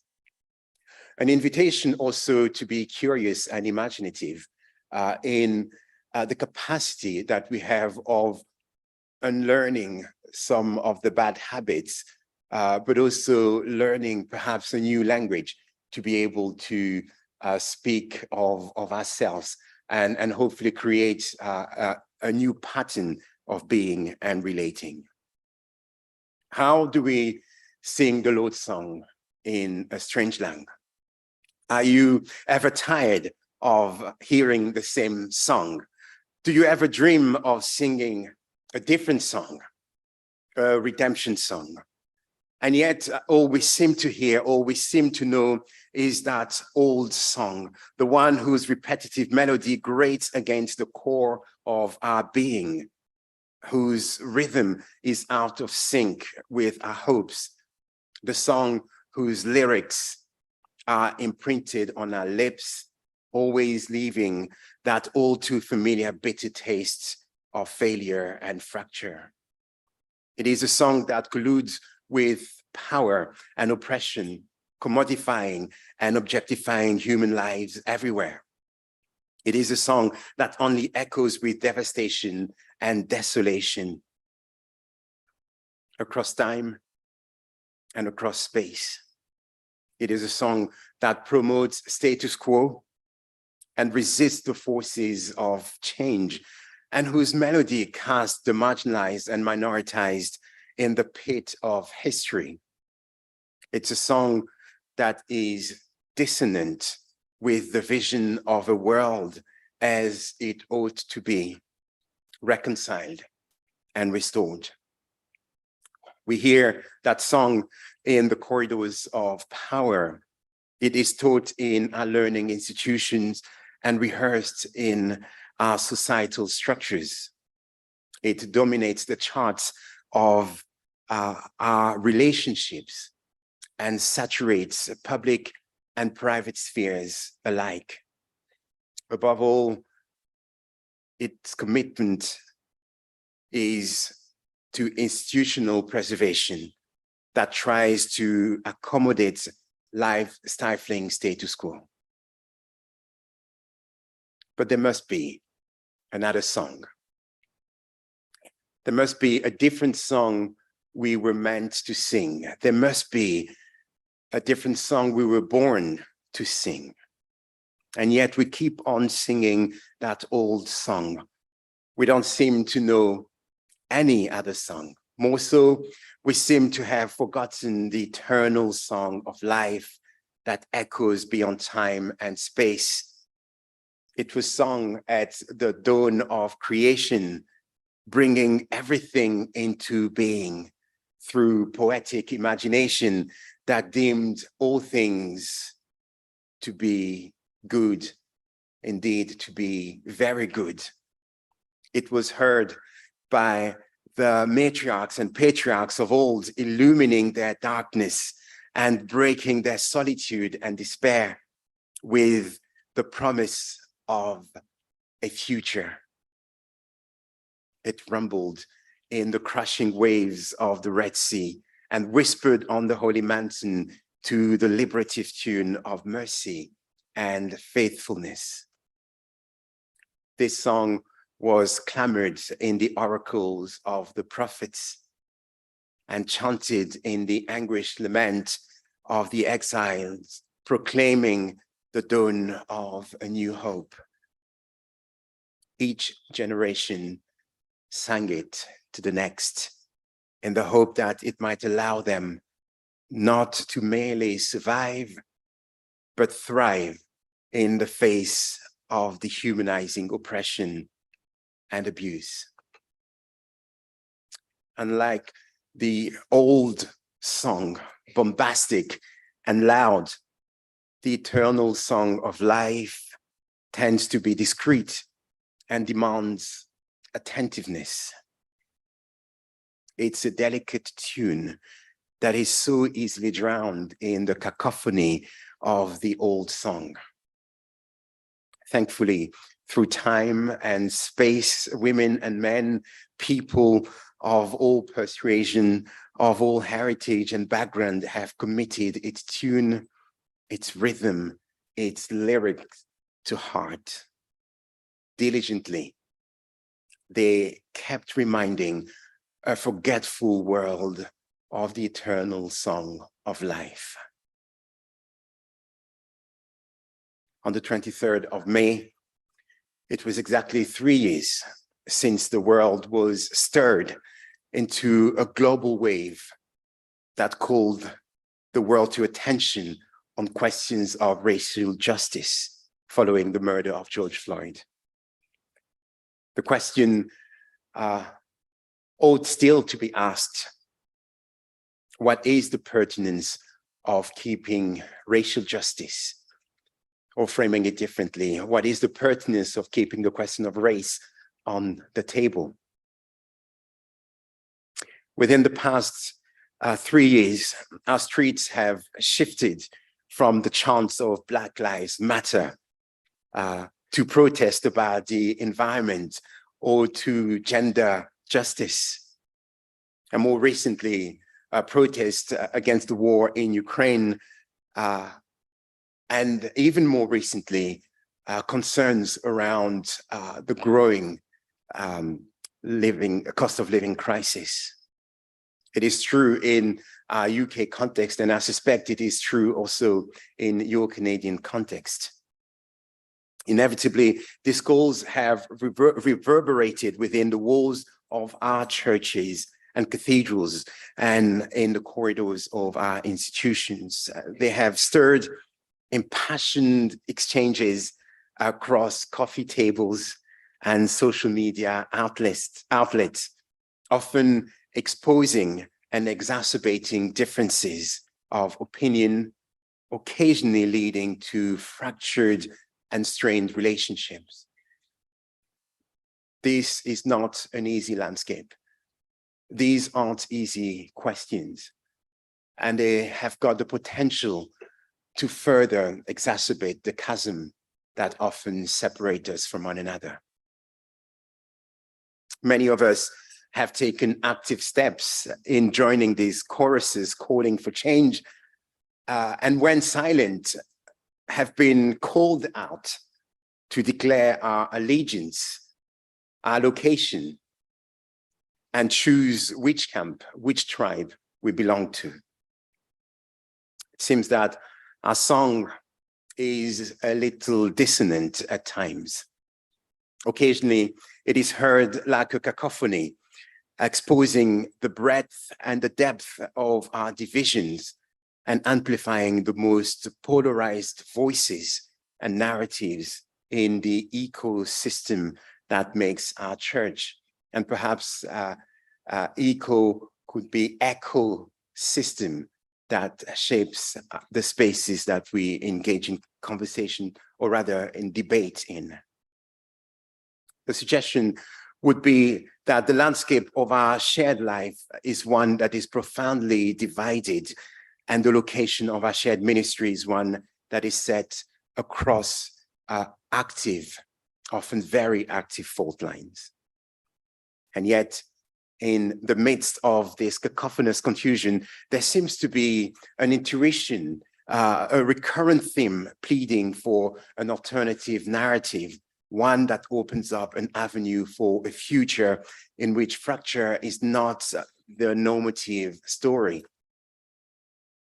This keen interest towards an open future, according to the theologian the Ugandan theologian Emmanuel Katongole, is not devoid of meaning. And he says it reifies a deep longing for peace and healing in an increasingly violent and conflict-ridden world.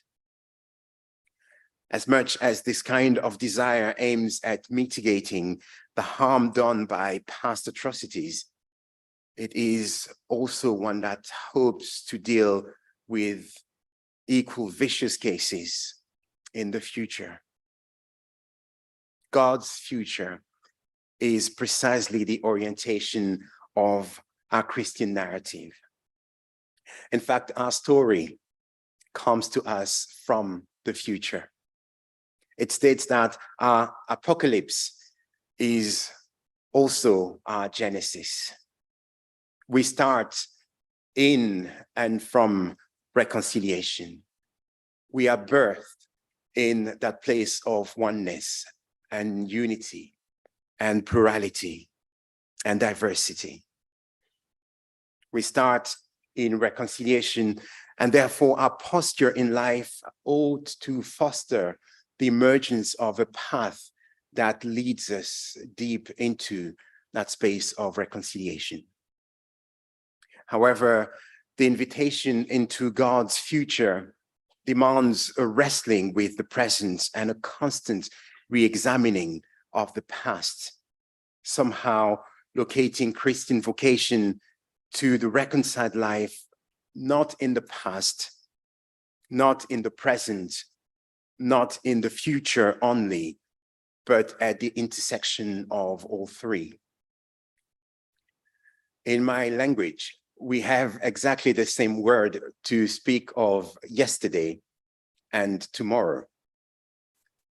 Kansha is what we say when we try to mean yesterday and when we try to mean tomorrow. The context only will be able to give meaning to what one is conveying. And I sometimes wonder whether the fact that we use the same word to speak of yesterday and tomorrow is the realization that there is nothing that emerges in the future that is not tethered to our past. And there is no past that does not exist without an incidence on the future.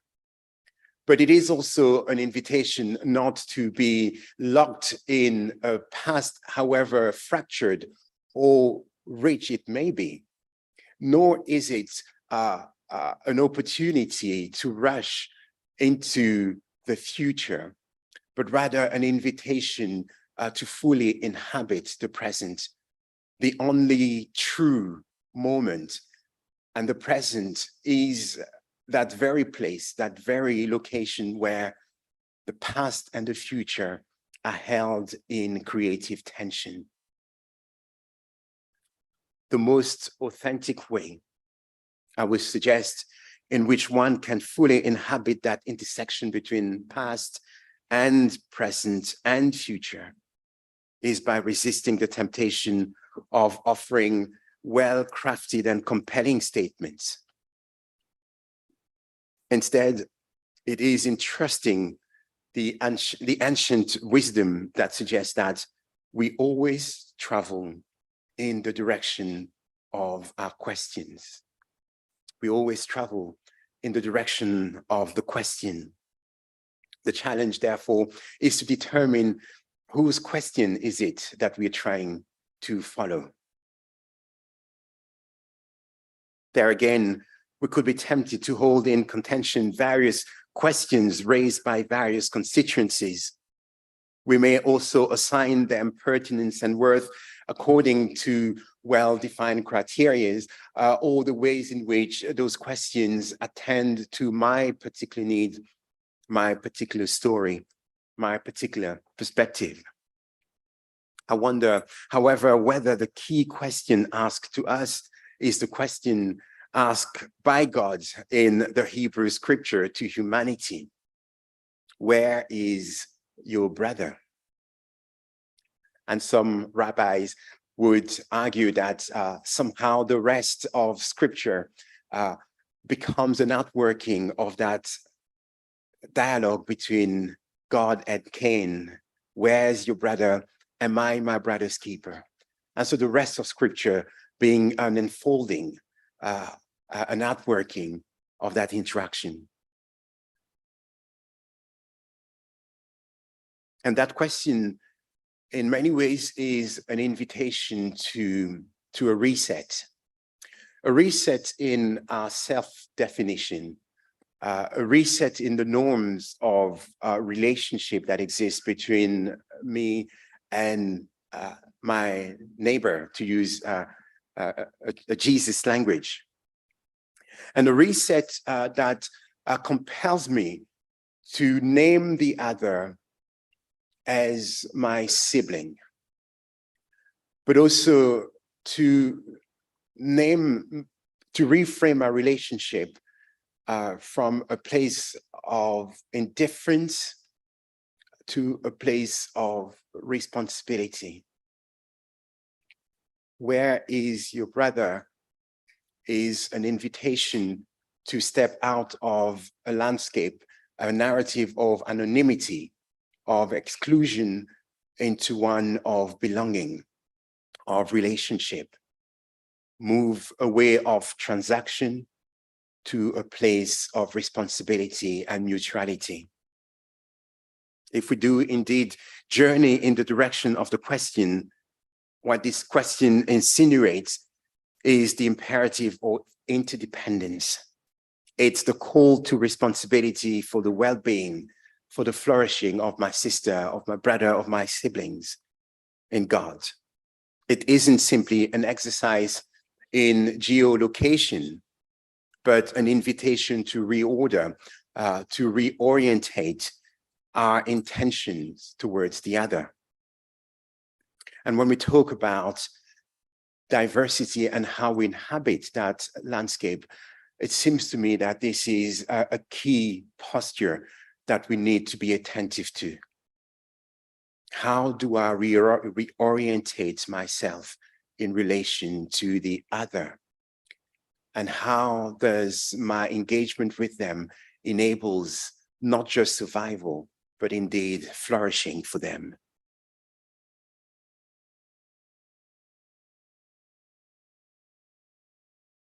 So this compels us to the kind of language that fosters a deep sense of connection, a deep sense of relationship. And I often think of the fact that as human beings, we are gregarious beings, we are relational beings, and we need each other, not least in order to survive, but in order to thrive. When you think of a child who comes into the world literally tethered, attached, physically connected to another human being, there is something about our whole existence that is framed by that very image of life being deeply dependent on another's. It takes us into a place where the other is not merely one with whom we are connected, but that we claim as our own, and we enable them to claim us as theirs. It is a disruptive nomenclature of relation. It is designed, as in Babel, to disorientate in order to reorientate our stories towards God's story and towards each other's stories. It's also, I believe, a cautionary tale against empire and its penchant for reductive and binary narratives, where classification and categorization are the norms that define the way in which we relate to the other, and where we assign a hierarchy of worth to whatever category we give to the other, and therefore shaping and defining behavior, shaping and defining attitude towards the other. What this question also brings to light is the recognition that we do not enter these fraternal interactions on a par. There is often asymmetry in power and opportunity, on influence and various other expressions of our shared life together. And if there is asymmetry in the way we enter these spaces, I wonder whether that also insinuates that there should be asymmetry in the way in which responsibility is taken as we try to undo the legacy of fracture and division, and recognizing that although we are all entangled in this fellowship of the unlikely, that some of us ought to carry more of the responsibility, more of the initiative of carving out that path towards God's future. The task of the one living in the direction of the question is to establish a rebalancing of the scales, not quite a zero-sum game, but for the greater expression of God's purposes in creation to be manifested. And for me, the intersection between past, present, and future is where hope is located. For hope is always seeded in the cracks of history. We would do well to lean in and pay attention to these cracks. We should resist the temptation to explain them away or indeed resolve them. We need a song that will save us from the temptation of romanticizing history and edit truth to the service of hyper-positivist narratives. We need a song that will save us from the atrophying forces of cynicism and the deception and fear that brings about dissonance. We need a new song of hope. But hope is not merely a forward procession into the future. Hope needs to be anchored in history, wrestling with the past, especially when that past is fractured and causes the fabric of reality to be torn or stretched to the point of rupture. Hope is an antidote to amnesia. It is a commitment to remembrance, a call to what we call in Christian theology anamnesis, the recollection of a past we are committed to rehearse, not as an exercise in nostalgia and stasis, but as an invitation to recognize the redemptive and life-affirming power of the kind of living that is saturated with hope. It is an invitation to enter the story of faith as those very points or at those very points of fracture, because that is where restoration becomes possible. That is where healing happens. That is where we are gifted with the opportunity of telling afresh our story as God's people. I have found this quasi-Eucharistic language helpful, as I believe that the Eucharist is the locus of our formation into a new people. Gathered around the Lord's table, we are reminded of our collective guestness. I'm pretty sure the word does not exist in English, but yeah, I might maybe claim it and offer it to the Oxford Dictionary. We are all guests around the table around which Jesus is the host. This, therefore, implies that no one in the spaces that we gather in is ever the host. No one ever welcomes the other in a space that they are curating, because Jesus is the host and all of us are guests. And I suspect that if we entered that space recognizing our guestness, the posture that we will take in relation to the other will be radically different. It reframes wrestling, or rather wielding of power in a way that equalizes the landscape that we inhabit.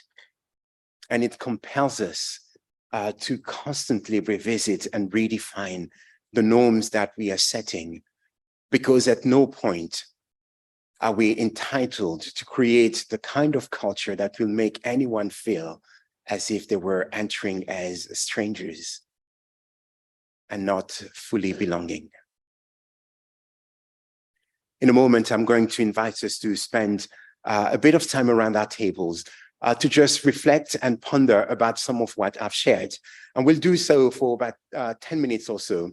And then we'll glean a few of your reflections. And after that, I will offer just a case study illustrating something of the ways in which in our context in the UK, particularly in Leicester, where I used to work, and now in London Diocese, we are trying to wrestle with these questions. And perhaps also highlighting the fact that this is not about departure and arrival. It's a commitment to constantly be on a journey. Archdeacon Roth was telling us earlier about the challenge or the invitation of stepping from a settler's mindset into a sojourner's one.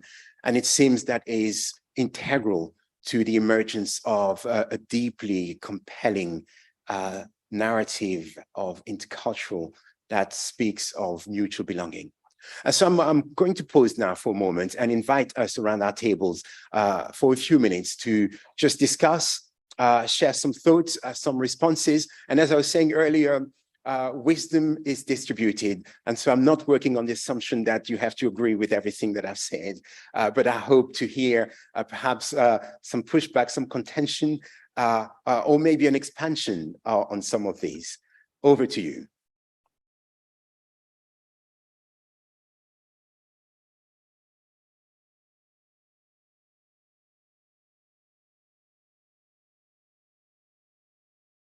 We make a table of our own. Yes.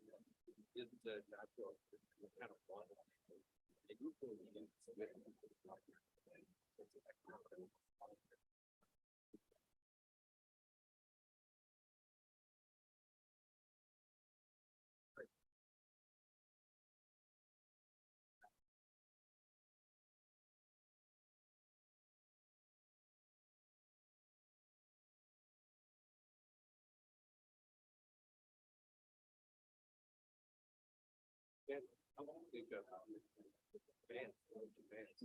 invite in guests. And all the things are supposed to be. It's just that. And then they recognize.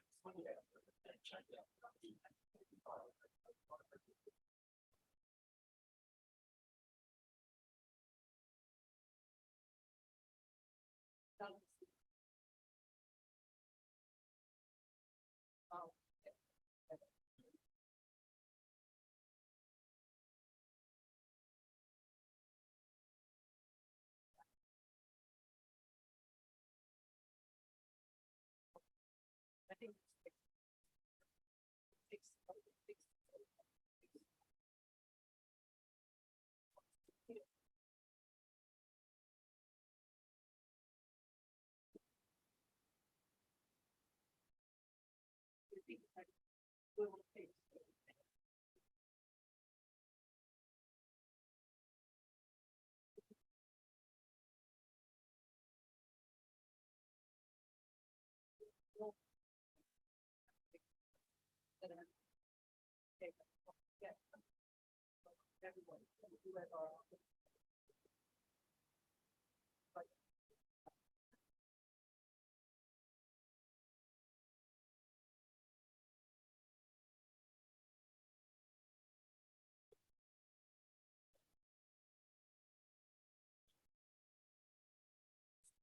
Hospitality of people's debate or not. There are part of it again. It's not. Do that.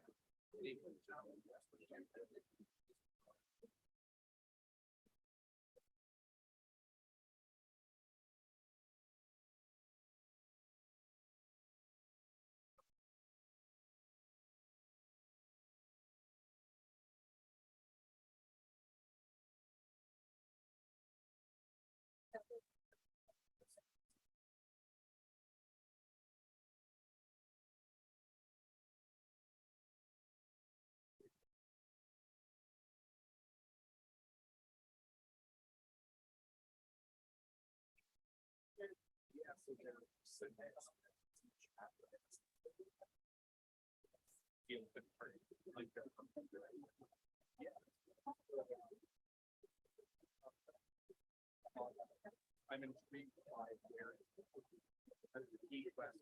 I feel like answering there's tension there.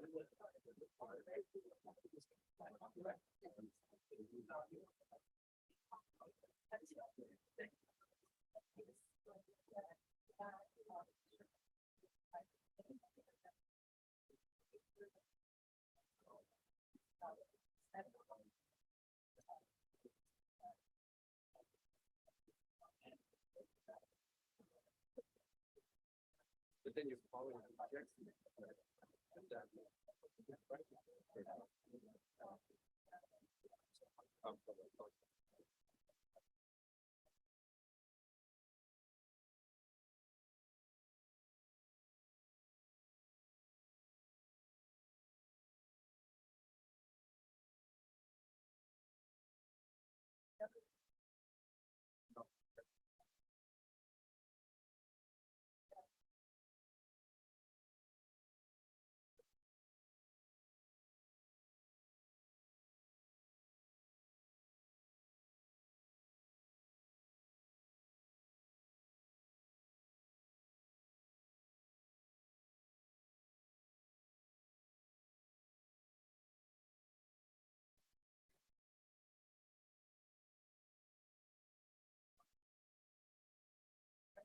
And he speaks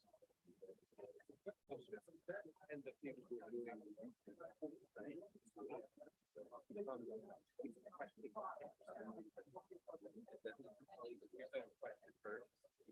like that. And he encouraged you're not allowed to do that. Very difficult to do because of this education system and stuff. They have answer on the base.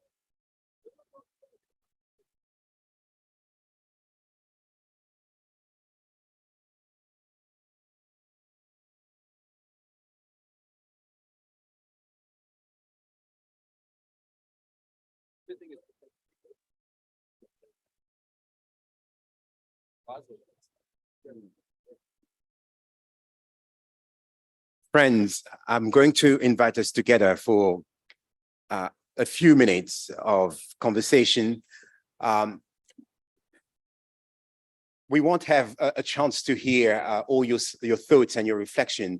My encouragement is that we may continue these conversations because there is a gift in the sharing and in the exploring together. But what would be wonderful is maybe just for the next few minutes, 5 minutes or so, to hear a few brief thoughts and reflections. And so there are a couple of microphones. Feel free to volunteer. If there is a rush, we may need to to stop ourselves. But again, I think I don't want to be caught up in a performative space.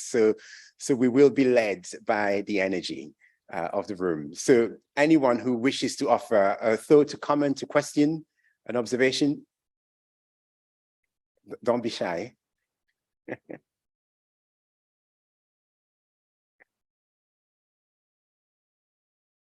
Good. Well, we've got movement. So one there. Great. Please go ahead. Bishop, we really like the concept of there is no host in any of our spaces, that equality, that Jesus is always the host and that we're always the guest. It's a great leveler, isn't it? When we think about when our friends come over, we were discussing good friends. Nobody has to be welcomed into that space because everyone is already welcomed into that space. They're your friends. So the idea that there's no host and we're all equals is one we really enjoyed. Thank you. Thank you. So our discussion had a lot to do with diversity, of course. And it had to do with your last comment about everybody being a guest. And one of our participants said, when we do have people come into our churches that may be a different color, that may be differently gendered, that we don't weird them out, was the comment, right? So that we're not saying, oh, we've got this lovely new Canadian Afro couple coming in. But instead, we should say, oh, Mary and John are here, let's go meet them. As a result of that, I started to think about the parish that I'm in right now. There's another parish close by us that is potentially closing. And so we are having practically a whole community of people coming to us. And I began to think about how diverse that community is. So that it wasn't for me just about color or gender or whatever.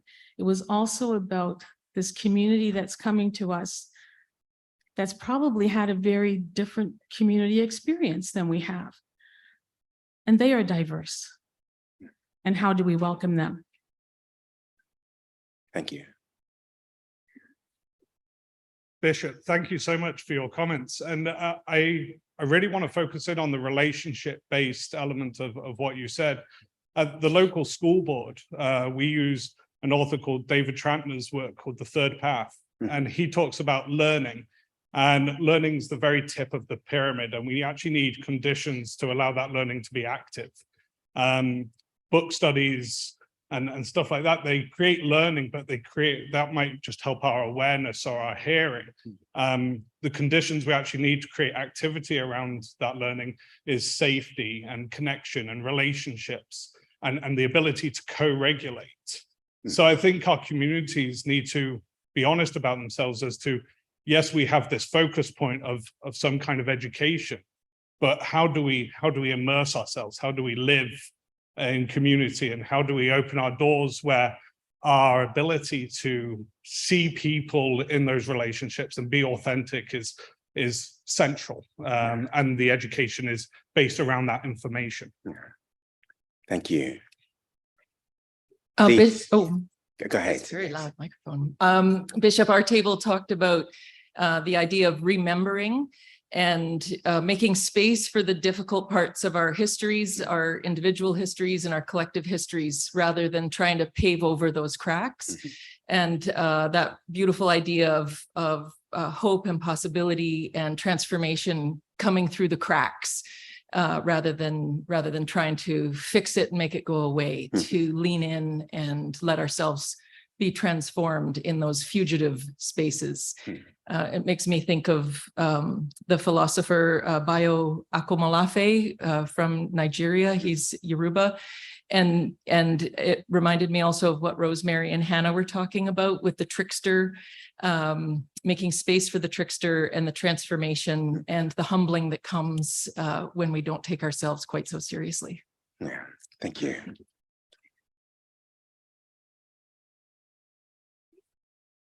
I guess I don't get a voice. There we go. Hi.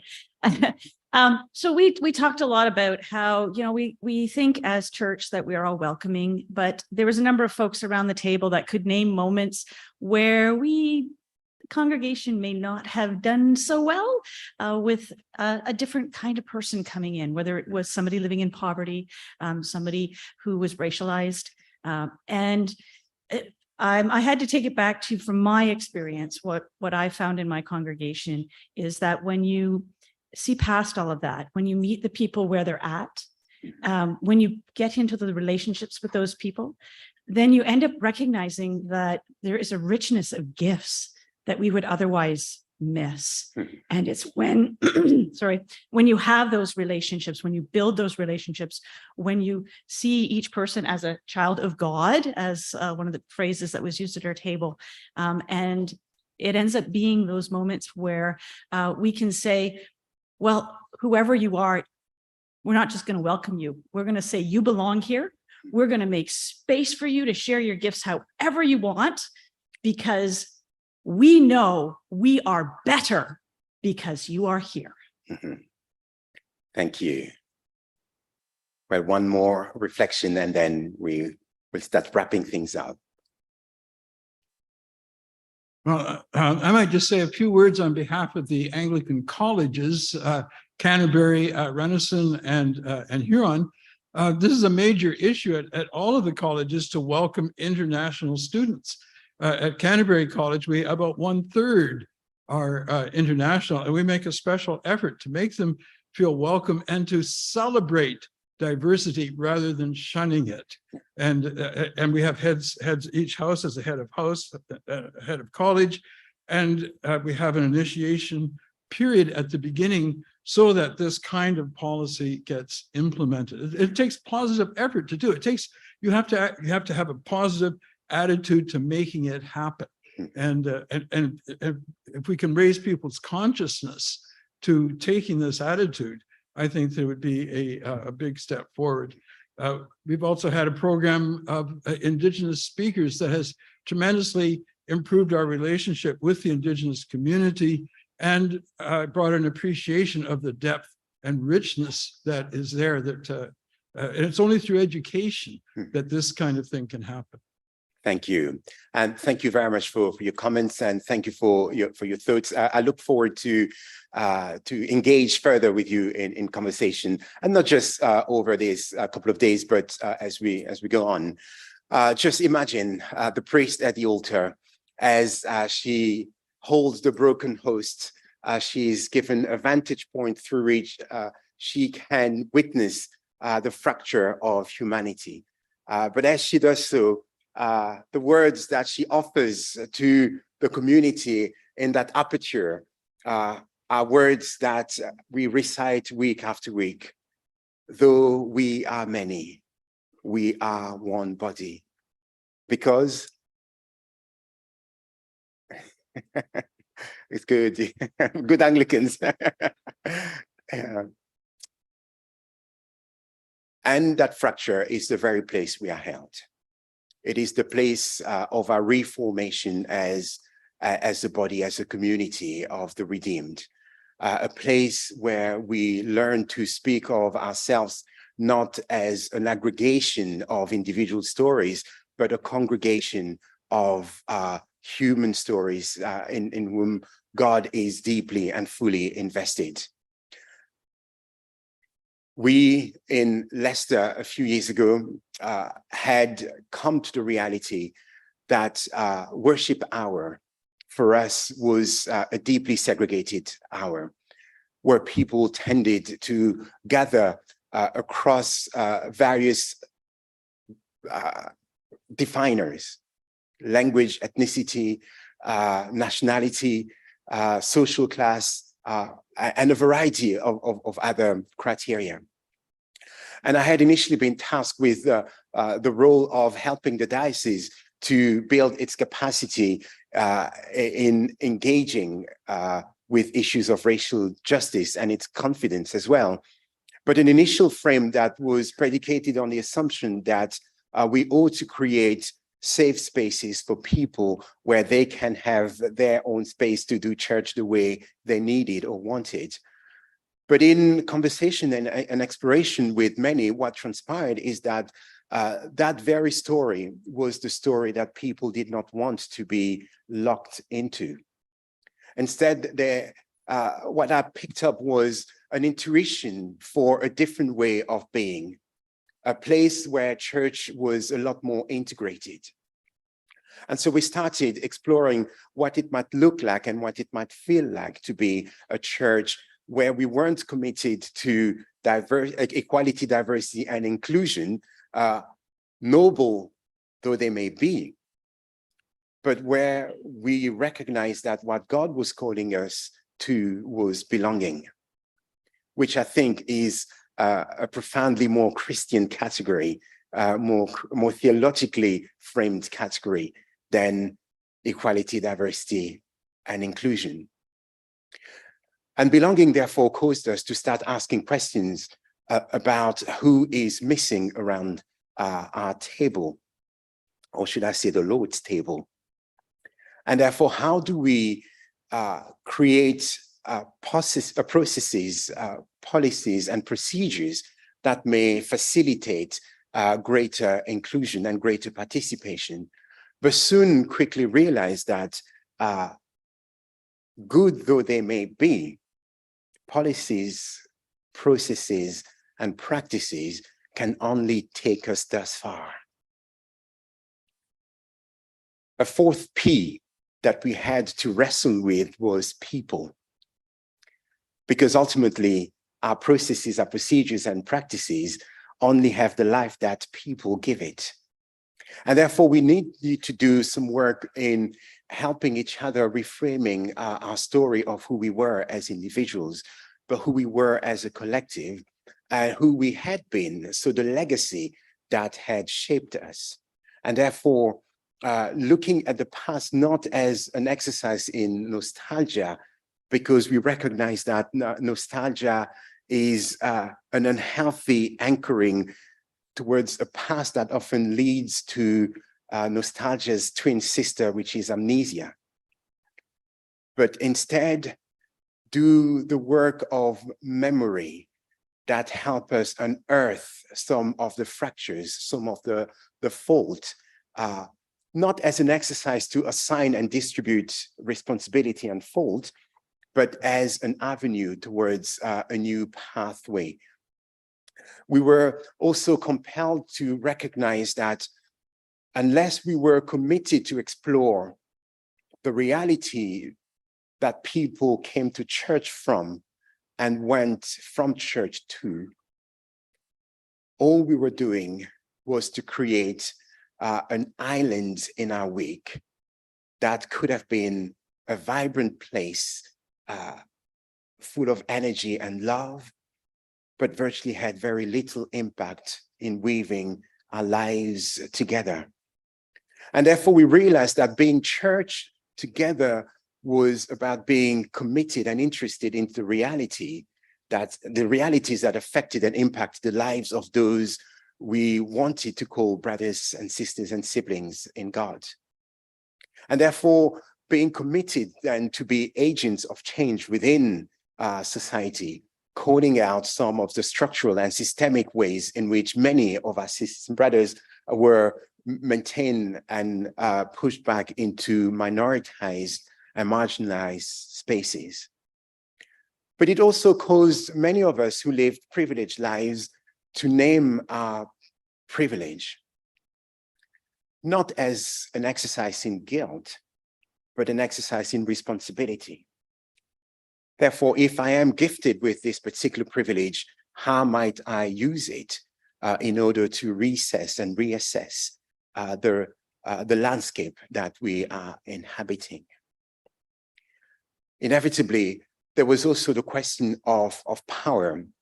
I expressed that earlier in that tension between host and guest, because what is not often said is that those who assume hostness also assume that they have the power to determine what normative culture and story ought to be set there. And therefore, the assumption of assimilation and the tyranny of assimilation, as we often call it, that we set our lives around. And that then enabled us to rethink what it means to create a culture in which no one ever feels so comfortable that they assume the role of a host in that place. Recognizing that if we are to be truly intercultural, we need to be a fluid space in which every single person that is added to our number help us rethink and reformulate who we are, transforming our liturgy and our worship, even to the point where we are assuming that English, although it is the language of the Church of England, ought not to be the expected normative frame of our space together. How do we learn each other's stories? How do we learn each other's song to such an extent that they become our shared songs? Storytelling becoming also a powerful medium through which we are curating and carving the pathway towards that hopeful and redeemed future. I come from a people that believe that we are formed and shaped by the stories that we tell of ourselves. I wonder, what is the story that makes you? What is your formative story? This is our story. This is our song. And my prayer is that we may all become griots, so storytellers who gather the community around them, instilling in them the love of the curating of stories that open up and shape out a new world in which we invite others not to be spectators, but to be artisans of the formation of our story, in a call and response, inviting them to weave and shape that story and enable that story to take us where the community is shaping it. And in that process, being formed into the fellowship of the unlikely, the body that conveys and holds the fullness of what it means to be the redeemed people of God. Thank you.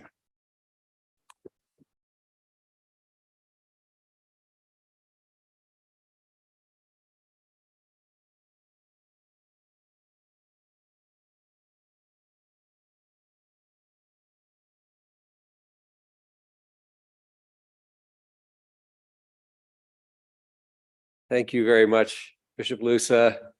And I look forward to tomorrow morning, but also following your invitation to continue our relationship across the Atlantic. We also have been able to spend some time with Bishop Marinez and Paulo Ueti, who works around the globe. And the conversations of the last few days have had multi-continental geography and culture, but a real strong resonance around where we want to go together in Christ. So I'm finding it very, very encouraging, and I really appreciate you and what you've brought to us here at our Synod in Huron. Bishop, may we interrupt for just one moment? Mm-hmm. Someone left this in the ladies' washroom, and if you stick your hand up, I will bring this to you. Yes. Thank you, Scott. There it is. Thank you. It's not a talking stick, it's a walking stick. And they're delivered to you in the church. Thank you. I'd like to invite Adriana Cronin to come for our second faith witness of the day today from St. George's in Forest Hill in Kitchener. There you are. Thank you very much for doing this.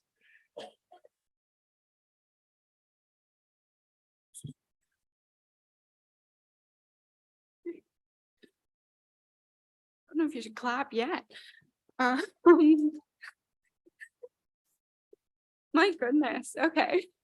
So hello everyone, and thank you for inviting me to come up and speak to everyone today and to spend a few minutes just to talk about how God has been shaping my life and working in my life. A lot of times when I'm not really thinking that it is him working, or I don't realize that it is God working in the background or in the foreground really of my life. I was born and raised an Anglican. I spent all of my years when I was younger in the Anglican church, as well as I was also pretty active in doing some after school programs in some of my local churches as well, which was so great because I was able to not only become strong in my own faith at my own church, but also I had the opportunity from quite a young age to be able to see how different communities of Christians and different communities of people were able to show their faith and able to grow in their faith and help grow in their faith with them. When I was younger, I would say between late public school into middle school, my family went through some time of changing, of looking for a new church to go to. We were outgrowing where we were a little bit, so we were kind of church shopping, as one would say. And that happened for a few years. And then around in middle school, we actually ended up at St. George's of Forest Hill in Kitchener. And it was a very different experience than any other church we had been at so far. From day one, someone ran up to me and invited me to come down to join their youth group. And week 2, at coffee hour, she ran up to us again and invited me to go to, they were going on an outing later that day. We were going, I want to say it was a horse and wagon ride. It was winter. And so from the very beginning, we were very welcomed there. And I was pretty active in the youth group at that point in time. And then high school happened. And just like many people in high school, I got very busy with high school and grades and all of that. And all of the questions that I had, I still went to church. But I was busy, and everyone, just as anyone is when they're starting high school and they have all of that, and starting high school and having so many different things that are pulling you in so many different directions. And it was about a little near the end of it. I was probably about 17 at the time. Sorry, I was 16 at that point, almost 17. No. And my younger sister was still very active in the youth group at this time. And she was talking about how they were going to go to a youth conference in a couple weeks. And I had this moment where it wasn't myself speaking. I do not remember how it came to be, but I remember that the youth leader at the time had come up to kind of talk with my sister and talk with my parents about some of the details of this conference that they were going to. And I just heard myself saying, wait, can I go too? Me too? Can I come as well? And I kind of just sat there. I was like, me? Wait, do I want to go? Am I not busy? But I ended up going and had a great experience there and met so many new people and so many people my age who also were busy, but also had all these big questions about the church and about their faith. And it was just kind of a start of starting to see the church a little bit more and a bit stronger. And it really helped me for the bigger challenges I started to face shortly thereafter. A few months later, we'll call it, after that first conference, it was great. I kind of was still a little bit on that high of that, but kind of moved on with my life, got back to the busyness of high school again, finished exams, all of that fun stuff. And I went to this secondhand store and got this really great painting. It was so cool. I thought it was so beautiful. Had this big wooden frame.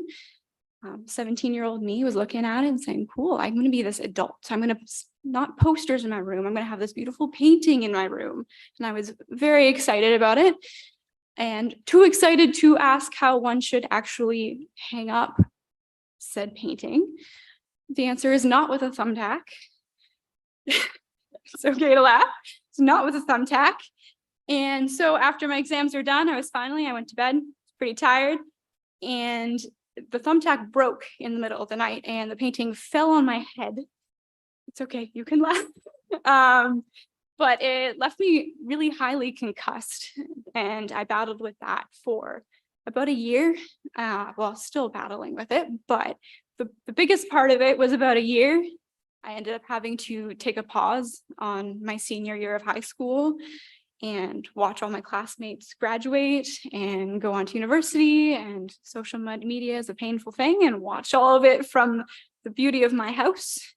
And I kind of got into a pretty rough spot of really questioning my faith and questioning everything that was going on, that despite everything I had done in my life, that I had gotten to this point of kind of feeling very helpless and not sure what I should be doing or where I should be going. It was about at this point when a friend of mine sent me a message and said, hey, are you coming to conference this year? How about Synod? Are you going to come to Synod? We were talking about that last time. And I went back and I talked to my priest about going to Synod for the first time. And that is how that went. And as the story goes, that was kind of history for me. I continued from there on to be going to Synod almost every single year as a youth delegate until I aged out of that. And they told me I was an adult, apparently. I aged out of that, but I was a delegate. I served on diocesan council for about the same amount of time, which was a beautiful blessing. And I got to learn so much. And I'm still learning so much. And it's beautiful now because since COVID, we're not going to talk about COVID. Everyone had their own experiences during COVID. But coming back out of COVID, I've had the opportunity, myself and my partner, Adam, we have been able to be blessed to be leading at our church, our new youth program, which we've kind of had to build a little bit from the ground up, with most of our youth that were at our church prior to COVID are now off doing new and great and amazing things. And so we are kind of starting off anew with a very young group. They're between about the ages of 12 to 16, or actually not 12 to 16, more like 10 to 16. And it has been so beautiful to watch this new group of youth and thinking about how when I was a youth and how just that one person inviting me to youth group made such a difference. And I'm so blessed to be able to be working with Adam and working to be able to grow this program. And where it started with in September, where we had a couple kids who were all very shy and all very different, and going to a point now where just a couple of weeks ago, we had a gathering and we had about 10 of them, and they were so excited to be there. Down to, it was the highlight of that night for me was they are, as I said, there is an age gap. And when you are 10 versus 16, there's a difference between that. And you would think that, maybe the 16-year-old would go and hang out and the 10-year-old would go and hang out, but it was so beautiful. We had our one friend who he was struggling a little bit with the bowling, which is fair. So would I. But he hit his first, and everyone was coming in to help him. The 16-year-olds were there to help him. And the second he hit his first pin down, the whole place erupted, cheering him and high-fiving him. And it was just so beautiful to see this community that is growing within them. And they have such a love of learning, and they have such a love for their community. They're the first ones, if we go to ask them, hey, would you like to do this one thing? But yes, let's go, let's do it. How can we do it? And how can we do it even more? Can we make this many? Hey, let's make a couple of Christmas cards. Oh, we'll just make a couple of them. Oh, here's 100 and something of them, and for shut-ins. And it's just so beautiful to see their just love for their community and their want to help. And they ask so many questions, and it is just so beautiful to watch them ask these questions, even if it's 10:15 in the morning, and we look at them and say, where did that come from? I need to get some coffee and I'll come back and I will try to answer that question for you the best I can, or find someone to help answer that question for you. But yes, it's so beautiful, and we're so blessed, and people will come to us and ask what our secret is, what we've been doing. And generally it's one of two answers that come from us. When we figure out what we've been doing to grow this youth group so fast, we'll let you know. And we're just so blessed to have a group of kids that think we are interesting enough to want to give up their sleeping in on a Sunday morning and come and see us on a Saturday or a Sunday night. And it's so beautiful. You only see God through their eyes and through their questions and all of what they want to see in their church and where they want to see things going and their questions that they have. And we just pray that they continue with this want of community and this growth of this wonder of the church and these questions that they have. And I pray that I can continue to do the same and grow in with Christ as to help my helper, and that I can continue to ask those questions as well. Thank you.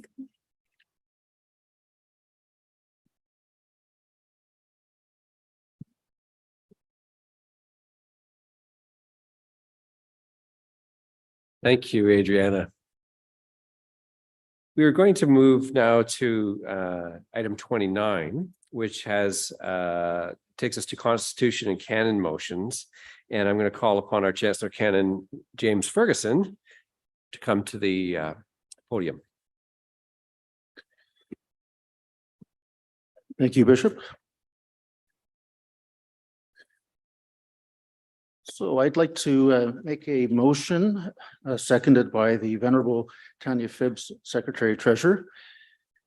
Be it resolved that this Synod adopt the changes to the Constitution and Canons 3, 12, 16, 18, 28, and 29 as presented in the convening circular. A summary of these amendments were included in the convening circular, as well as a brief summary. I thought I would just spend a couple of minutes summarizing very quickly what we're proposing in this motion. Firstly, with respect to the Constitution, we are proposing that paragraphs 32 and 35 of the Constitution be amended to include the Director of Finance of the Diocese of Huron in the or on the list of the signing officers, and also changing signatures required for transferring funds and other payments and legal documents to be any two of the signing authorities that are mentioned in paragraphs 32 and 35. And we also made a few minor changes to membership of the Diocesan Council in paragraph 38. Regarding Canon 3, we are just making a few minor housekeeping changes to allow flexibility to have more than one vice chancellor if the bishop wishes. And we've also changed the references to the Law Society of Upper Canada, which is now the Law Society of Ontario after all these years. Canon 12, we're going to be we're proposing to add a couple of changes that deal with any changes in the parish status. They're in parts B and G of Canon 12. Canon 16, we're removing the requirement of each parish to have a printed copy of the General Synod Canon on Marriage, and we're also emphasizing in this canon the importance of proper storage of and access to parish records in both paper and electronic form. Canon 18, we're just doing a very minor thing. We are changing the reference to audit to financial review, as a lot of our parishes do not have auditors. Canon 28, we're going to allow for the electronic submission of the annual parish financial returns. And finally, Canon 29, we are just amending it to update the terms of the membership of the Administration and Finance Committee. This was mentioned by the Reverend Dr. Stephen McClatchy this morning. Bishop, we're ready for the discussion. Okay. Thank you for that presentation. It's been moved and seconded. Any questions, discussion, comments?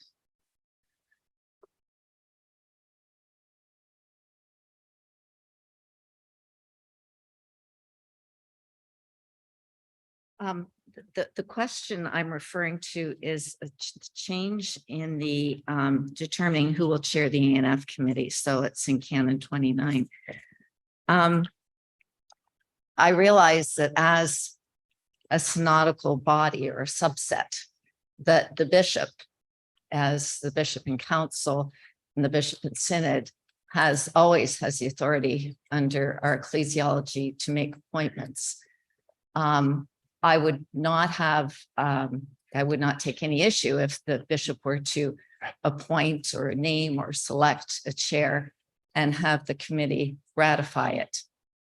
However, it seems that we have used the word recommend, which means that the bishop will recommend, make a suggestion to a deliberative body, but then the deliberative body is asked to ratify it. Now, my concern with that is maybe it's intellectual dishonesty, but ratification normally means you're ratifying an act that someone's done on your behalf. But a recommendation, in my understanding of normal way of doing things in governance, is that if you would make a recommendation to a vestry or to council, that recommendation is to be considered, discussed, and then voted upon. And voting in a ratification versus voting for decision-making seems to be quite different. So I'm feeling it's a bit, I don't know if the word is disingenuous or I'm not sure what the word is, but I would think it would be a truer reflection of the intention if you were to say that the bishop selects the chair and it's ratified, or alternatively, that the bishop could recommend a chair and then the matter be decided. Just comment. Yeah. Thank you. I think I can respond to that in the sense of committing. I would appreciate clarity on these kind of things too. So made some notes here. I think that what we can do is have a look at the many places, not just in Canon 29, where this could be clarified for the sake of both distributing authority and decision making and understanding that wisdom is dispersed and so on, but also clarifying when it really is the bishop that needs to do this. So it's helpful. It may be intellectual dishonesty, but it may be just inexactitude in language that doesn't help us at all either. And I think there's a few places. Were you going to respond to that, Stephen? Yeah, thank you. I would thank you, Bishop. Just a comment that's a very helpful comment, and what you've responded, Bishop, I think makes good sense for canons and constitution to look at next year. When we recommended the canon change from ANF to canons and constitution, we modeled the canon on the existing canon on the HR committee. And so some of the language was actually pulled directly from there. Okay, another place to look. Thank you very much. Terry? Terry Ellison, Holy Trinity Lucan. I wish to speak to the proposed amendment to Canon 12 because I don't like the way that this has been brought in.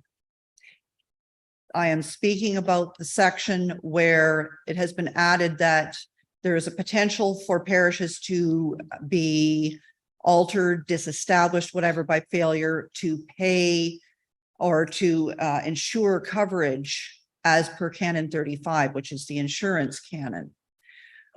As we heard earlier today, the insurance situation is still, I'll say a mess. There's other words, but I can't say them at Synod. So we are potentially holding a gun to the head, knife to the throat, noose around the neck of churches that are already telling you we are struggling. We have had a rough few years.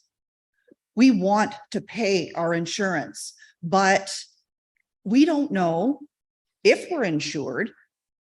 And as Allison pointed out earlier today, signing off on things and you don't really know what you're attesting to. And to try and slide a change like this that is so impactful in amongst a bunch of other canonical changes, I think it's underhanded. I think it is not transparent. And at the end of the day, it's not Christ-like.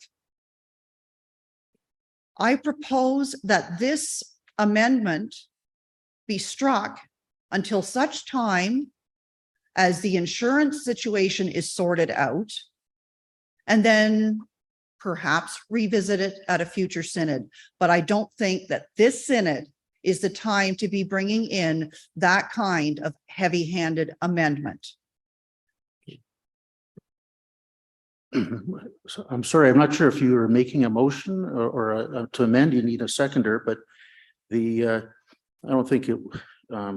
Perhaps first we could just get clarity on what the language is that's being referred to. Well, it's the part on so it's the new paragraph 3E in part B of Canon 12, and it reads the parish fails to insure their property as per Canon 35, which is the paragraph. Paragraph B deals with changes in parish status, where basically parishes become a supported parish, or they've depleted their capital, and they're unable to fill positions of warden. So it's when a parish is in trouble. And so what we had done at the committee is add the word to include the Canon 35, because we were concerned that the insurance is an important part of the responsibility of wardens to look after their parishes. That was the person. I don't think we were slipping it in. We did give this some, it was underlined, and the changes were set out in the circular. I think it's underhanded in the fact that it is being dealt with a bunch of other canonical changes. I think something that important kind of needs to be front and center. And I actually would propose or ask for an amendment if there's anybody that is willing to second it. If not, then that's fine. But I think it's too important a change to be in amongst a bunch of other changes. I think that we can do better. Yes, and you brought attention to it, and we're dealing with it transparently now. The challenge at the moment for me is to understand exactly what is being changed by making this change, and it is is it, well, you could explain it again, or someone could explain, is it that the question is it's referring to another canon, is reminding us of that canon, not necessarily making a change. Is that correct? No, no, Bishop. It actually, what it's saying is one of the grounds for a possible change of parish status is if Canon 35 is not complied with, so which is the insurance. So, okay, so it is adding another sub clause to paragraph B, which deals with what type of situations can lead to a parish being reviewed. The we could have an amendment to change the language, or we could have a motion to remove it from the list of changes and to work on it further. I would propose that it be removed from the changes at this time until the insurance situation is sorted out. This insurance situation didn't happen overnight. We've been dealing with it for the last few years, and it's still not resolved. And I don't think it's fair to churches to say, well, we could potentially disestablish you because you failed to get insurance. Well, right now we're still dealing with this insurance situation. And I don't think it's really just to have this kind of language in a canon until the other things are dealt with. Okay.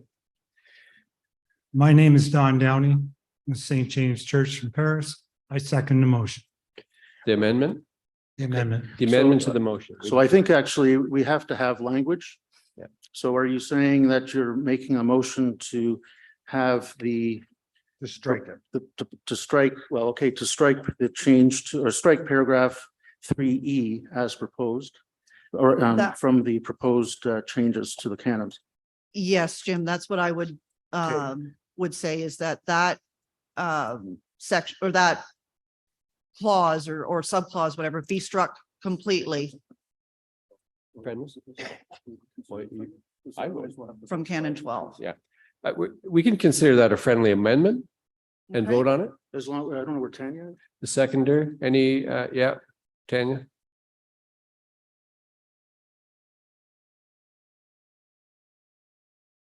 Yeah. Okay. I'm not sure I totally heard you, Tanya. You're can- saying if you agree and I agree that we'll just withdraw that change Yeah. without having, and so it's a friendly amendment then. Okay, Okay. thank you. That we will do that. We will withdraw that Okay, so that's deleted from the, piece of it. Thank you. And therefore, we don't need a vote. Okay. Over to Marty. Marty Levesque, All Saints Waterloo. I want to speak to Canon 29 and the proposals surrounding the membership and proposals surrounding the recommendation and ratification of the chair. The ANF committee is a committee of synod, and therefore it's a committee of synodical governance.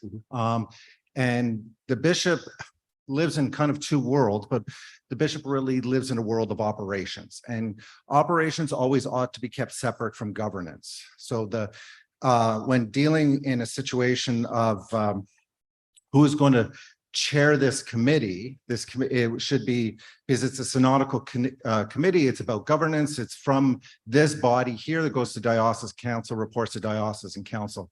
When operations moves into the area of governance, we enter into very poor ESG modeling. And this wouldn't fly in not-for-profit world, and this wouldn't fly in on any of the boards I've ever served on. That the bishop ought not to be able to make that well, the bishop could make a recommendation, but the language in I believe it's 6B, where we are to ratify the recommendation, sounds very much like it's just a direct appointment, and that takes away from synodically governed and episcopally led to just being episcopally governed and episcopally led. So okay, yeah, I certainly accept the conclusion, and I think in Allison's comment, we're going to commit to looking at that, and in the HR, the synodical committees will look at how that happens in all of those, and we'll scan for other places as well. I can't accept your premise, though, that the bishop is not part of the governance, because as I was saying earlier, bishop and synod is the governance. So I don't want to by not commenting, agree with you, but your point is well taken and we're going to do that work. Okay, any others on changes to Constitution canons 3, 12, 16, 18, 28, 29 as presented? Ready for the question? Bishop, this is a change to the these are changes to the Constitution, Oh, the yeah. canons. We need to vote by two houses separately. And I think we'll start with the clergy house. Okay, this is the vote in favor or opposed or abstained for clergy. All in favor? Any opposed? And abstain? And we're waiting for the online vote. In favor? Oh, not yet.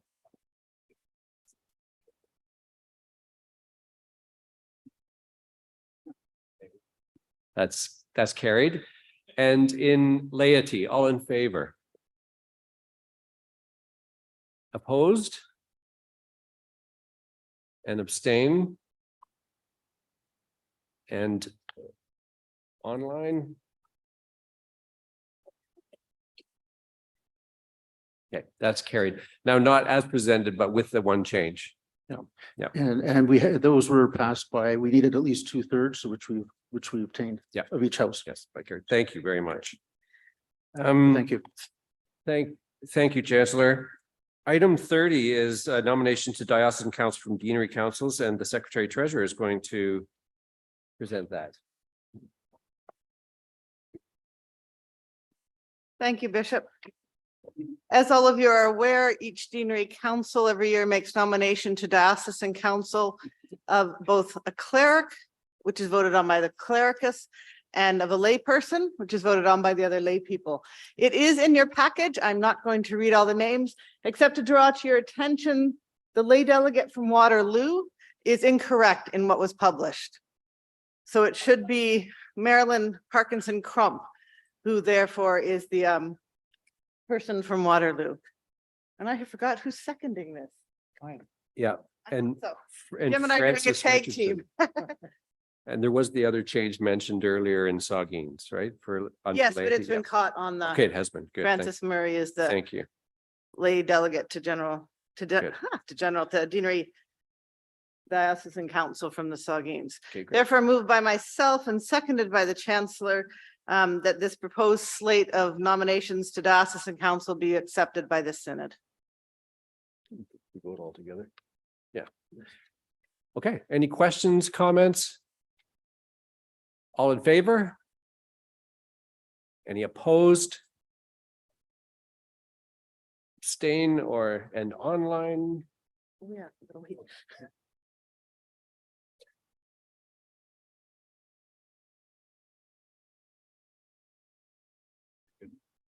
That's carried. Thank you. At this point, we are doing just about okay on time, and we're going to have a video that remembers some churches that have closed, and the people who led and carried and supported and loved these churches over the years. So we'll proceed with that. Thank you. Ready.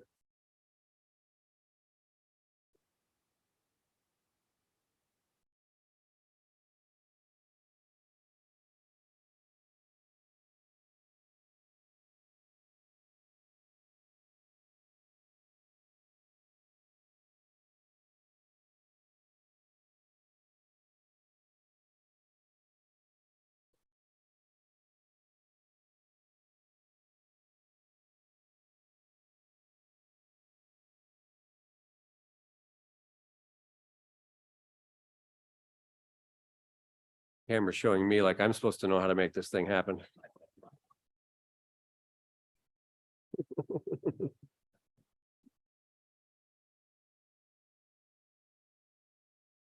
Here we go.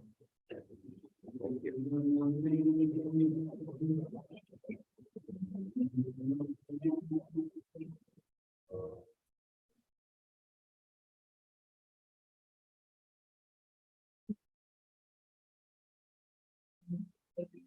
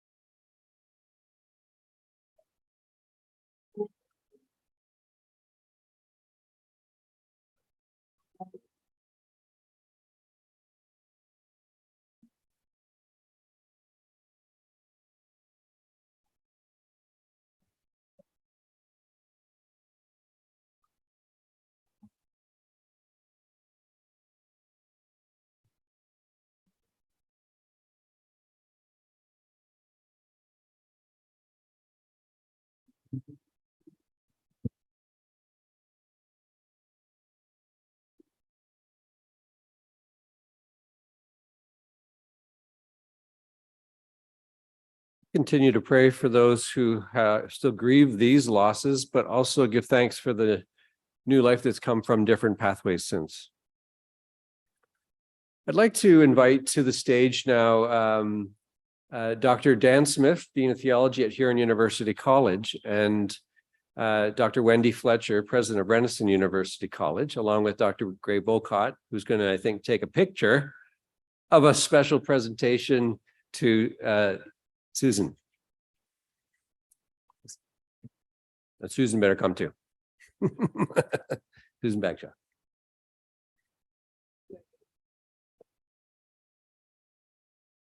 Thank you, Bishop. I'm grateful for this semi-spontaneous moment in the middle of a busy synod. In recent years, Huron University has been able to expand the reach of our licentiate in theology so that we now have almost 200 students in the program from the Yukon to Nova Scotia. This has been thanks largely to partnerships with the Diocese of Huron, the Anglican Foundation, Diocese of Brandon, and the Councils of the North. And thanks also to the leadership of the Reverend Canon, Dr. Gray Bocott. Susan Bagshaw, is Susan here? Susan, presentation doesn't work without a recipient.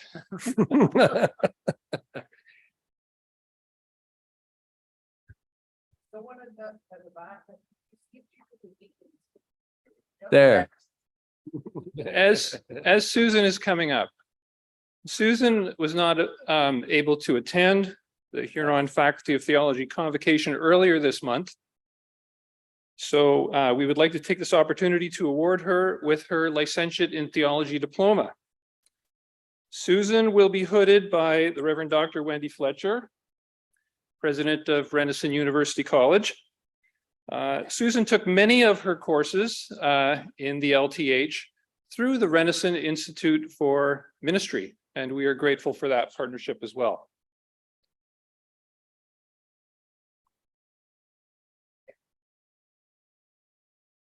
And here's Susan.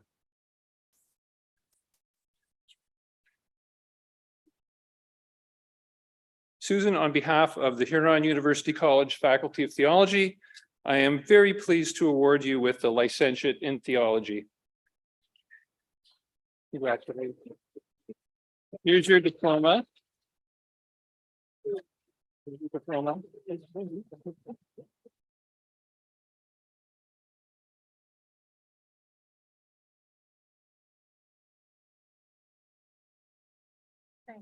And the Huron pin.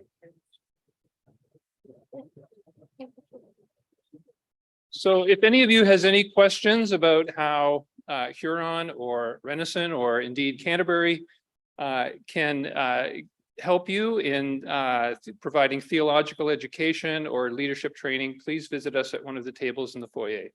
And it's now time for an ice cream break. Yes. Yes. Thank you, Bishop. Thank you all very much, and congratulations, Susan. Susan served as deacon in the liturgy last night and very ably.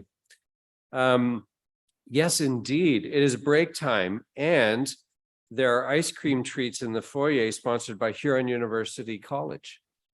So it will take you about 10 minutes to have an ice cream break, and we'll come back. Well, maybe we'll give it an extra 3 minutes and start at 3:20.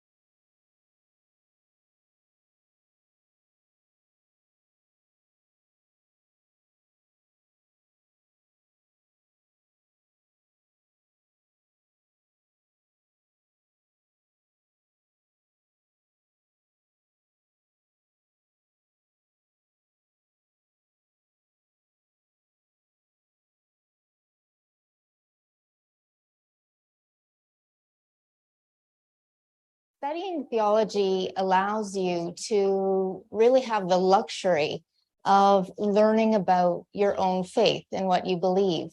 I can only say this in retrospect, but now that I look back on my 3 years here, I can really see how I was held by the community and held in many different senses. For instance, I saw professors who were really asking questions that were even harder than the ones I brought to the program. And then I would see them in chapel, committed to their faith and to solving problems out in the world and caring about world. Worshiping as a community, praying, learning together, growing in a community that cared about their faith and cared about sharing their faith was a very transformative experience for me.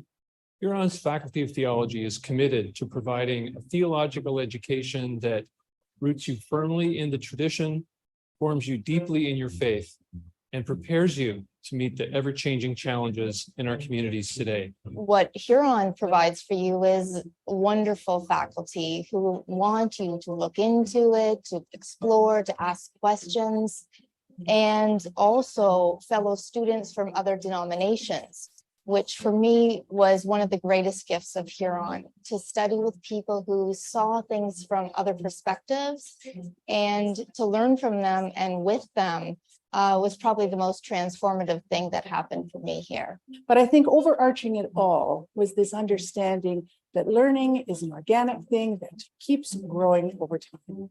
And as we discern different times in our lives and different places and different callings that we're involved in, that this sense of ongoing learning is always with us. Probably the most meaningful thing and what I take with me constantly is how to communicate the grace and love of God. How do we communicate and experience Jesus in our midst? How do we do that in liturgy? How do we do that in preaching? How do we do that in pastoral care? How to gather a worshiping community and make it vibrant and relevant has always been for me the lasting legacy of this place.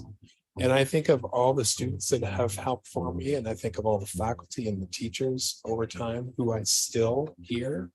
There are little gems of things that they would have said in class or in giving feedback that still feed me 30 years later. That for me is the lasting legacy.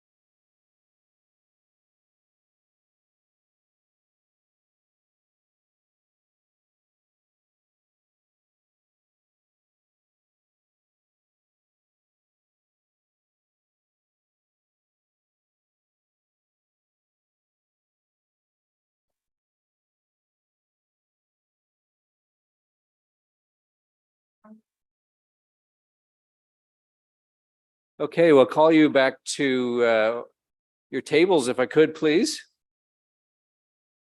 Actually went a little longer, didn't we? Jim and I got talking. Oh, we're right on.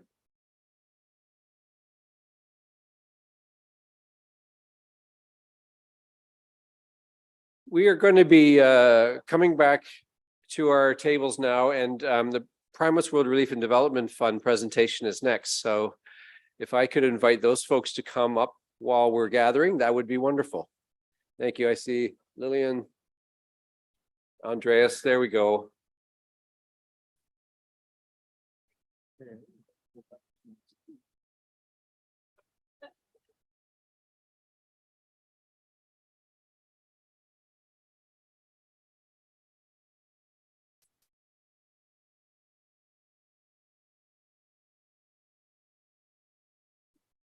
Bishop Todd, members of Synod, honored guests, thanks for this opportunity to say a few words about the wonderful ministry that's being done hour by hour, day by day, week by week through the Primus World Relief and Development Fund. My name is Andreas Thiel. I serve St. Matthew's, Windsor. I'm also on the PWRDF Diocesan Committee. As you all know, with the recent death of our chair, Greg Smith, Canon Gregory Smith, PWRDF Huron has entered a sad phase of our life. We are trying to figure out how to move forward. Greg, in his leadership over the years, raised the bar incredibly high. And I know he is encouraging us and reminding us that there is still good work to be done. There's important work to be done. And so we're rolling up our sleeves and doing just that. As you know, at the Synod service, the offering that is received is automatically dedicated to PWRDF, and Lillian and I will announce what that total came to last night.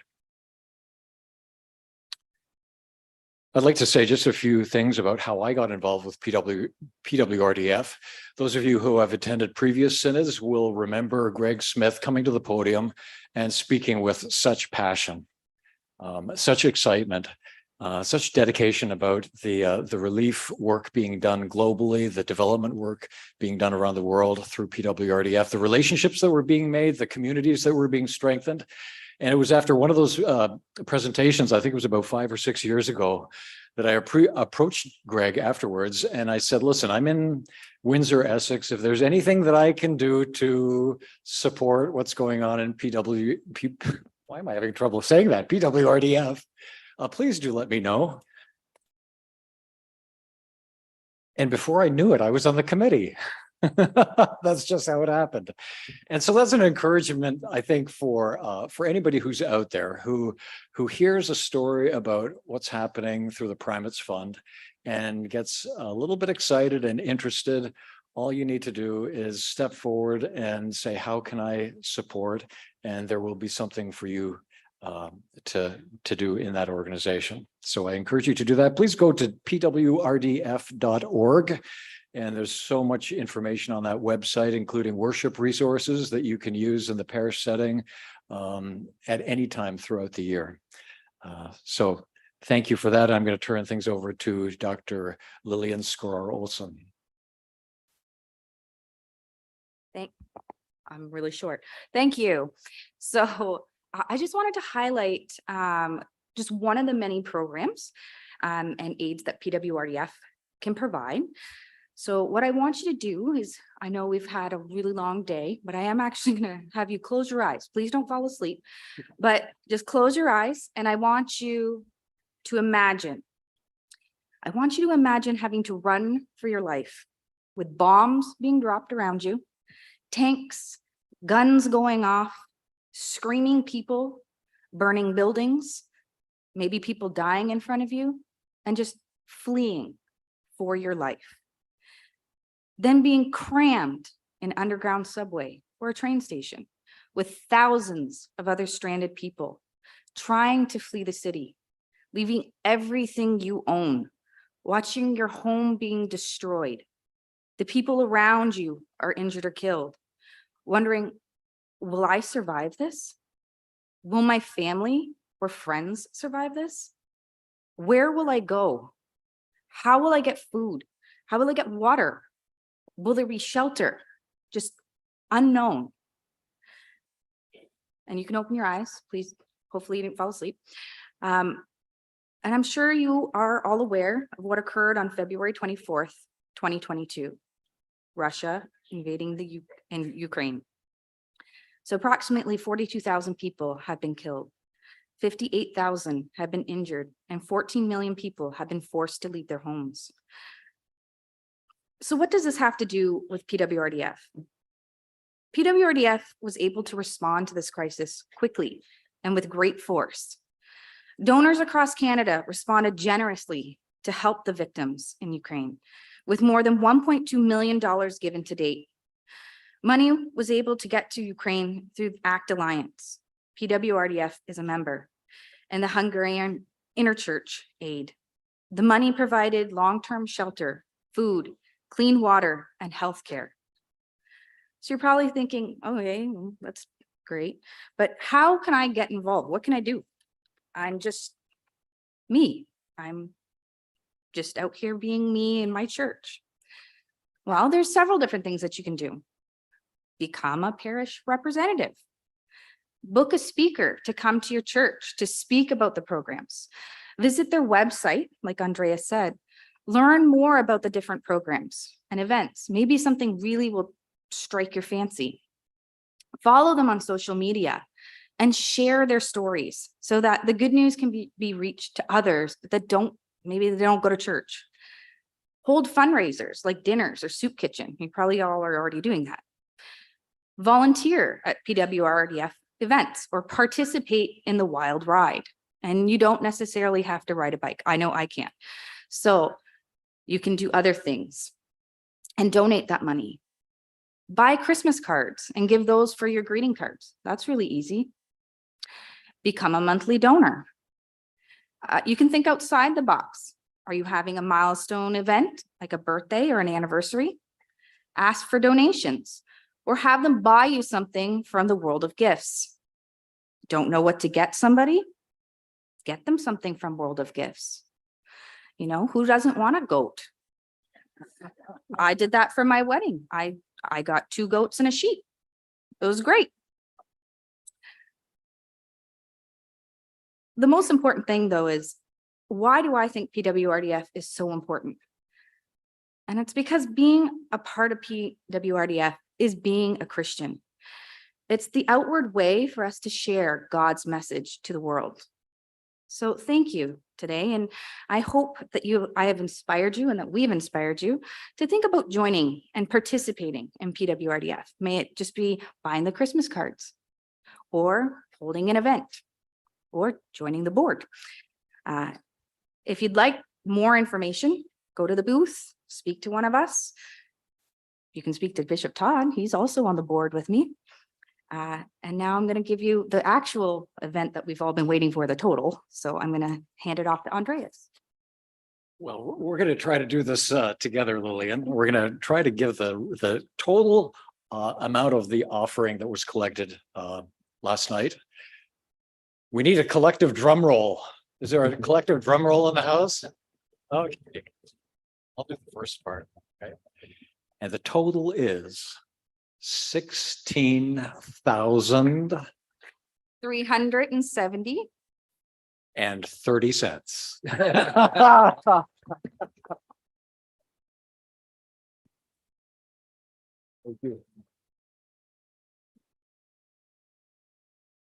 Thank you. That's wonderful. Thank you for your leadership and all the folks who represent their parish or other ways of being connected to PWRDF. And for your generosity last night. That goes a long way. I'd like to now introduce to you, I'm going to stand up to do this. There we go. A conversation around safe church and healthy church. We have had for a couple of decades tremendous leadership, and I know we have forged a path over the years for other dioceses and organizations around our policies and practices related to safe church. And I'm very grateful to the committee and those who generated those policies at the beginning. And those leaders are in the room, so thank you very much for that work.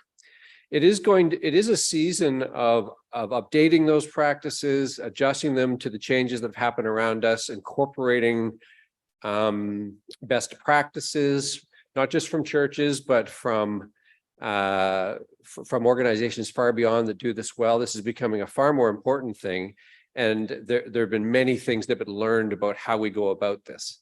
So last year, shortly after Synod, with some help, I was in contact with a few people, and one of them was Marion Little, who I've known since we were kids. We grew up in the same church in Owen Sound, St. George's Owen Sound, and so I've known Marion, her siblings and family for quite a long time. Marion and Ted's wedding was the first one I ever officiated at. So I feel close to them because of that.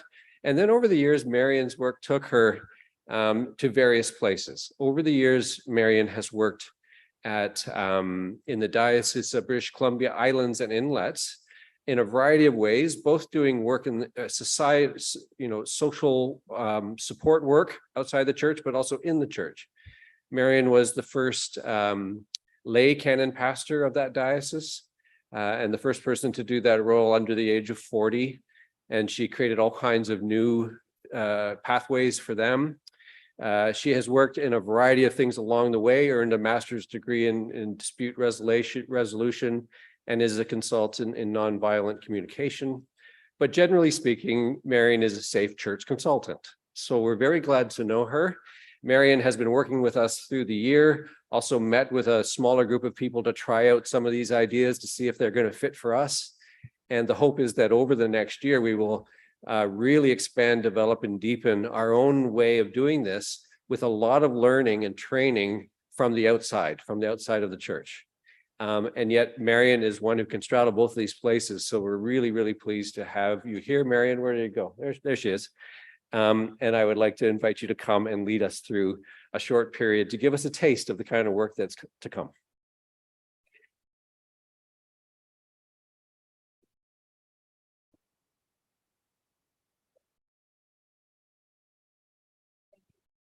Thank you, Bishop Todd, and thank you, delegates, for welcoming me so warmly. I've had some really wonderful, enlivened conversations with the community here. I've been madly taking notes as Bishop Todd and Bishop Lusa were speaking today, so I wanted to tie in some things. So we'll see if I can. Luckily, they're post-it notes, so I can stick them up here. So before I begin, on your tables, there are a couple of handouts. There's one for you to share that's the Safe Church of Beater. I'm going to talk you through in a minute. And there's one that's got lists of feelings and needs faces on it. And I'm pointing that out to you because I know it'll cause some rustling. And we're going to do an activity with the feelings and needs sheet partway through my time with you.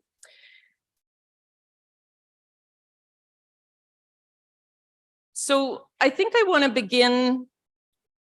Let me see if I can. Oh, there I am. Thank you. Thank you, tech team. I have to offer deep gratitude to Davor and AJ and the team behind this curtain who have made the technology flow so seamlessly today. And I was a really prodigal PowerPoint person, and they have just worked so hard to make this work for me. So I'm really grateful for them. So I want to begin by acknowledging what a challenge it has been to administer Safe Church, especially in small communities, especially in rural communities, but also in urban centers. And it's been a challenge for a lot of reasons. I think that we often worry that it introduces bureaucracy and formality into relationships that we want to feel comfortable and informal and have a sense of trust with each other. And people worry that having to do these kinds of things undermines that sense of trust somehow.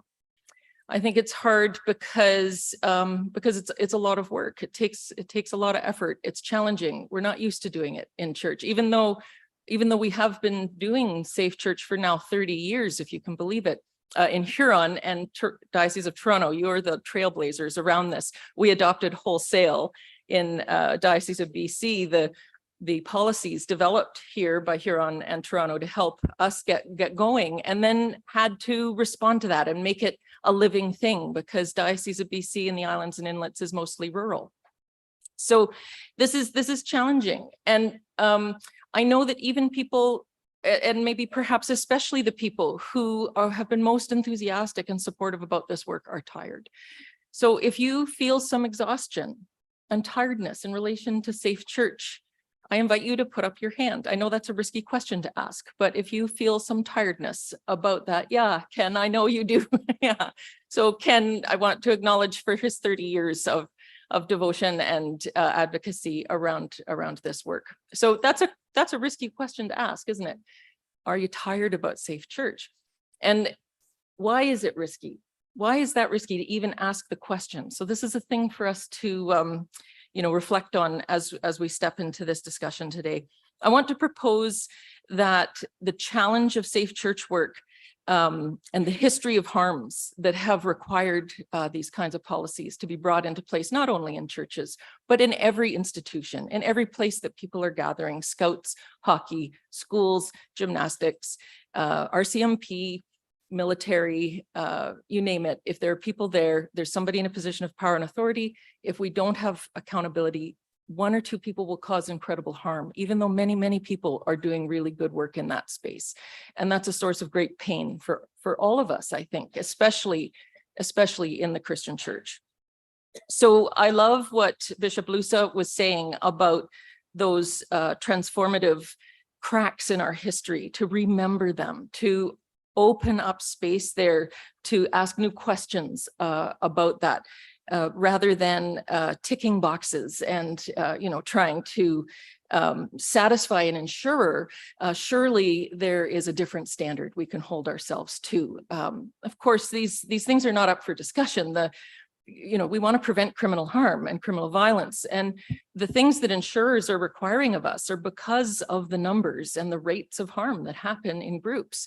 And so, of course, we want to tend that. But I think perhaps all of us in this room wouldn't be in this room unless we held a grander vision for what it means to be church. So it's time for a policy update.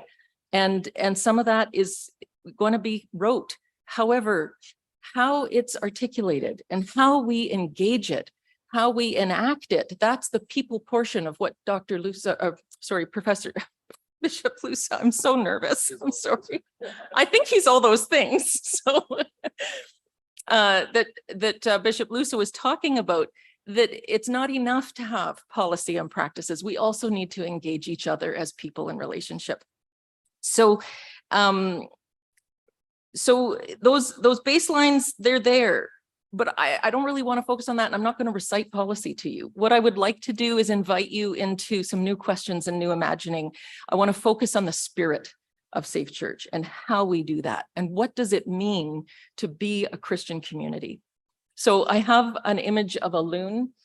I began with a swan on this first page because swans are glamorous and beautiful, and a little signet on the back and the great curving, arching wings. And one of the things that happens, of course, when you're on the internet is you fall down a rabbit hole and silly goats and other things and little kittens and loons. And so I was suddenly listening to loon calls and just, oh, the beauty of the loon call. And well, they also carry their babies on their back. And here's a creature that also is yearning for sanctuary, literally in a habitat, and very sensitive to the impacts of the world around, and is very diligent in tending the young, and of course has that beautiful call. So the swan gave way to a loon. And so I want to offer the loon as a metaphor as we walk through this. And of course, this beautiful, the reason I ended up with my swan and later this loon is because of this passage in Psalms I've squeezed together too, but this idea of God gathering in humanity in the shelter of the wings, so that humanity's gathered in like a chick under the wings. And so I love that in particular. So we have two commandments: love the Lord your God with all your heart, with all your soul, and all your mind, and love your neighbor as yourself. Very simple, not so easy. It's really easy, as we know, and we've been told, to love people when they're behaving in ways that are familiar to us and that we agree with and that we're comfortable with, and much harder when people do things that are unexpected or that we don't like or that we disagree with. And there's not a lot of instruction for us on how to love one another. What does it look like to live into that? And this is a question I've been challenging myself with around my own struggles, to be in relationship in ways that are more mutually respectful. And we have the Beatitudes, and I've translated them here into calls to action.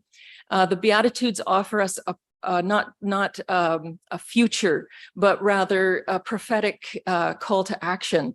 And so these are the kinds of actions that I hear, when I hear us called to be poor in spirit. And I've been, reading several theologians online, because I'm not one, but I have been thinking about this for some time. And I thought if I was going to talk about it, I should probably find out if people who read these things all the time do think it, and that was good. So so when we think about being poor in spirit, we're not talking about being downtrodden. We're talking about having a sense of humility, receiving God's grace, God's freely given grace, undeserved, with humility and gratitude. And then out of that, to move into action, to not simply accept and acknowledge that, but to move that into action through empathy and empathic listening, through not if we translate meekness as gentleness and assertive nonviolence, it's a very active thing, not a passive thing. That we hunger for justice, that we act into that equity and mutual respect and transformative justice, that we do, as we've been hearing today in so many sessions, to engage the structures that drive that. That we offer mercy and unconditional compassion, that we balance that with unflinching, honest accountability within our own hearts and in relation to each other, being honest about our values and our needs, and not so much about the labels and the blame and the shame that we want to level on each other, but to have honesty about what's alive in us and to strive towards a just peace. And of course, if you do that, you may be ridiculed, you may be found problematic. And so we're exhorted to have courage when we're ridiculed or slandered for attempting these practices when they're unfamiliar to others. So we have some examples about this, and there's the story in Matthew 25 about the sheep and the goats, and I'm sure you all are familiar with that. I think it's quite beautiful because the people say, you know, this, or Matthew's saying this applies to anybody, not only people who have declared loyalty, but that it's through our actions that we're known. When I was a kid, well, I was kind of a kid when Bishop Todd married me to my sweetheart 30 years ago. We're still together and we like each other quite a lot. So when I was leaving home, my dad said to me, you know, Marion, you can't really call yourself a Christian. You can live the values of Christianity and hope that people will witness that and say, are you some kind of Christian? Like, why are you acting like this? Are you a Christian? That it's the witness of the action that is the tell of our practice. So people say, oh, well, how was it that we fed you and clothed you and we didn't ever do that to you? And of course, whenever we do this to the least among us, we do it to Christ. And here we have a beautiful painting from an American painter, Amy Wilmoth Watts, who is illustrating an Indigenous person offering a blanket to a broken down cowboy, which is literally the Good Samaritan reception that we received as settlers on arrival on the continent. And then, of course, the other Samaritan who literally gave a glass of water to thirsty Christ. So these are the examples that we have. And, you know, so again, okay, we're supposed to do these things, but like, how do we do it? What does that look like? And when Bishop Todd and I were talking about Safe Church and reviewing the policy last year, I wanted to create a diagram that would help kind of capture the way that I've been imagining Safe Church increasingly over the years. And this really came to me, this diagram, in 2015, when there was quite a lot of gender-based violence happening, in particular at Queen's University during Frosh Week. And I just kept thinking to myself, because I used to do violence prevention with youth. Well, I mean, I still do, but this was around dating violence. And I would just say, oh, I just wish that every Friday on every high school PA system, there was somebody that said, remember, consent is a clear, sober, present time yes between equals, that people could just hear and know what consent was. And then I started to get really frustrated with that, because I was like, consent, isn't that just like right above criminal violence? Why are we holding ourselves to that standard? How, you know, brutal is that? So I developed this. It was actually originally a raccoon-o-meter, which has not yet gone out. I would like to share it actually with some universities, but I did transform it into a church-o-meter for this group. And so we have at the bottom of the thermometer here, violent criminal behavior. Above that is our cruel and you know, still very traumatic and harmful behavior. Then we have rude and cold and behavior that's just really difficult and hard to put your finger on. Just common decency, which of course isn't common until we make it so. And then friendship and the kindness that we enjoy between friends.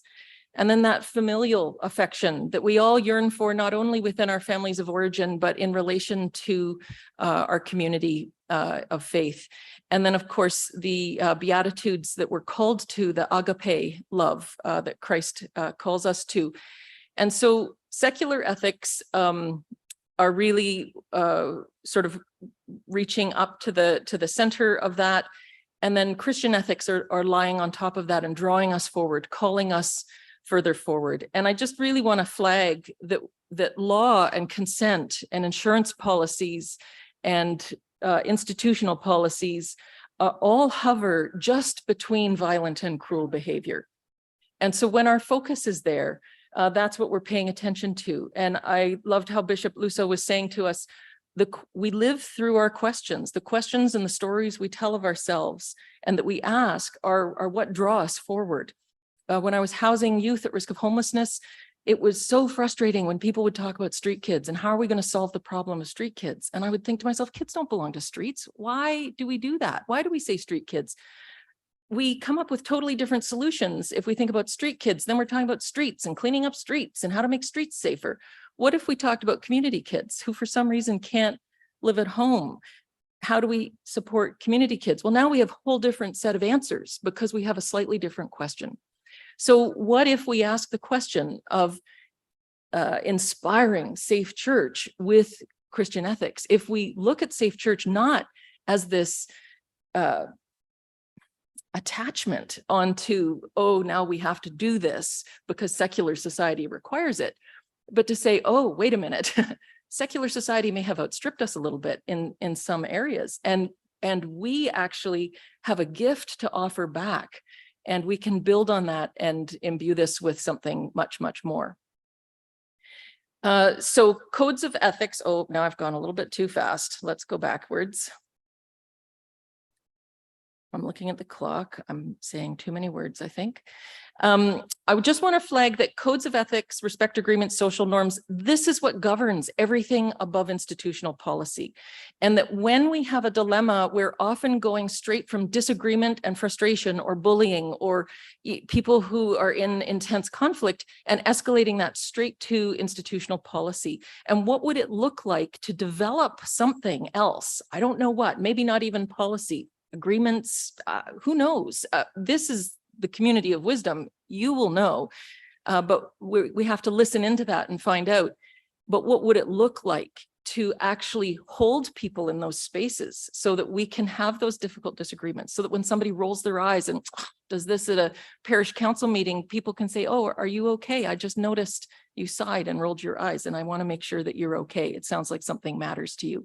And for it to be safe enough for that person to answer, for it to be safe enough for a room full of people to say, we are really tired in relation to this bureaucratic process. It's been really exhausting and hard, and there's fewer people, and it's hard for us to see the meaning and purpose in it. And so I want to invite you into a meaning and purpose that is so much richer than what law and insurance policies call us to.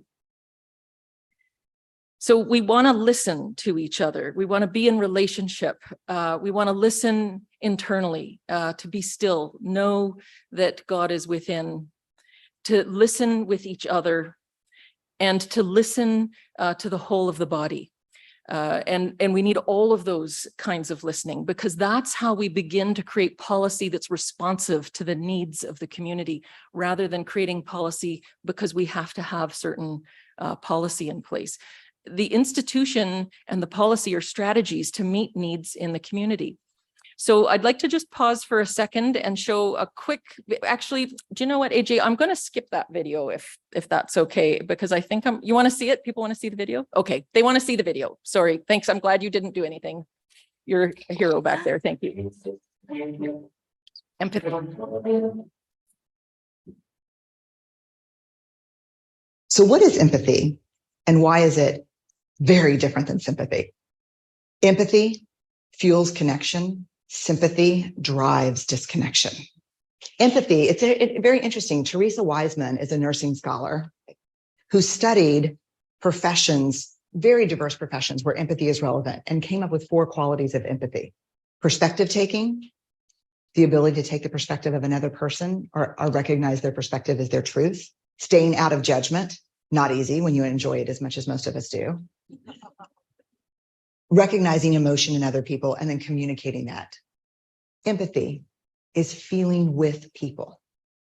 And to me, I always think of empathy as this kind of sacred space when someone's kind of in a deep hole and they shout out from the bottom and they say, I'm stuck, it's dark, I'm overwhelmed. And then we look and we say, hey, you climb down. I know what it's like down here and you're not alone. Sympathy is, ooh, it's bad, no, you want a sandwich? Empathy is a choice, and it's a vulnerable choice, because in order to connect with you, I have to connect with something in myself that knows that feeling. Rarely, if ever, does an empathic response begin with at least. Yeah. And we do it all the time, because you know what? Someone just shared something with us that's incredibly painful, and we're trying to silver lining it. I don't think that's a verb, but I'm using it as one. We're trying to put the silver lining around it. So I had a miscarriage. Oh, at least you know you can get pregnant. I think my marriage is falling apart. At least you have a marriage. John's getting kicked out of school. At least Sarah is an A student. But one of the things we do sometimes in the face of very difficult conversations is we try to make things better. If I share something with you that's very difficult, I'd rather you say, I don't even know what to say right now. I'm just so glad you told me. Because the truth is, rarely can a response make something better. What makes something better is connection.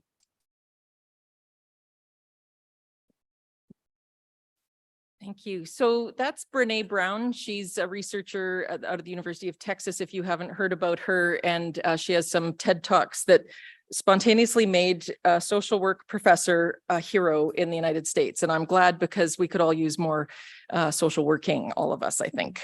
So she has offered a big gift, and you can look up more about that. So let me just gather my thoughts here. I just want to make sure that we have this idea of what it looks like, perhaps, to begin to listen in a new way. What does it look like to think about the green end of the spectrum? Of course, we have to tend that red and orange end of that churchometer, but what does it look like to be in that familial, that agape type of relationship? And so I love her definition, and I love what Marshall Rosenberg has to say. He developed this process called nonviolent communication out of his work, civil rights work in the States, and his work with youth who are being marginalized in schools. And he says empathy is not a special kind of understanding. It is a very special kind of understanding. It's not an understanding of the head.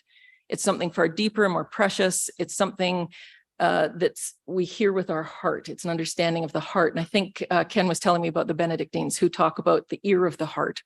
And we see the beauty in the other person. We see the life alive in them. Whether it's joy or pain, we're connected with what's alive.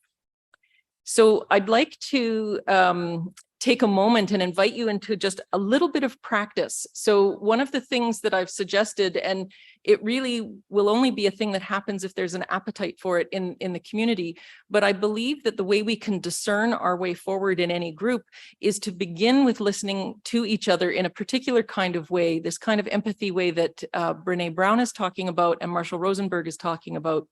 And in particular, to focus in on the feelings and needs. So this nonviolent communication process, it's a conflict resolution model. There's a way of speaking honestly without attacking another person's character. There's a way to receive what other people are saying, even when we don't like hearing it. So we listen into what those feelings and needs might be. We do some translating, and there's a way to listen to ourselves with more honesty and empathy. And so I'd like us to just practice briefly listening to each other around the concept of safe church. And the reason I really like this idea of needs, and I just, do I have an extra 3 or 5 minutes? Okay. So because I know that Bishop Todd really liked this piece. So how many here went to school at some point and heard about Maslow's hierarchy of needs? Oh, there the hands go up. That's really nice. Thank you. So Maslow actually went and spent time in Siksika, Alberta with the Blackfoot Nation, the blood tribe of the Blackfoot Nation. And he was taught intentionally about human well-being. And he got it a little bit inside out and backwards. And that's kind of tragic for Western psychology and economics and, you know, many other things that base on this idea of a hierarchy, that you must meet those foundational needs for food and shelter before you can meet needs for play, before you can meet needs for meaning and purpose and divine connection and creative expression. And we know that's not true. There are people living at subsistence levels all over the world who have incredible music and art and spiritual practice. So that's not true. But what Maslow was being told, if anything, and it's not certain, you have to do your own reading. Sydney Stone Brown is somebody who wrote her PhD dissertation on this. She's Blackfeet from Northern Montana. And Cindy Blackstock, I think, is Gitscan from the West Coast. My apologies if I affiliated her. And Ryan Heavyhead and Narcissa Blood are from the Blackfoot Nation in Siksika, Alberta, who did the initial research, which is Canada Research Council funded research that is well established, Maslow's presence there and the things he was taught. So if anything, perhaps Indigenous scholars are saying he may have been told about a teepee, and if he was, probably it was a teepee on the edge of a lake, that was a reflection, which has to do with the spirit, and that rather than a hierarchy or a pyramid, that we're actually looking at a circle where if we're taking care of our relationship with land and our relationship with each other, that everybody inside the space is well tended. Everybody is safe. Everybody is having their needs for physical survival met. And from there, self-actualization can emerge, which of course was Maslow's big theory about. Sydney Stone Brown has published a book that is tricky to get, but she was given access by his descendants to locked files that have never been published and given permission to publish those in her book. So when you're in your little groups, I think first the thing that I want you to do is to take a minute and look at the lists that you have. You have it right there in front of you. And I want you, this is not a conclusive list. However, there are some things on here. Oh, go back. Okay, that's okay. You have it in front of you. So there's some things on here that weren't on original lists in the Center for Nonviolent Communication that came out of collaborative work that I've been doing with Garanyawage, Jeff Doreen, and Ozawashkazi Anangkwe. He's Ganyagahaga and she's Anishinaabe Kwe, a Ojibwe woman. And they were looking at this circle that I had put together to unsettle Maslow's hierarchy. And they said, wait a minute, there's a whole category missing. And I was like, what? And they said, land back, land relationship. There's a whole category missing. And so that's been inserted along with our need for fire, which of course electricity and anyway. So I think this upends a lot of things and invites us again to ask some new questions about what does it mean to tend each other? What does it mean to tend until to support each other and to listen to each other's needs and values? So take a moment just quietly. And I would like you to think about Safe Church. I want you to think about what comes up for you, what is top of mind and heart as you reflect on Safe Church in Huron.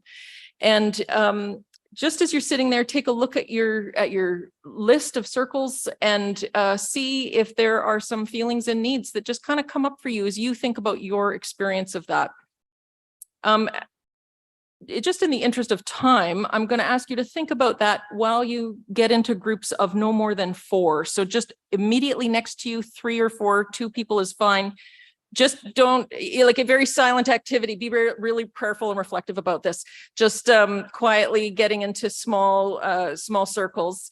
And I'm going to ask you to take sort of 30 to 60 seconds each in turns to speak about what is top of mind for you when you think about Safe Church. And I realize that this is a challenge for folks who are introverted because it's the end of the day and I know it's been long and a lot of people, and it's a challenge for the extroverts because I know you're going to want to say lots of things like I do. So welcome to the stretch. And just really time yourselves. So person one is going to speak and the other two people or three, however many are left, but don't be a whole table over here. This might be a whole table. Don't do that. Split yourselves up. So you're going to listen in a certain kind of way. Bring your heartfelt, attentive presence to the person who's speaking. Listen with the ear of your heart. You don't have to look at your chart, just listen and be present. That person's going to speak for about 30 to 60 seconds. And when they're done, they'll stop and you'll listen for a second in case there's a little bit more. It's a wild learning for extroverts that people think before they speak. So let people think. And then listeners, you're going to look at your list and you're going to make a guess. You're going to each pick one feeling and one need. And you're going to offer this phrase like a gift, the gift of a guess.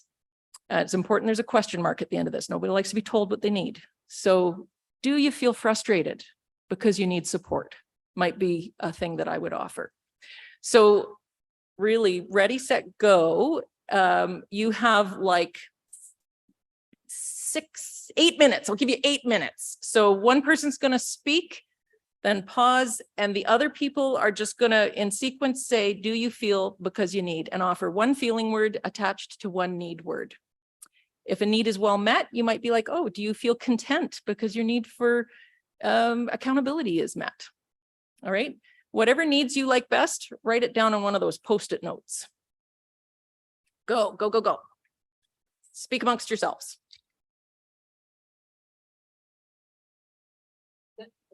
I'm a little bit long.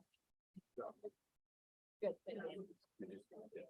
Okay, thank you. Okay. Oh, good. Yeah, and she like she is. Okay.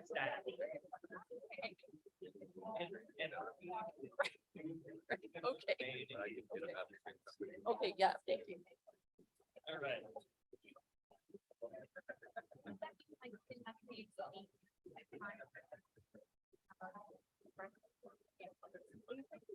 Slide up that has the question and then you can feel on it. It would be like slide 12, maybe 11 or 12.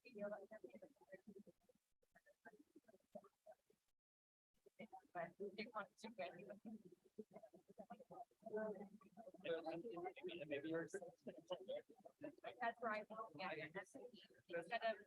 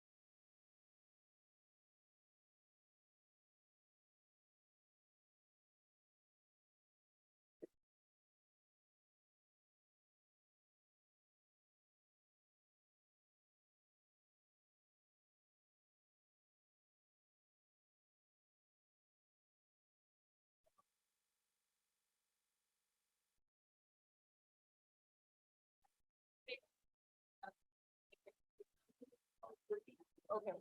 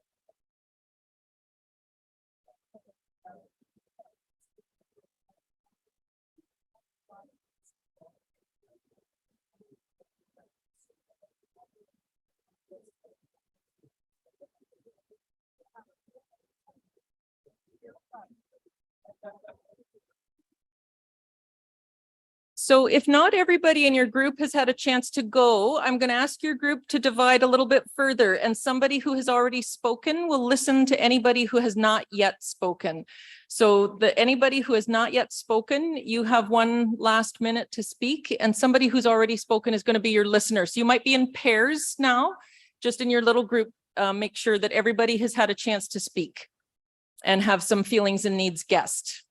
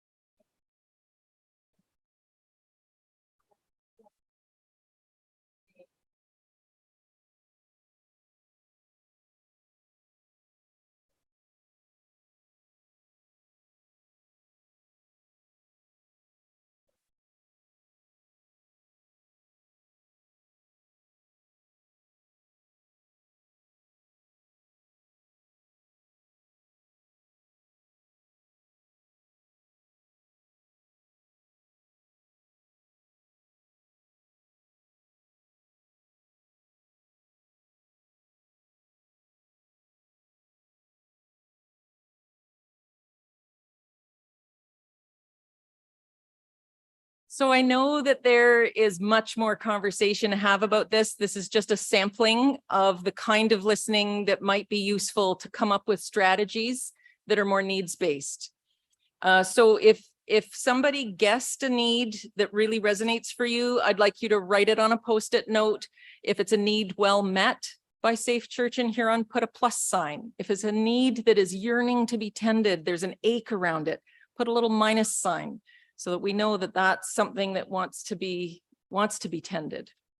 Maybe you want to get the feelings down. The feelings are important because they catch our attention, but they're not as important as the needs. They're just like the notifier on your cell phone. The purpose is really just to catch our attention so that we're paying attention to the call of life in us that's literally calling us to survival and thriving. And so that's what needs are. They're the voice of life calling out to thriving and surviving. And so once you've done writing that out, when I'm finished, somebody's going to just kind of run along and gather up, or you can maybe just do it yourselves during the break. Is there a break at the end? Oh, yeah. Before you leave today, just on the side there are flip charts. I just don't want to disrupt people by running around. So not me running around, you running around, which I can see you're tired. It's after lunch. So over there are flip charts. And so what I'd like you to do, if you want, you can take a marker or put a Post-it note up on the feelings that come up for you when you think about Safe Church. If there are needs for you that you would like up there that are being well met, put them in the well met chart. If there are needs that are yearning to be tended, there's an ache around them, drop them in there. If you see something that is possible now, that was not possible before, something that's possible if we begin thinking about needs, I invite you to write that on the chart. And perhaps there's an action that you would like to take. So I invite you to reflect on that, to think about that. What would it look like to take action around Safe Church? What is a small, concrete, doable thing that you could do that would serve the need that you have identified? So if you identified a need for connection or a need for authenticity, maybe a need for meaning and purpose, whatever it is that you have an ache around when you think about Safe Church, what is a small, concrete, specific thing you can do to increase that need being tended in your own life and in the life of your community, of your church community? So this is the kind of listening that I think could be happening in a more fulsome way if people are interested across the diocese, and that by gathering in the hearts of the community, it might be possible to discern what matters most and to come up with policy and practices that really respond to that. So while policy is being rewritten around the things that are non-negotiable, the community can dictate what is the spirit of that. How will it look? What else is missing? What else can happen that would help support the kind of belonging and connection and community that we've been talking about all day? So I have one more little video clip that I want to show you, and then I think I've been given permission to go a little bit over time in case people want to have a bit of a conversation. But this rabbit hole in the internet I told you about that I went down after the swan, and then the baby goats and the kittens, and eventually the loons. It really spoke to me. It was really squeezing my heart. And so I wanted to share it with you because it occurred to me after about an hour and a half of listening to different loon calls. There are 4, and they mean things, and I won't tell you about it now, but I've learned about it. So the thing is that I think that there's a sound sometimes, like a piece of art or a piece of music or a poem, that can invite us into both the lament and the beauty that we can't always find words for. So yeah, I think that if I can have that up on the slide, the We're Called to Listen slide. Oh, I think that's a different one, but that's okay.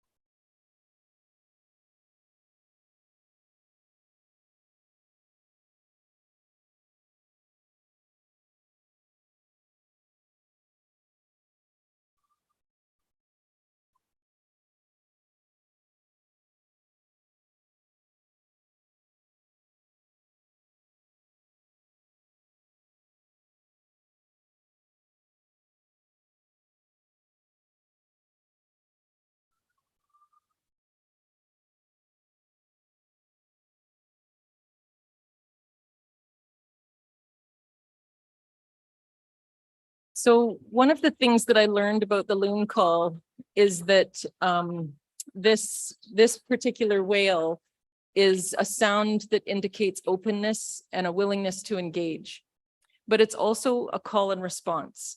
So when we hear the loons call like that, what we're hearing is one loon crying out across a lake to say, "I'm here, where are you?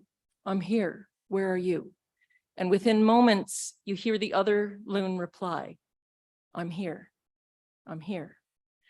And it makes me think of that passage in Isaiah. Actually, there are a few passages that were turned into a song. I think Terry Dance is here. He was part of a group called the Children's Festival Singers back when I was a kid. And Bishop Terry was singing this song that says, "Here I am, Lord. I've heard you calling in the night. I will go if you lead me. I will hold your people in my heart." And when I heard about the loons calling out to each other, "Here I am, where are you?" with this incredible lament, this voice of yearning, it made me think about this call that we've been invited into today.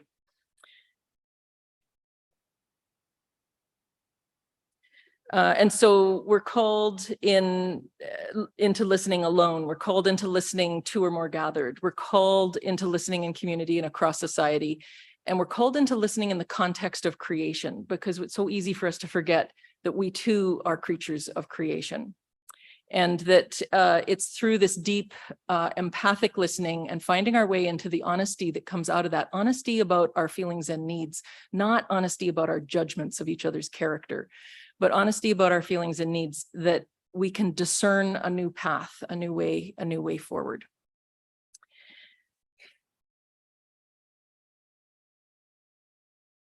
I think I'll close with something that Bishop Lusa said earlier today, which is that we're inviting each other into a call and response to be artisans and co-creators in the story of this fellowship of the unlikely. And so I think that the loon becomes for us in this part of the world in particular, quite particular call that can remind us of that. The world is yearning for sanctuary. The world is hungry for belonging, hungry for sanctuary. And I really want to invite our church to engage in practices and ways of being in a relationship that reach beyond those secular standards for safety, and to become sanctuary, and to begin with that deep listening, reflecting back to each other the heart of our community, and developing then needs-based strategies, beatitude strategies, agape strategies that serve the life of thriving and surviving in each other. Thank you.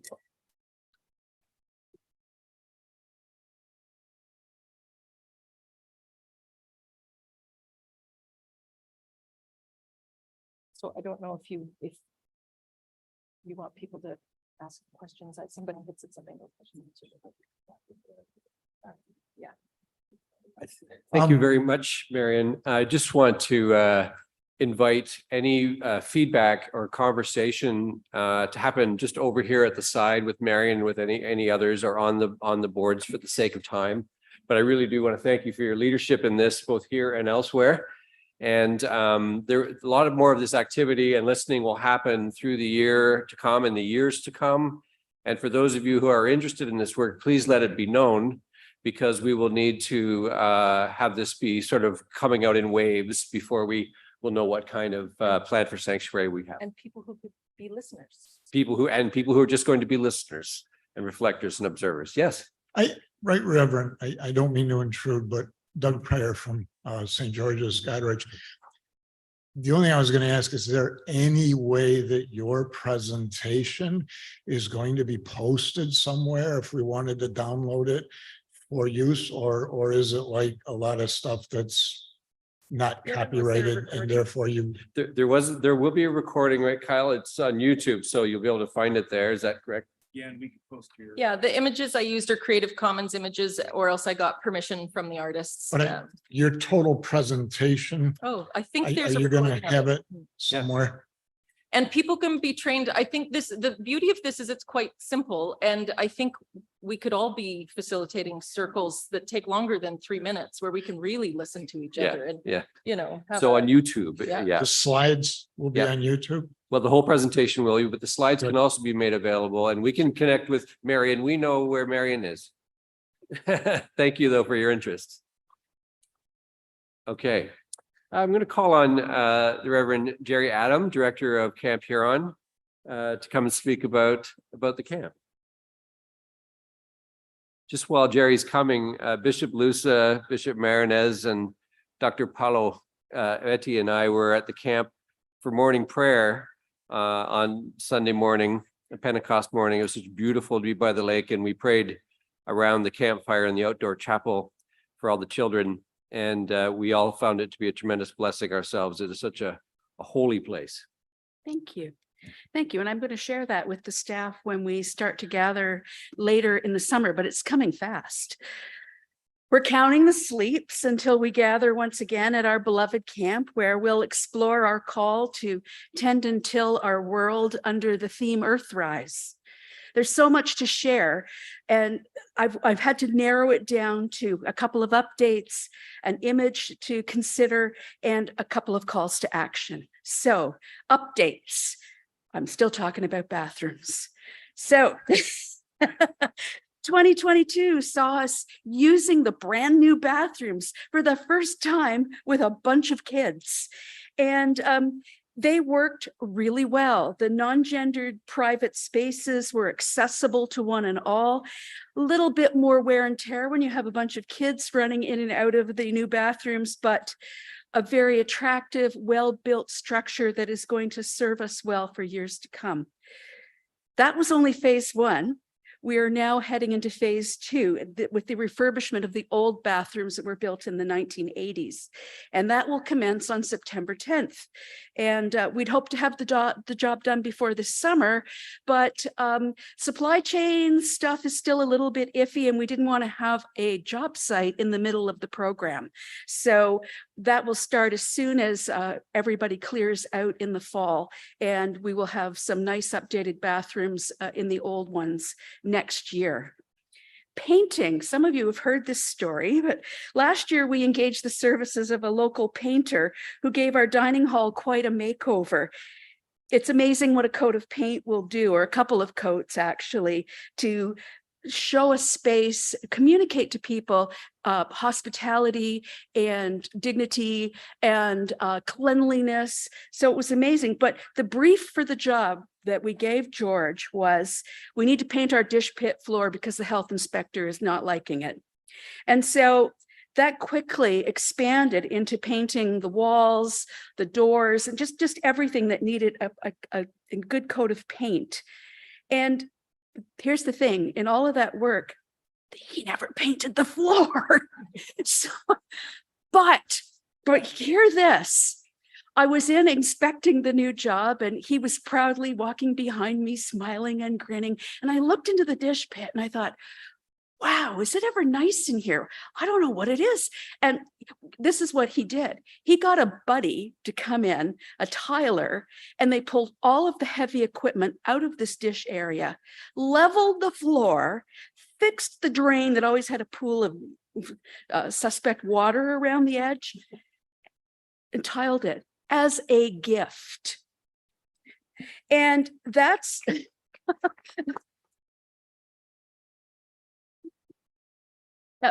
For me, it was a bit of an HGTV reveal moment. When at first I had to figure out what was different and how beautiful it was, and how it is serving the kitchen staff well, helping them to keep things clean, and presenting the camp as a place where we do really consider health and hygiene very, very important. But this is what happens when you engage your local community and they fall in love with you, we fall in love with them. And George, our painter, has also found us a local farmer who is coming in to cut the grass. And we're really enjoying a bit of a revival in the relationship with the folks around us. A lot of energy last year was expended in preparing for the return of campers after the 2 years of our shutdown due to the pandemic. And despite our best efforts, we did have to shut down for a time when we had an outbreak. But we came back strong in August, having been able to shuffle all the campers who were going to miss out into the last few weeks. The graciousness of our camp families was a wonder to experience. And we should all be very thankful for the excellent, above and beyond work of our young adult staff, about a third of whom didn't have our leader in training program. They came right from being a camper into working for us, but they have this collective almost memory and DNA. We can train And we can teach a few tricks and certainly make sure they know the policies and the procedures. But the loyalty and the commitment to the camp is something that, if anything, is even stronger than before. Looking ahead to this summer, there are a couple of projects on the go. We're continuing to develop our astronomy program with the telescope that was built for us by the Royal Astronomical Society of Canada, KW chapter, and they will be back again to work with the staff in Staff Training Week. Last year, we entered into a collaboration with a local artist, Jeffrey Red George, who we met in 2021, again, during the pandemic. After experiencing Mapping the Ground, led by Greg Smith, our great camp friend, staff were moved to create their own summer sweatshirt featuring an image of work from an Indigenous artist. And Red is an Ojibwe artist who lives down the street from the camp. And once Red had met us and we had met him, he said to me, "How can I come back here and paint with all of you?" Well, that was easy. So last summer, every Friday afternoon, he rolled onto the site in his van, loaded with canvases and shale, which he said is nature's canvas, and samples of his artwork. And he joined us for lunch and an afternoon of painting with campers. And he played his flute and showed the kids his woodland style of painting. He gifted us with several pieces of his work, which will hang in our chapel. We even had the wall repainted so the art looks good. Red also gifted us with his presence at many of our Saturday morning Eucharists, and he forged a beautiful relationship with several staff, especially our crafts programmer, who is herself a growing artist, just about ready to earn her degree in art from Western University. And we will see Red again this summer for painting and, who knows, maybe a mural. A generous donation last year also enabled us to commission a new altar for our indoor chapel. Larry Travers conceived and built a stunningly beautiful round table that he delivered last August. And the first priest to celebrate at it was his son, Chris Travers. Watch for a story about this wondrous work of art in the coming months. New this summer, we have hired a longtime staff member who's also an engineering student at Western to develop our first ever science, technology, engineering, and math program, STEM, and another staff member who will devote his time to capturing camp life for social media, future promotional and fundraising initiatives, and maybe another video or two. He will also be looking at doing some training on internet safety and best practices for using social media with the campers and the staff. We're looking forward to working with the Reverend John Paul Markides, who will be coming as our chaplain this summer. Now an image. It's night. After a busy day that sees campers moving about the 38-acre site, from cabin to the forest, to the cabin to change, to the beach, to the cabin to dry off, to the dining hall for a meal, back to the cabin to hang out, to the main compound to play a camp-wide game, to the cabin to get ready for campfire, to the cabin for the last time to get ready for bed. After stories, prayers, and songs, excited chatter, and it eventually gives way to whispers, giggles, and finally the sighs and soft breathing of sleep. It is night.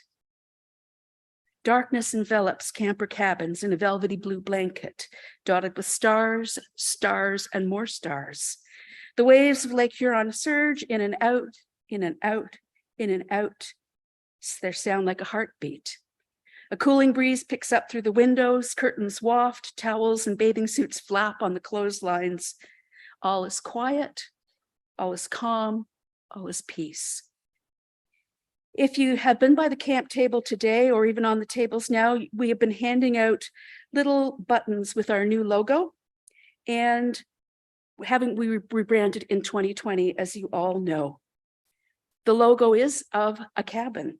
Beneath a deep blue starry sky, a wooden cabin sits gently on the land by the wavy waters of Lake Huron, amongst fir trees that seem to whisper, "You are home." Peek through its tiny window. Just imagine the people, possibilities, and adventures waiting for you. The camp adventure begins in the cabin. This is where so many children have set off on formational journeys that can span a decade or more as they grow into staff members, even longer if they come back with their children or their grandchildren. And yes, I've been around long enough to see that happen. Where they may experience their first time away, this is where they may experience their first time away from family and caregivers and even their siblings. It's where they meet kids from around our diocese or around the corner. And just think, 1 or 2 kids in some of our parishes have an opportunity to meet up with more kids. And just think of those kids who are meeting others, have the same questions as them, or even some of the same ideas, or even better, perhaps they meet others with totally different life experiences, but through a week of living and playing together, they find common ground. The cabin is the place where a young teen called to servant ministry as a staff member might feel those first stirrings of a future vocation as a teacher, an advocate, a counselor, healer, nurturer, minister. These love-soaked cabins are dwelling places where campers can tell their story or invent a new one, where they can be vulnerable in their interactions with peers and counselors. A place where they can laugh, cry, joke, welcome to wonder, doubt, give voice to concerns, worries, fears, hopes, dreams, and prayers. It's the place where they fall and rise and fall and rise and fall and rise and rise and rise and rise and rise. Here is our call to action. Please grab some of the postcards out on our table. They have a beautiful image of camp, and this one's been on display in front of Bishop Todd all day. It's been quite wonderful to just see it there with a little bit of information on the back and a beautiful image. Hand them out to people in your parish. There are bookmarks here, or kind of big bookmarks, that have the dates and rates on the back. And there are lots of these little buttons. Consider saying, would you like to stay in this cabin, as you hand a button over to a child or to a grandparent in your church, or somebody that knows a kid somewhere? Because I know that we all don't have a lot of kids in our churches right now, but they're around. And as a deacon, we know, deacons, that the mission and the job is outside the doors. And there are kids at schools and things like that that may want an opportunity to go to camp. So please take this stuff with you. There are little cards on all the tables with a little stand. Please grab those and take them with you and put them around your church. I don't want to take them home, so please take them. The pandemic hit us hard, and we need help to fill these cabins, to fill these little wooden cabins full of campers. Numbers are promising, but we're looking especially for grade 9 and grade 10 students to enroll in our 3-week, August especially, leadership training program. This is key to our succession planning. University students have been able to hang around a bit longer because of the pandemic. Their school timelines slowed down a little bit, but they're all graduating, and they're going to be moving on to employment and other exciting life adventures. So we are well staffed for this summer, but this might not be the case for 2024. We've been growing our own staff for some time, and we've missed 2 years of leaders in training. So there's a little bit of a hole, not insurmountable. We can fill these cabins. I know it. So thank you to those clergy colleagues, church school leaders and youth leaders, and camp friends who are working really hard to recruit campers in their churches and from local schools and agencies like Big Brothers and Big Sisters. It takes work. Standing in your church and saying, we have a camp, is not going to do it. Approaching families, talking to local school principals, there are churches that are doing that, and saying, we have a summer camp and we would love to have your kids participate this summer, would be really helpful. Link the camp website to your parishes. Camp Huron is our diocesan camp. The pandemic hit our families and churches hard. Now more than ever, kids need camp, and we could use an infusion of donations into our bursary fund. Watch for our summer appeal coming soon, and consider helping children get to camp, even if they might not be coming from your own church or even your own neighborhood. Please keep camp in your prayers. We'll be praying for you. Consider joining us for one of our closing Eucharists, our Saturday mornings in July and August, and the dates will get into the diocesan calendar, and they are in the Synod report that you all received. Oh, and remember how we made a little album 2 years ago? We made another one last year, Camp Huron Sings Volume 2. And this time with the voices of the children that we were so missing over 2020 and 2021. So I know it's been played a little bit today, but I'd like to end with the world premiere of Jesus Loves Me Like You've Never Heard It Before. Jesus loves me, this I know, for the Bible tells me so. They're all to him, they are but it's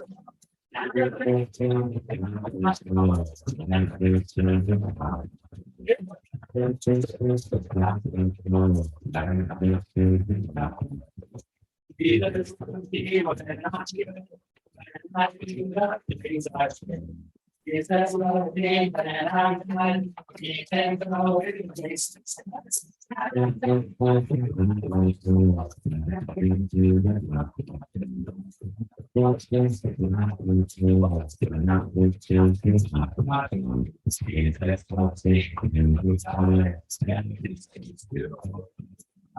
He told us no way by chance, and his head on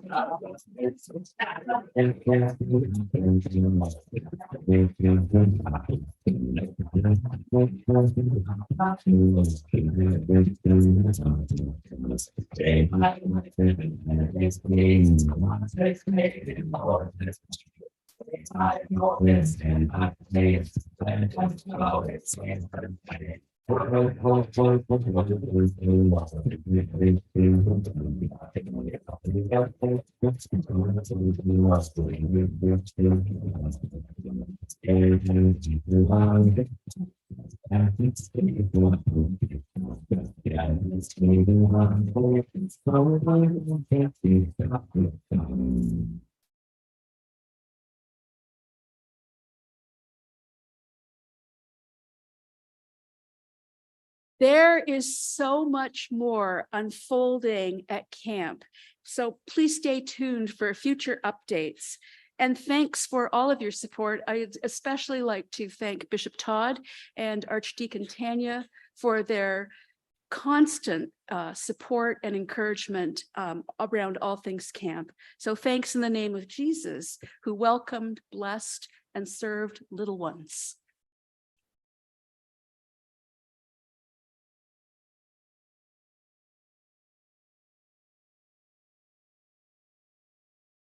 Thank you, Jerry, for your wonderful leadership. We'll now go to the video for celebrating Huron's retirees. We've moved with the retirees to having a banquet together to celebrate them. We used to hold it as part of our banquet here at Synod, and that's coming up June 22nd, I believe. So we look forward to that, but this is a way to recognize and thank them for their service in the diocese.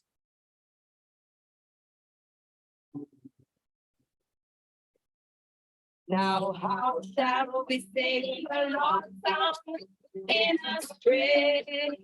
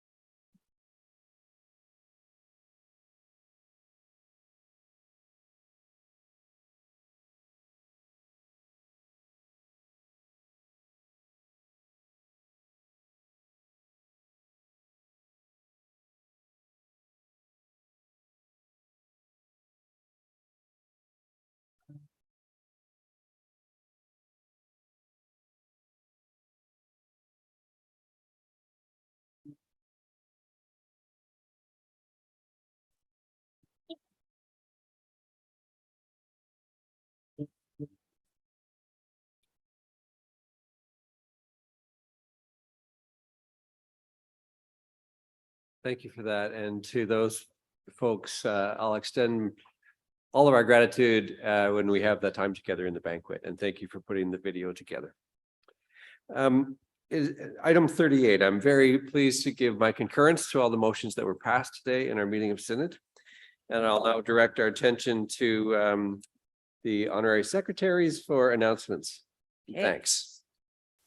We've got to tell a lot of people to do a lot of things in the next few minutes here. So firstly, the deacons want to express their deepest gratitude for all the enthusiasm that was expressed in the mountains of underwear and socks and things that are out there. So thank you to everyone who brought something to contribute to that outreach. They are very grateful and appreciate that very much. And now next step, yeah, let's clap to everybody. That's good. The next step, however, is we have to move it out of this place into the world. And so all of the deacons are asked to come and take some of it so that it leaves. But if you know of somewhere where it would be useful, perhaps in your parish's region, there's someone who could use this, a local school or someone of that, something of that nature, feel free to stop by the deacon's table, take a big bag and go be a blessing to someone with all of that. So we want to have the tables empty before we go home. The Education for Ministry folks would like to encourage several or a number of people that we asked to stop by the table who haven't done so yet to do so. So the EFM table is just outside this door here.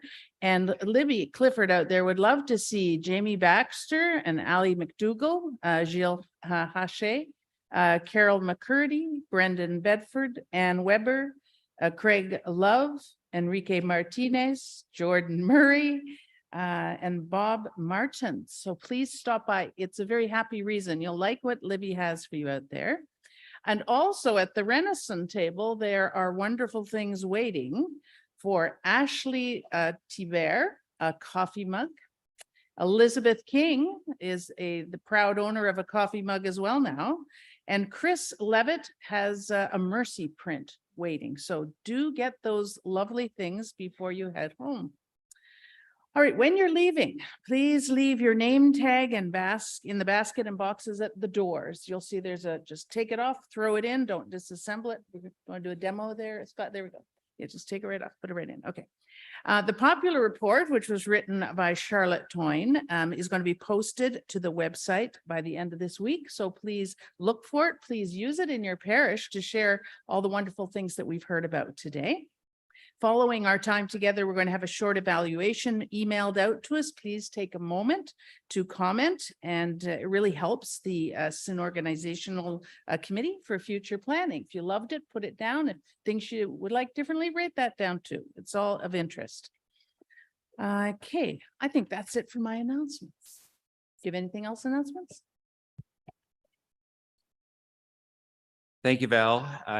Bishop Todd, I would like to take this opportunity to offer a vote of thanks for your leadership of this synod. It's been an incredible event, but not only your leadership, but your listening to the people of your church and the people of the diocese. So our thanks to you for that.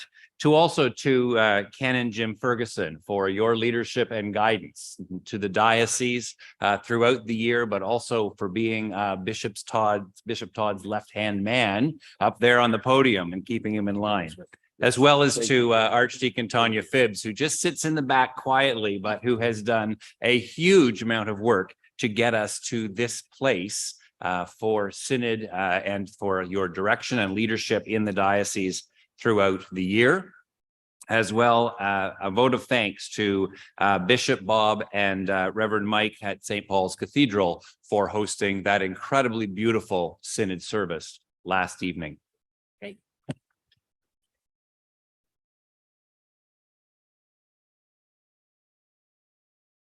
Our thanks also go, of course, to our Synod coordinator, Sarah Chase, who I think gets a day off tomorrow, but then starts working on the next Synod right away. So thank you, Sarah.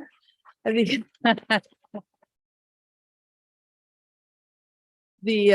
Synod Organization Committee, the amazing technical support team of Davor Milicevic, Kyle Gasco, the Reverend Margaret Walker, John, and the Encore team, who largely have been hidden from us for most of the time. So thank you to to you all, and to the RBC Center, the RBC Place rather, Chris Waugh, and the whole staff who hosted our event. So let's show our appreciation.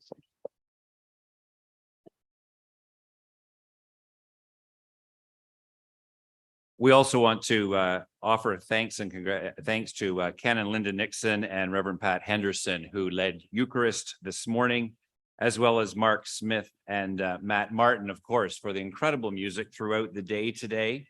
Elizabeth King and the St. John Ambulance team, who have kept us safe and sound all day today and last evening, as well as to Scott and Adriana for their faith witnesses to Synod this day. Offer our thanks to them.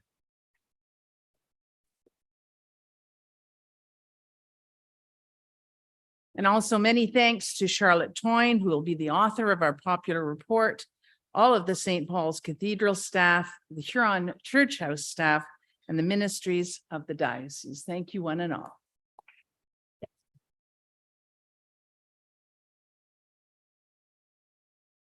And I'd like to extend our thanks to the two of you, Val and Scott, for serving the Synod in this way in a large capacity and so ably and beautifully done. Thank you very much. I'd like to thank Huron University College for the ice cream treats and everything else that they do. And the same for Renison University College, sponsoring the morning refreshments and everything else that you do. Over to the Chancellor for the final motion. Be it resolved that the proceedings of the 183rd session of the Synod of Huron be closed. All in favor? Clap. Just as you are, a brief dismissal prayer. May you go in peace to love and serve the Lord. In the name of God, the Father, the Son, and the Holy Spirit, be with you now and always. Amen. Thank you, everyone.